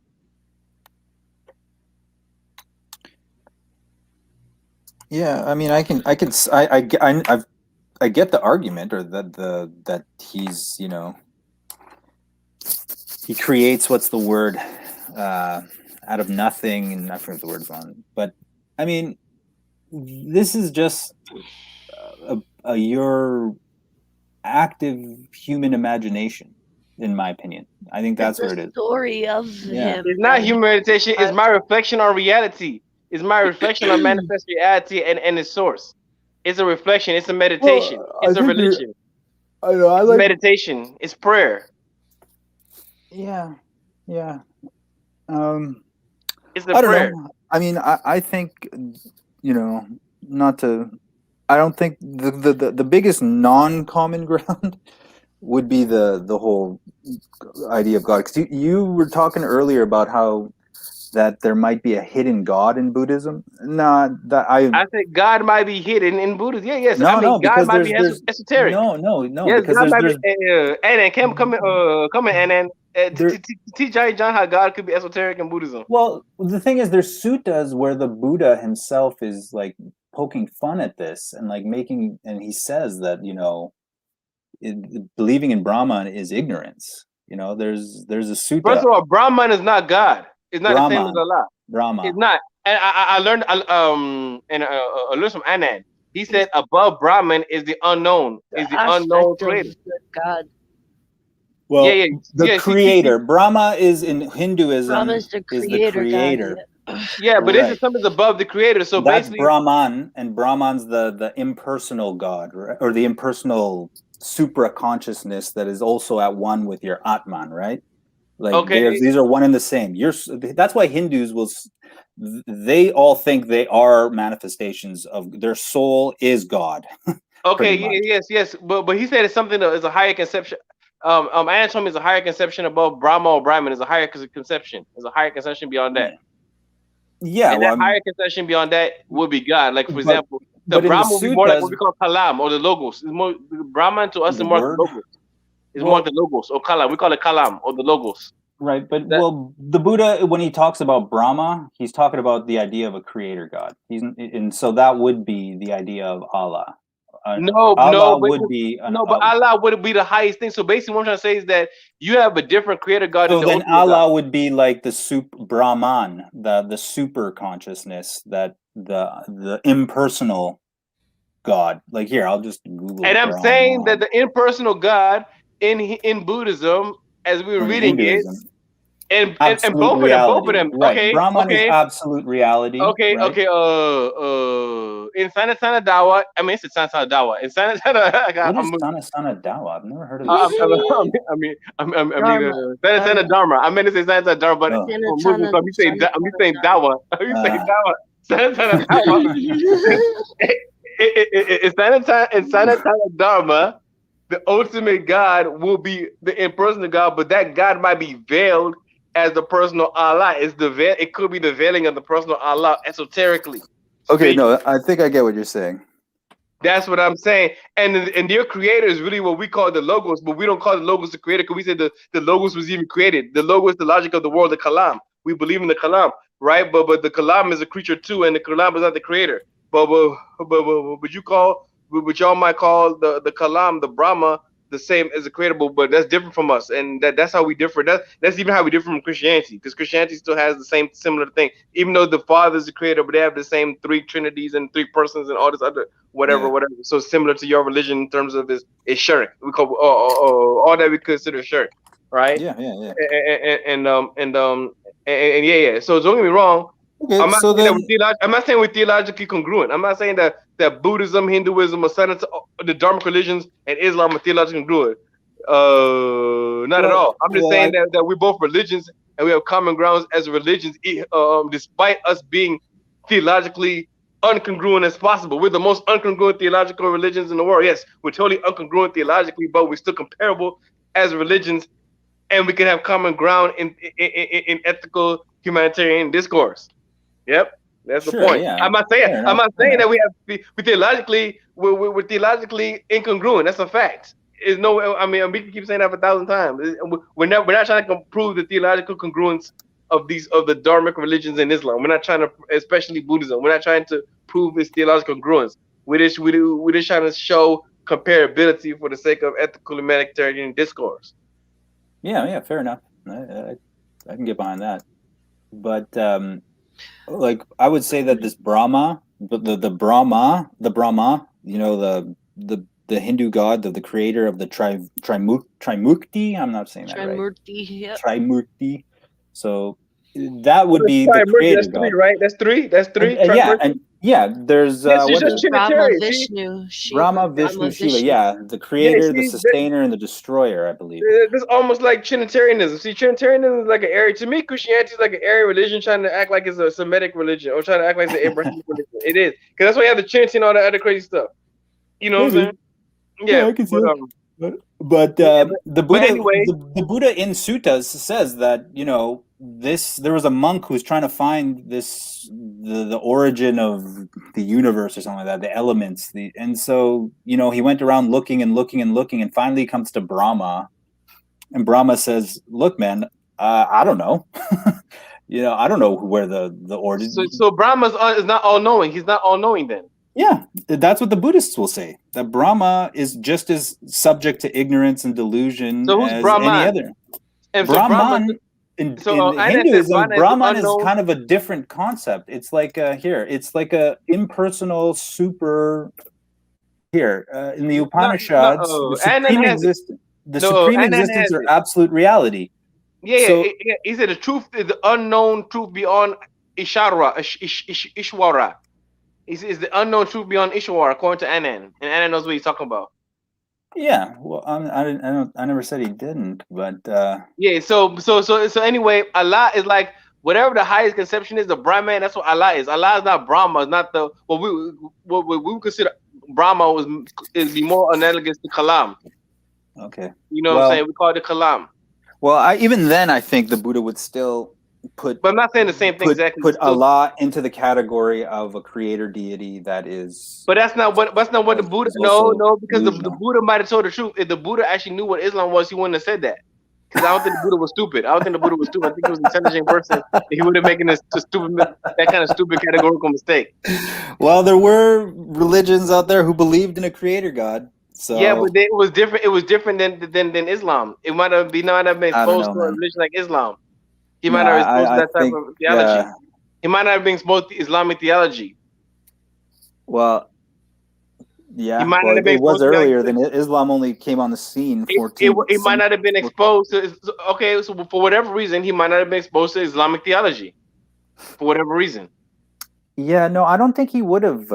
I think he would have rejected Islam as a ethical religion. No offense. I don't know. He would have. How you know he would have done that? Because he might have been a Muslim. He might have been a Muslim. You guys, chill, please. No. The Buddha might have been a Muslim. No, he wasn't. I don't think it goes against what he taught. If you want, I could read there's a good article. Ethical, he could be ethical. I think there is ethical common ground. I'm not saying theological common ground. Does the book you guys ethical humanitarian common ground? Does the book have a chapter on ethics or the similarities between the two religions on ethics? I'm not sure. This book right now we're reading? Yeah. It probably does. Yeah, no, You gotta get into all that. Yeah. Well, that's going to be interesting. That'll be a fun time. It is fun. We having fun, and we having fun, Jen. Yeah, I am. Yeah, we having fun. All right, I'm gonna copy this and put it in the chat so people can read this article. I'm just gonna read a couple paragraphs off it. So it says, quite contradictory views have been expressed in Western literature on the attitude of Buddhism towards the concept of God and gods. From a study of the discourses of the Buddha preserved in the Pali Canon, it will be seen that the idea of a personal deity, a creator God conceived to be eternal and omnipotent, is incompatible with the Buddha's teachings. On the other hand, conceptions of an impersonal Godhead of any description, such as world, soul, etc., are excluded by the Buddha's teachings on anatta or non self or substantiality.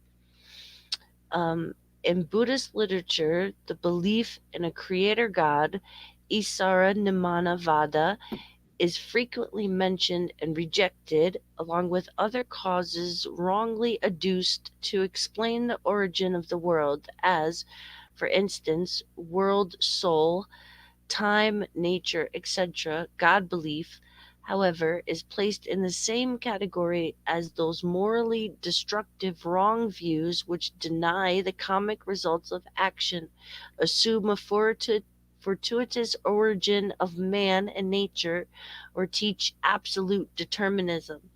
These views are said to be altogether pernicious, having definite bad results due to their effect on ethical conduct. There you go. This sums it up like really good. Yeah. Theism, however, is regarded as a kind of Kama teaching insofar as it upholds the moral efficiency of actions. Hence, a theist who leads a moral life may, like anyone else doing so, expect a favorable rebirth. He may possibly even be reborn in a heavenly world that resembles his own conception of it, though it will not be of eternal duration as he may have expected. If, however, fanaticism induces him to persecute those who do not share his beliefs, this will have grave consequences for his future destiny. For fanatical attitudes, intolerance, and violence against others create unwholesome karma, leading to moral degeneration to an unhappy rebirth. Okay. So that's still a lot of common ground. That's still a lot of common ground can be made with the theists. Even What? though Dude, she just finished saying in the first paragraph that this is like incompatible with the idea of a creator. So there's no, you can't smuggle Allah into the Dharma. Yes, you can, because in the second paragraph, what he said, look at the theists. So the theists don't go oppressing somebody, live a moral life, they can still common ground. No, they'll have a favorable rebirth. They're not going to have a favorable everlasting life in some. But look what he said. But look at this. I'm saying we don't agree theologically, but there's still common ground, even though despite the huge theological differences. If a theist still does what, right? So this say, like, for example, in my camp in Islam, right, we juxtapose ourselves to the aggressors. We say we're anti-aggression. We're muhakama. We're against the aggressors, the Abu Ghad, right? So if somebody has a non-aggressive ideology, even if they're theistic, according to what he's writing, yes, is a lot. You define a lot of problems with us, right? But there's also some common ground on some things. You understand? Isn't that right? Isn't that right? If you look at the second paragraph, which says theists, however, what in regards theists in regards to this kind of karma is regarded teaching as a kind of karma teaching, insofar that it upholds the moral efficiency whatever of actions, like you're bound to moral, like offensive action. So is that common ground right there? Is that common ground? Is that paragraph common ground? Despite the fact that we're different. I'm not saying we're not different. We totally disagree. Don't get me wrong. We totally disagree on theology. We're totally in total disagreement. And I've said it the whole time. There's no similarity between Islamic theology and Buddhist theology, but there is comparable common ground. Right. So it says, the next one says, although belief in God does not exclude a favorable rebirth, it is a variety of eternalism, a false affirmation of permanence rooted in the craving for existence, and as such, an obstacle to final deliverance. So that's what we're saying. Like, No, we disagree. You're right. So all you're saying is that we disagree. We disagree.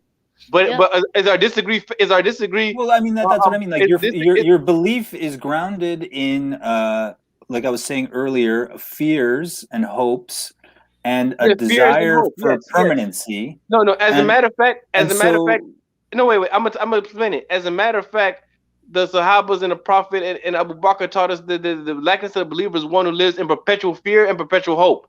Well, hope is a type of fear, you know, like Hope and fear. No We live fear, no hope. That's my motto. But for the believer, No it's hope, two sides no of the fear. same coin.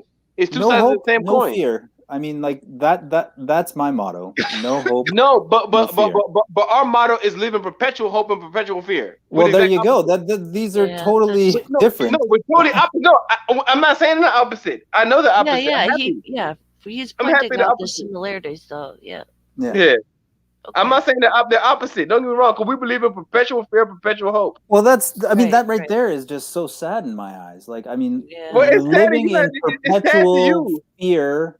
And perpetual Fear hope. is suffering. You're going to create. Well, if you're suffering, you're going to create more suffering for yourself and others.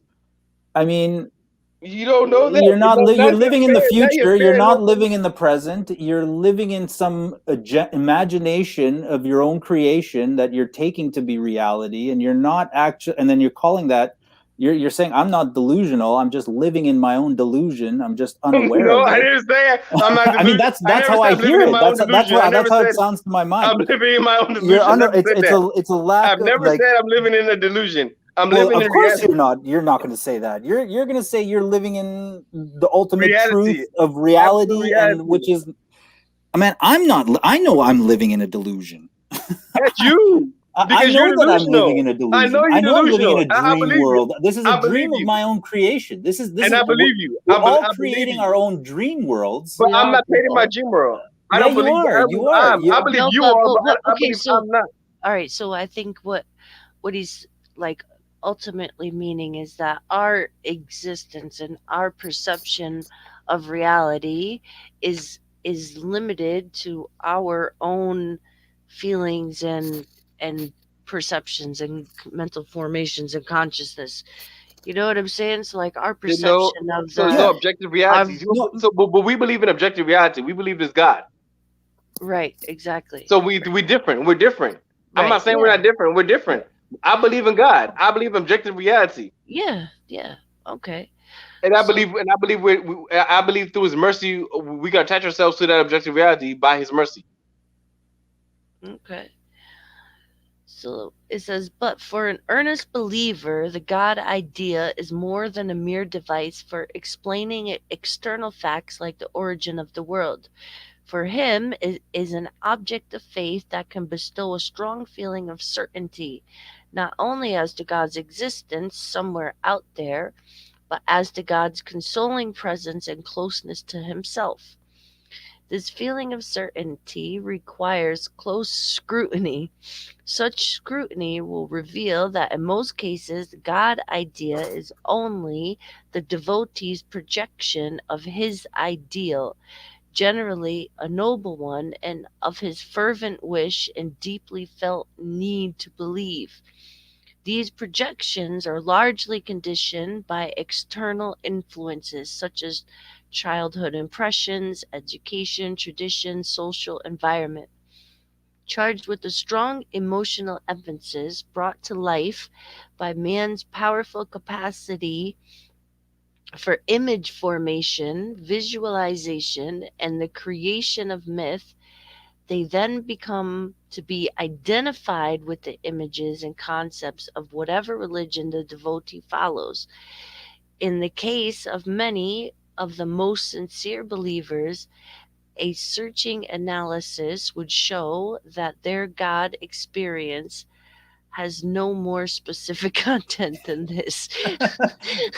Where's God on the panel, yo? Hey, God's on the panel. He's God. He's here. He's on the panel. God's on the panel. God's everywhere. Yeah, no, God, So look, basically, this is God, this God is is like omnipresent. exactly He's what I was saying. omnipresent. God is Yeah, omnipresent. yeah. Okay. God is Yeah, no, I mean omnipresent. he lays it out so Yeah, No, this is a no, succinctly. really no, good no, no. article. That's the article of an atheist or non-theist, or how you want to say it. That's a non-theistic article. Of course, they're gonna say that they're non-theistic. They don't believe Well, in I God. mean, But but no, they're what coming. they said why though? They said as a That's what he says, but attempt at I don't explaining believe the what he says. universe, its origin, the man's situation in the world, the God idea was found entirely unconvincing by the Buddhist thinkers of old. Through the centuries, Buddhist philosophers have formulated detailed arguments refuting the doctrine of a creator God. It should be of interest to compare these with the ways in which Western philosophers have refuted the theological proofs of the existence of God. So basically saying like all these Western guys are like they've been doing this for since time. But Like they've been yes, doing this but they're not. They have not they, deaded God. They haven't deaded Islam. They haven't deaded Judaism. no, of course not. So what are you talking about? It's still Muslims and Jews. No, I'm just saying people been debating this like for Okay, this is nothing new. if you haven't killed off Islam and Judaism, then I don't know what to tell y'all because Islam and Judaism is not giving up on monotheism. But that's what I'm saying. Like the Buddhism's not trying to kill it off. It's not gonna work. It's not gonna work because we believe in It's God. We not know God. trying to. Yeah, It's not trying to. Like No, why? no, no, no, I no, don't no, want no. We're not to communists. expose No. anyone's. No, so what's the point? So he's saying that he doesn't believe in We're God. not Okay. expansive. Like No, we're no, not no, no. expansive. No. What I'm trying to say is that he don't believe in God. Okay. Oh well, he's no different than the communist. If that's the case, he's no different than the communist. If that guy doesn't believe in God, like what does it hurt us that he don't believe in God? Or like what does it mean that he don't believe in God? He just saying that he don't believe in the objective absolute reality of the creator of the universe. He don't believe in that. Okay. Some people think Well, the earth is I mean, flat. Buddhism is the Dharma. Practicing Dharma is entire. It's experiential. It's based on your own experience. It's not So is based on. Islam. No, Islam has a lot of Islam is based on your experience. It's belief, based on experience. faith, all of that. It's based on experience. No, it's I not. experience Nah, God. I don't think. Not I in the don't know, same but I way. think if you How you have an gonna say you don't experience, experience? How you say you don't because if experience you it? don't have an experience that lines up, then it's going to tell you that that's not your experience, and it's a jinn or something like that. Like I my haven't experienced. example What you mean? before. What you mean? If you have Islam is about experience. You experience God every day in your life when you're Muslim. Yeah, but if you Every don't second. Every experience in second I that experience right God. way, then Why do you have to be a Muslim to experience God? I'm saying if you're a Muslim, you do experience God. So you're saying I that didn't say you have to be. I said those like Christians like who are like in rapture, crying and oh no. Lord, they're not It could be delusion. experiencing God. No. It could be delusion. Like for Well, example, you could be no, they delusional then. are. They no, are it's not. Like I'm gonna give you an experiencing example, God. right? They're I'm gonna give you an example. creating their They own are experiences. experiencing God. Man, we create our own realities. I'm gonna give you an example right now, right? Back in the day, if you was in Greece, they had something called the Delphi Oracle, right? They Yeah. would go to that and then they'll start speaking some Okay. gibberish. They go blah, blah, blah, blah, blah, blah, blah. It's like they're Yeah. gonna start speaking some gibberish, right? That's the same thing they're doing in tongues. All they're doing is speaking the same thing as So then you're just Delphi saying I'm oracles right, they're speaking wrong. But That's speaking people pretty in much what you're saying. tongues. experience God without speaking in tongues. Like that's not the Yeah, only but I'm way. just trying to Like tell you Christian would that's a lot. experience God. A lot of it is just it's just like what is even if it's not tongues, it's the same type of thinking, the same type of phenomenons happening. It's the same type of thing. It's just like gibberish, and it's saying it's holy, and it's gibberish. Like you could tell the guy. Yeah, so basically you're just saying I'm right, See, they're wrong, and how do we yeah, that's what convince I'm you saying. that Like you're that's their wrong? experience of God. Like how come they No, don't but it's not God because experience- God has a nature. Because God has a nature. If you're not experiencing God through His Man, nature, you think God Yeah, has but God a gives nature a according has- to a nature this- according to who? man, to Himself because He Himself No, created the world. He's no, uncreated. a Mr. nature Pelu, man, according like to the men His that nature gave it to created you. to Himself. He created the world Well, and He's uncreated. That's His he nature. didn't just create the world; he created the entire Universe. cosmos, everything. Okay. And do you think he would care what religious club an individual Yeah, like little ego is attached yes, to. he would care because he would care Why? the people. What? He would This care the guy's people creating created like because he would entire because he star would care. systems, I'm gonna tell you planets. why. Because Why he would would he give a care. shit?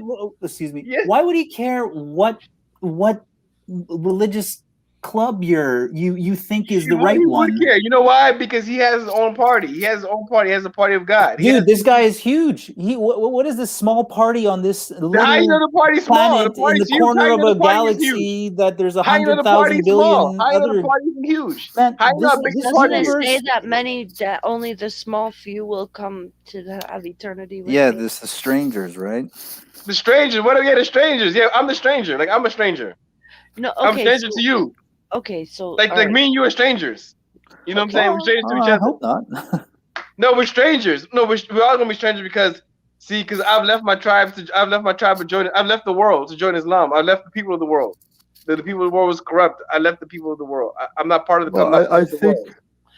Okay, Okay. so Mr. Pale, let I'm me not part ask of you the dunya. something, right? Let me ask you something. So you said that anybody can experience God, right? If anybody God wills to experience Him can experience Him. Yes, by God's will, by His mercy. I mean, it depends who if God is merciful for you. If God loves you and God favors you, of course you can. Everybody Okay, experiences God in a certain way. You might experience God in His mercy. You might experience God in His wrath. You might burn the hellfire. The hellfire. Look, the dawah of Islam is irresistible, but some people the dawah is going to be the hellfire. That's going to be the dawah, and it's going to be too late for any type of repentance or any type of comeback. I mean, So no. yeah, I don't know about that. You have to but be a Muslim so- to experience God. Right. So this is what I'm saying. Oh, like, you have to fear why- God. You have to be absolute monotheist. Just like, for example, an alien race, they're going to be Why? absolute monotheists. Why does God, like, if you know, You have to know Him one. You have to know He's one. Well, so okay. so that's like putting limits on him. That's what I'm saying. He is limited by His, but He's limited to being one. He cannot be three. He cannot be four. How He do you cannot know be five. he's not all of them?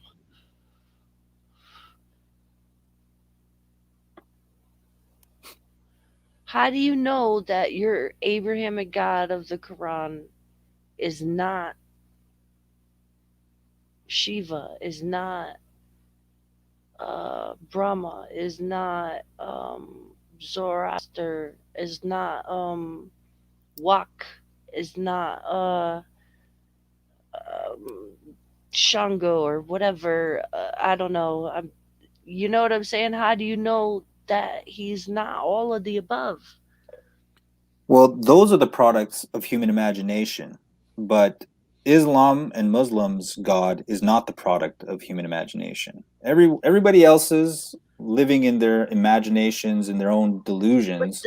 But Islam and his specific sect, not just Islam, his specific sect is the only right one. And is not delusional. But everybody else, the whole rest of humanity is delusional. That's great. How can you Mr. not Pelu, see how that is just delusional itself?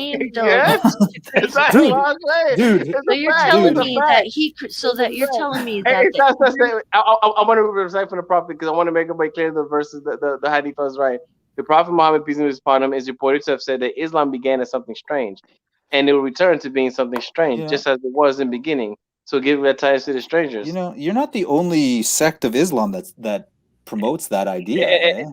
There's other sects within Islam that say that same stuff. Salafis say that stuff all the time. Okay, but let's go beyond anyway, it's for the strangers, right? Let's go beyond that.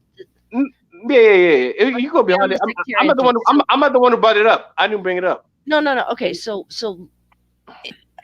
I just can't believe that every Hindu person or every Sikhi person is worshiping a false god.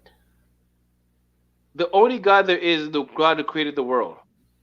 Okay, so if they believe that their God created the world, then if they're absolute monotheists, right? If they're absolute God, God is absolute. It don't matter that they know one God that created the world, and He transcends. He transcends all creation.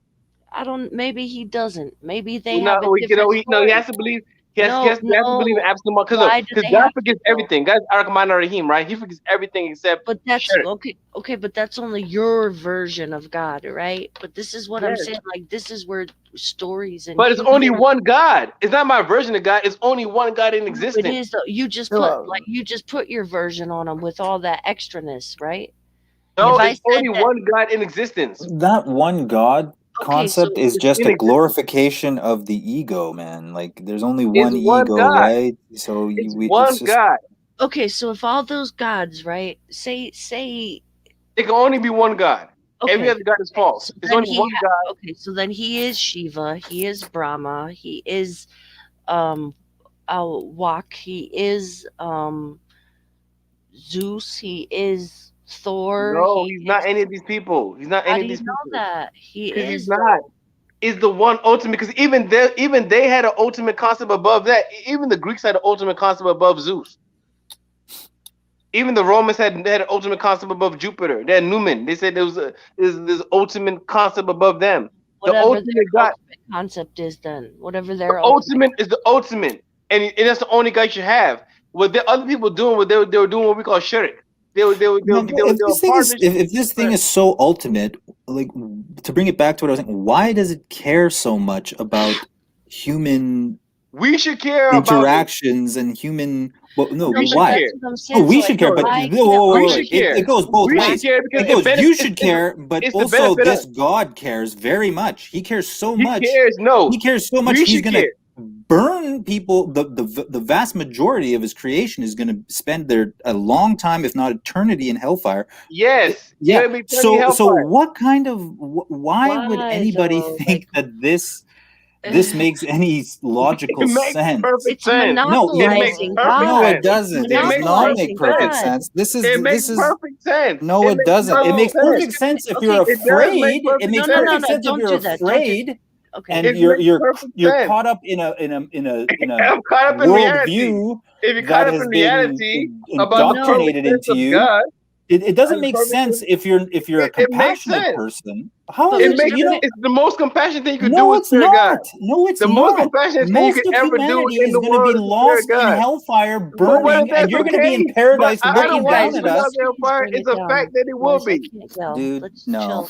Sorry, dude. You're wrong. So this is what I think. Like, this is where I think it's dangerous to have such a personalized monopoly on the creator of the universe, right? Because look, no, but Mr. Pelu, like, how Jen, the whole time we've been talking, right? Was it ever a problem that I have a whole different theology? Has you ever really seen a problem for me having my Islamic theology? It's only when people will see. I'm one of the people. Matter of fact, how many people can even have this go and really have this conversation? It's only me, and it's because of my theology. Right. I'm not saying it's a problem. What I'm saying is, this is where I can't fathom. This is how this can't be how the creator of the universe is, and this is where I think that these human narratives on it can become dangerous. But it's not dangerous when it makes people better. Look. For example, all the people have my theology. You never see us aggressing anybody. We have the best manners. We have the best everything. Why does our behavior show better than everybody else's behavior? Okay, but the Dalai Lama doesn't believe in God, doesn't believe in a creator God, and he's probably one of the most moral, ethical, kind human beings on this planet. How do you explain that? Yeah, that's good. And guess what? And I can talk to call him a traitor and say that he's should be hung because he's a traitor. Exactly. Like, I would never say he should be hung. I would never say that. I'm talking about the Dalai Lama right now. I've been praising Dalai Lama all this whole series. Right, but how do you explain that? I've been praising the Dalai Lama this whole series. So I'm saying that he has morals. He has good morals. Where does if he doesn't believe in God, where do his morals come from? If he doesn't believe in God, he has good morals for a non-Istiqamah Muslim. His morals are great. For non where do his morals come from then? If they're not from, if he doesn't believe in God, if his religion doesn't teach God, I'm gonna tell you. Can I answer? You're just talking. Okay. His moral is he has great morals for a non-Istiqamah Muslim. And I'm saying that even throughout this, I think God can still be veiled even in Buddhist theology. And we're trying to show maybe there's a God. Even if they don't call it God, the same is So conceptual. you're trying to smuggle your God into your interpretation of Buddhism. But that's what the whole book is doing. That's what we've been doing. Well, that's why this book is. It's a good laugh. We're all laughing. That's what we've been doing all the time. We've been doing it the whole time, right? That's what I'm saying. We've been doing right. That's what I've been saying the whole time. We're like, damn, that's kind of reaching there. Yeah, look at there's a mental gymnastics to get through there. Like we've been doing it the whole time. You know why? Yes, but I'm gonna tell you right. I can tell you, God is Rahim. He's merciful. He might give you blessings in places that you never see it. So I'm saying that he can be blessing. He can be blessing the Dalai Lama in ways I don't even know. Well, yeah, I guess that's what I'm saying. If you want to look at it that way, but I mean, he's merciful. God is If merciful. you read lots of the Quran, will say that the disbelievers aren't. Yes, but God works in mysterious ways. I'm not gonna act like I know every single way that God works. I'm not gonna act like I know every way God blesses people because God could bless you through someone that's even cursed. God could use a cursed person to bless you.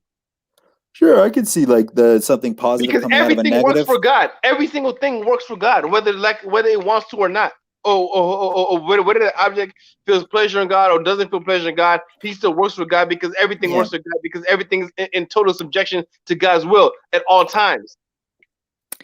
Yeah, no, I get that. I get it, but it just still doesn't add up when you look at what the scriptures say.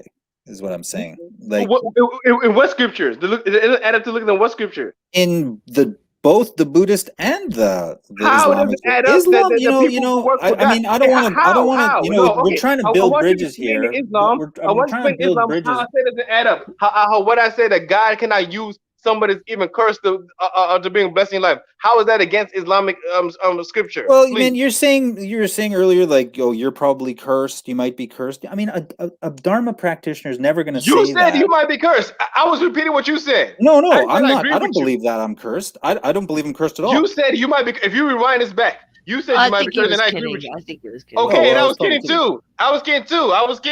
But the Quran doesn't kid. The Quran doesn't kid. The Quran. Okay, well, it does. Well, I'm saying that even people curse could be used for a blessing. Even curse. Okay, even the hellfire is a blessing because it's a warning for us. Anyways, even the hellfire is a blessing. So if you mean somebody in hellfire, that's a blessing. It's a blessing for those who are somebody saved. Suffering is in complete. But yes, because it's an example for you. That's what is example for you. Is example of where you should be. But once you're in paradise, and they're still in hell. I've read that the people in paradise will be able to literally converse and see the people in hell. Yes. And they'll be begging for water. And the people in paradise won't give it to them. They can't because we can't give it to you. So how is that a compassionate? Human beings look. If I saw I have given water to somebody on the street who's passed out. I have too. Drunk, I've given and water. I give him water. If I was in paradise, why would I stop doing that? Why? I gave coins to somebody because you can't do it. Because you're not able to. How is that merciful? Because you're not able to. How is that merciful? Because you're not able to. God is because you're not able to. That's simple. Well, there you go. God is stopping me from being compassionate. You're not able to. There's nothing you can do about it. But like everything we know about what you can do. But everything we know about these things is coming from other humans. No, it's not. So God is stopping me from being. We don't know about heaven from yes, God. It is. That is absurd. You don't know. How is it the most merciful if he's stopping me from wanting to be compassionate? It's simple. It's simple. If you cannot do something, you cannot do something. If you're not capable of doing something, you're not capable of doing it. You're not capable of being in paradise and giving water to the people in the hellfire. You're not seeing that is very that's not merciful. It's the reality. If you're not capable of doing something, you're not capable of doing it. That's all. It's pure and simple. It's things that you're not capable of doing. But you're not realizing that the God that is stopping me from being compassionate isn't merciful. That is not a merciful. He is merciful. Act. He's the most merciful God. How? He's the only God. How? If you're stopping, if I want to be compassionate for somebody, hold on. But Mr. to me, Pelu, if Mr. you're in the Pelu, fire, then you can Mr. do Pelu, about it. listen to me for a second. You guys, please. Just listen to me for a second. If I want to be compassionate for somebody, and I'm in a good state, Man. and I want to give somebody water that they're thirsty, and somebody comes and stops me from doing that, You can't do it. I know, but they're denying me from doing that. Because he's burnt. Okay, for example, I'm gonna give you right now. Let me give you an example right now. That is not compassionate. Stop. Okay, watch. I'm gonna say how easy it is. Now, you might want to okay, there might be a serial rapist and murderer, and you might want to be compassionate, but the court has already said that he's going to get the death penalty, and nothing you could do to stop his execution. If you're not capable of stopping the execution, no matter how merciful you want to be to that person, if the judgment has already been made, it's already over. It's out of your hands. Not everything's in your hands, and you have to accept that not everything's in your hands. That's not a very good analogy. That's not a very good analogy. It is, because not everything's in your hands. It doesn't matter if it's in my hands. Then the system itself is corrupt. Well, the system is reality, so that means your perception of reality. Well, then your system, system is corrupt. Is your understanding is corrupt? You understand it wrong. You understand reality wrong. How is being compassionate even for the worst of people? Because you cannot do it. It's a bad thing to be compassionate. Because you're not able to. It's a limit. You're not able to. If you're not able to do something, you're not able to. I'm talking about. But if I'm in paradise and I can do this, this is something I should be able to do. You cannot give somebody. It's not paradise. Yeah, exactly. It's not paradise. It's not paradise. It is paradise. If I was in paradise and I saw people suffering, I would want to help them. You still feel bad. You still feel bad. No, what you mean? You're not gonna feel bad in paradise. You're not gonna feel bad. You're not gonna feel bad that you cannot give somebody in the hellfire water when you're in paradise. Your compassion is gone. That's not compassion. It's not the case. You don't know what paradise is because you're not the people of paradise. The people of paradise know that. You don't know anything about paradise. Dude, you don't know anything about paradise. You don't know anything about paradise. Nobody knows anything about paradise. I know about paradise. That's what you say. You say you don't know about it, but I'm not telling you things about paradise. Okay, we know about paradise. You don't know about paradise. That's fine. No, you know about paradise. Yes, I know about paradise. I know about paradise. I personally know about paradise. I personally know about it. Okay, I personally know about it. Now, if you don't know about it, I don't think you do. I think. Well, that's me. I personally know about it. Well, I mean, you can say you do, you've been there and come back. Yeah, what's it like? Yeah, I've experienced it. I felt the sensation of it. Yep. I'm prepared. I felt the sensation of being of salvation. Yes. Was it fun? Yes, it's fun. It's real fun. It's real fun. It's super fun. Okay, it's super fun. Yeah. Well, no, I mean, joking aside, I mean, even if the system it's out of my control, I mean, I would work to try and make it a system that it was in everybody's control, that where everybody. Well, you don't have control. If you're not God, only God controls. You don't have control. What kind of? I mean, God is in that just right there. He's in control, and He can offer more than water, but He doesn't. He did. He offered more than that ever. He offered Islam. He offered Islam. Because somebody didn't pray the right way. Somebody offered the world Islam. He didn't fast the right way. They didn't entertain thoughts in their head the right way. He offered the world Islam. God is upset over thought crimes. He offered the world Islam. He offered the world Islam. A thought crime. We're thought criminals. This is what we are. Okay, but Buddhism believes in right thought. So what do you have wrong thought in Buddhism? Right view. Well, that's the thing. Right view is an unlimited compassion for all beings, regardless if they're serial killers. Unlimited compassion. Even if there's serial killers, rapists. That's why we give you Islam. That's why we give you Islam, so you won't be a serial killer. Who you are or what you've done. Hey, that's why we give you Islam. You are still deserving of. Hey, that's why we give you Islam. That's why we give Islam. You're not, dude. You're telling me that God is going to stop me from giving water to somebody who wants. But we try to give you Islam right now. We give you something better. We give you something better than water. It's not better. We give you Islam. Islam is better than water. It's worse. Islam is better than water. Well, it is. It's way better than water. It's better than juice. It's better than everything. It's better than even WAP. It's better than everything. Well, you can't live without water. You can't live without Islam. No, you What? definitely can. You can't live without it because you can't live without God's mercy. Islam is just God's mercy. Oh, man, that Islam is God's life mercy. when you're starving It, or when you're thirsty. Islam is God's mercy. Islam is God's mercy. If you could live, you can't live without God's mercy. No, So I think, Mr. see, Pelu, Islam I works think in many behind the belief is a lot of fear, and if the No, fear Islam, was dealt with in a proper Islam way, is God's then mercy. the belief would kind You of see, lose you its see, Jenny, see potency, when he wasn't here, see, and I you was would doing no longer be so dogmatic. You would no longer Islam is view God's mercy. others All you as want to being say is, cursed "Oh, or Islam is wrong. unclean. Islam is wrong." And You see, would look, you would see people Jen, as more the as whole time I yourself. came here, right? You Hey, know what I mean? Jen, the whole time I came here, I was always being constructive. I never even said, "Oh, against Buddhism." I was always talking good for Buddhism, but then when Islam is the opposite thing.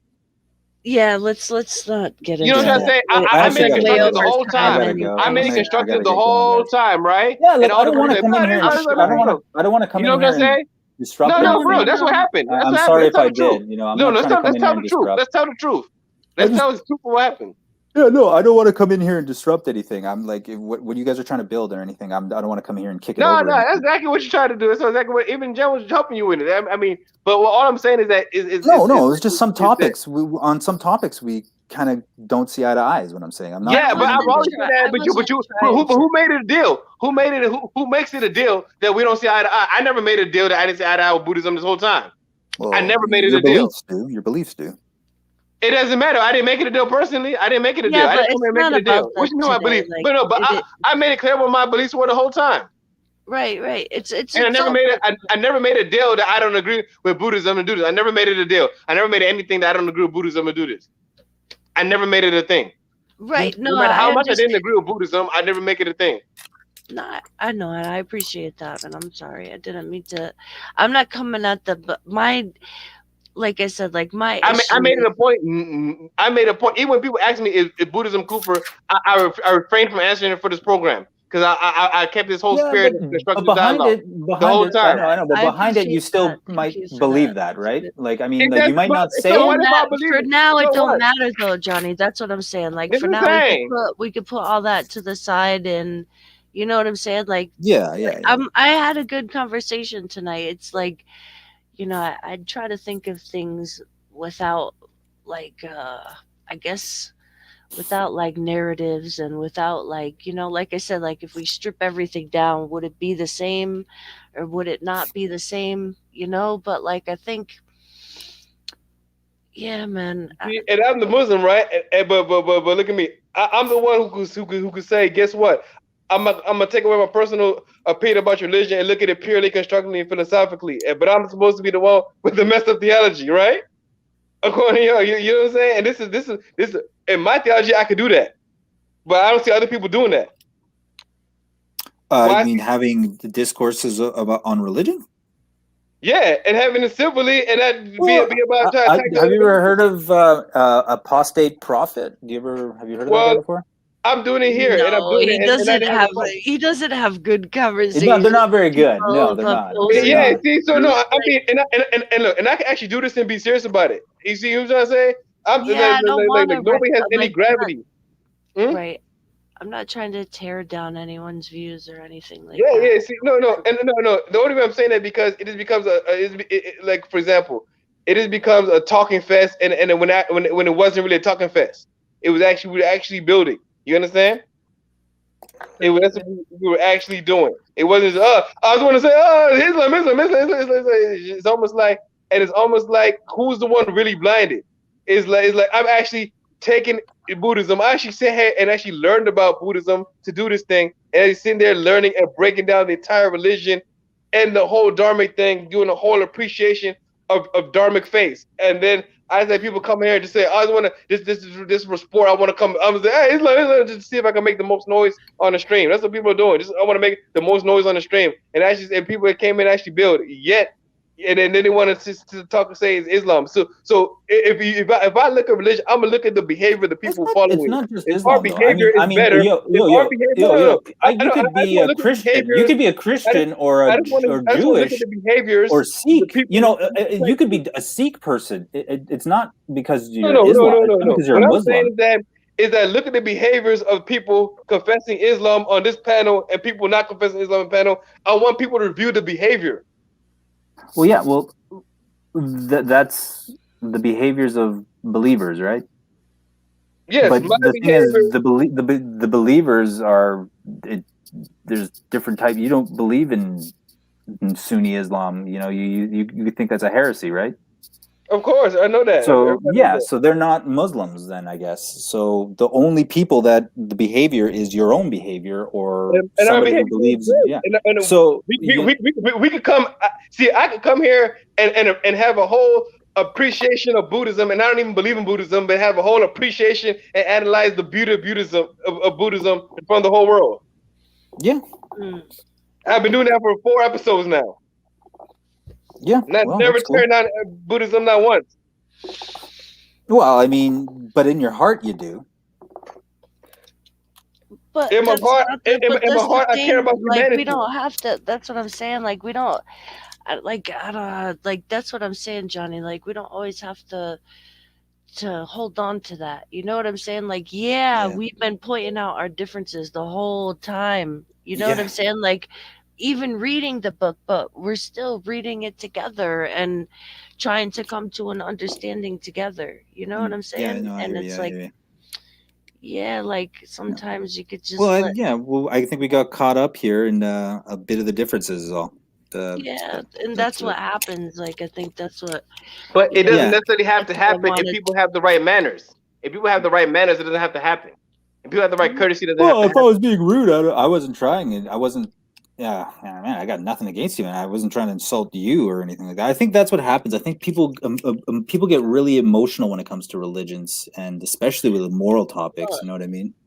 it I is think, because it's like, yeah, but it's triggering. It can be really triggering for a lot of people, and well, me including me. I mean, like everybody. yeah, I think that's just like attachments, like people, like I think we all have to work on it. And but no, I do appreciate because there's not, believe me, there's not a lot of Muslims that would get up here and even entertain this with me. So I definitely do appreciate Mr. Pelu, and Yeah. I Well, think sorry if no, I it's all good, man. It's all good. Like we could just learn from it and try to be better, right? You know what I'm yeah, saying? for real. Yeah, man. That's all. Okay, That's all I we gotta got. Yeah, go, I keep guys. pressing that stupid back button. Yeah, I keep pressing the back button accident. Yeah, but You guys Sorry. take care, yeah. and I'll Yeah, no yeah, doubt, hopefully talk to man. you guys later. All All right, right, have a guys. good one. Yeah. Peace. Night. It's late. Yeah, I okay. know. I Yeah, went an hour. Oh, I went an hour overtime. I yeah, said man, I our wasn't. time is I said I yeah. wasn't gonna go past one. Me too. I was gonna press one too. I was gonna quit at Yeah, one. Yeah. All yeah. right, man. But Man, it's been good, man. And I hope like I didn't just nah, it's okay. It's okay. Once they got you, you got hype because of what's the name? But I understand. It just became, I want to fight because it's a thing. Like we can just make noise all day because hey, no matter what point you have, I have a counterpoint. You know what I'm saying? I have a counterpoint for every point you put. You know what I'm saying? But I don't want it to be about if I can counter every point you can. It's just because we can stand forever. Just say okay, because we already know we have two different theologies. It's already given. Theology is right, different. You know what I'm saying? And you're not it's exactly what you said earlier, right? You're just never going to tear. It's not if that's what your opinion is. How I'm going to tear down the other religion? It's going to take forever. People have been trying to say that for thousands of years. They haven't done it yet, right? The same thing you right. always say, right? Nobody's So it's like torn this down or because I'm about destroyed to say, or if you want to tear down career monotheism, ended anything. Like it's no, that's not my goal, and I hope you don't think that's my goal. When I ask questions, it's from a personal.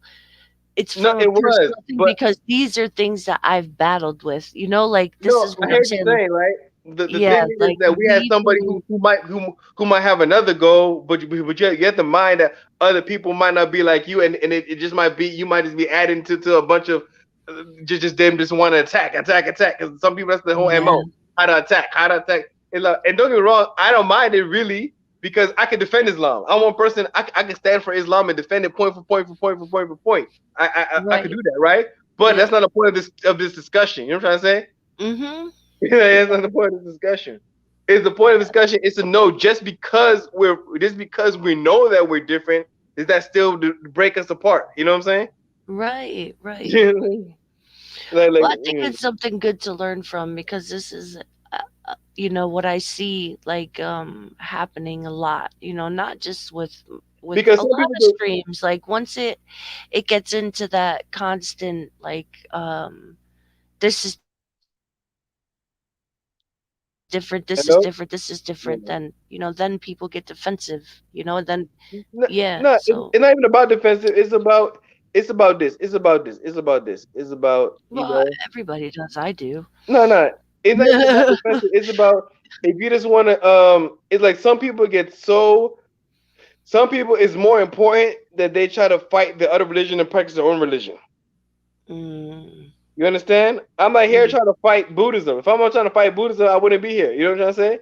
I'm here. right, right, I'm here trying to be the best Muslim I could be, and by doing that, I'm appreciating how God has worked in everybody's life, even Buddhist's life. You understand? To me, right, right. I know Buddhists might not have a theological centered mindset, but theology to me, I'm focused on how God has helped everybody and what blessings God has put everywhere. I'm trying to find. I'm trying to find. I'm trying to count my blessings wherever they come from, even if the blessings came from Buddhism. You know what I'm trying to say? I'm Yeah, I counting hear all my you. blessings. I'm counting all Right. my blessings. I don't care if it's come from Hinduism. I'm saying even the things that we don't agree with is something to learn from it that God wants us to gain. Is so much God wants us to gain in the world that we cannot cut off our learning to anywhere. You know what I'm trying to say? Because even the Prophet Muhammad peace and be upon him said that we study from the cradle to the grave, seek knowledge from the cradle to the grave, and go as far as China. Like that was that back in those days when he was living. China was just a word for like a far place. I know that's like really, really far. You know what I'm trying to say? Is he Right, so right. he's like go all the way to China to get knowledge. So what I'm trying to say is that we should be able to get knowledge everywhere and getting knowledge and getting wisdom is part of human heritage. I think all of humanity ultimately has one heritage. You know what I'm saying? One intellectual heritage, one reality, one reflection to all learn from and develop from. Mm, That's why I approach this with the standpoint of ethical humanitarian discourse. But not everybody's built for that. Not everybody want to do that. Some people there's something else they want to do. They just want to it's like they talk about attachment, but some people are so attached to fighting another religion. They're more attached to fighting another religion than their own religion. And you say so we're attached, you but you're so know attached. You know what I'm saying? So yeah, where's yeah, the attachment? Where's the breaking of the attachment? I don't see the attachment always right. breaking. It's hard to break attachments. One of the hardest things ever. Yeah. But we got to work for it, and that's what I think he'll come around, man. Like I have faith in him, so I think Okay. yeah, I think he'll come around, man. Okay. Well, it's been late. Yeah, it's been great, everybody. Yeah, I'm gonna cut it off, man. I'm how do they say it over there? I'm knackered. I'm knackered. I'm That's what we say knackered. in English. Yeah, I don't know I'm English. knackered. Yeah, but all right, bro. We'll see you again when Sunday. Yeah, we do Sunday. Sunday. We might do something between the. Yeah, we do something. Well, I'll definitely do Sunday. We Today's definitely do Sunday. Tuesday. Sunday, eight Sunday's a long eight or time. 9. 8 o'clock. All right, Sunday at 8 it is for part Okay, 5. part five. Yep. All right. All All right. See right, you bro. later. Have a good one. Yeah. How you too. Okay. Okay. Well, yeah, big up everyone who came through. Big up everyone in the chat. And all we could do, right? Let's try to be better people, man. That's all. That's all we can do. We'll be back for part 5 Sunday at 8. Take care. Have a good night.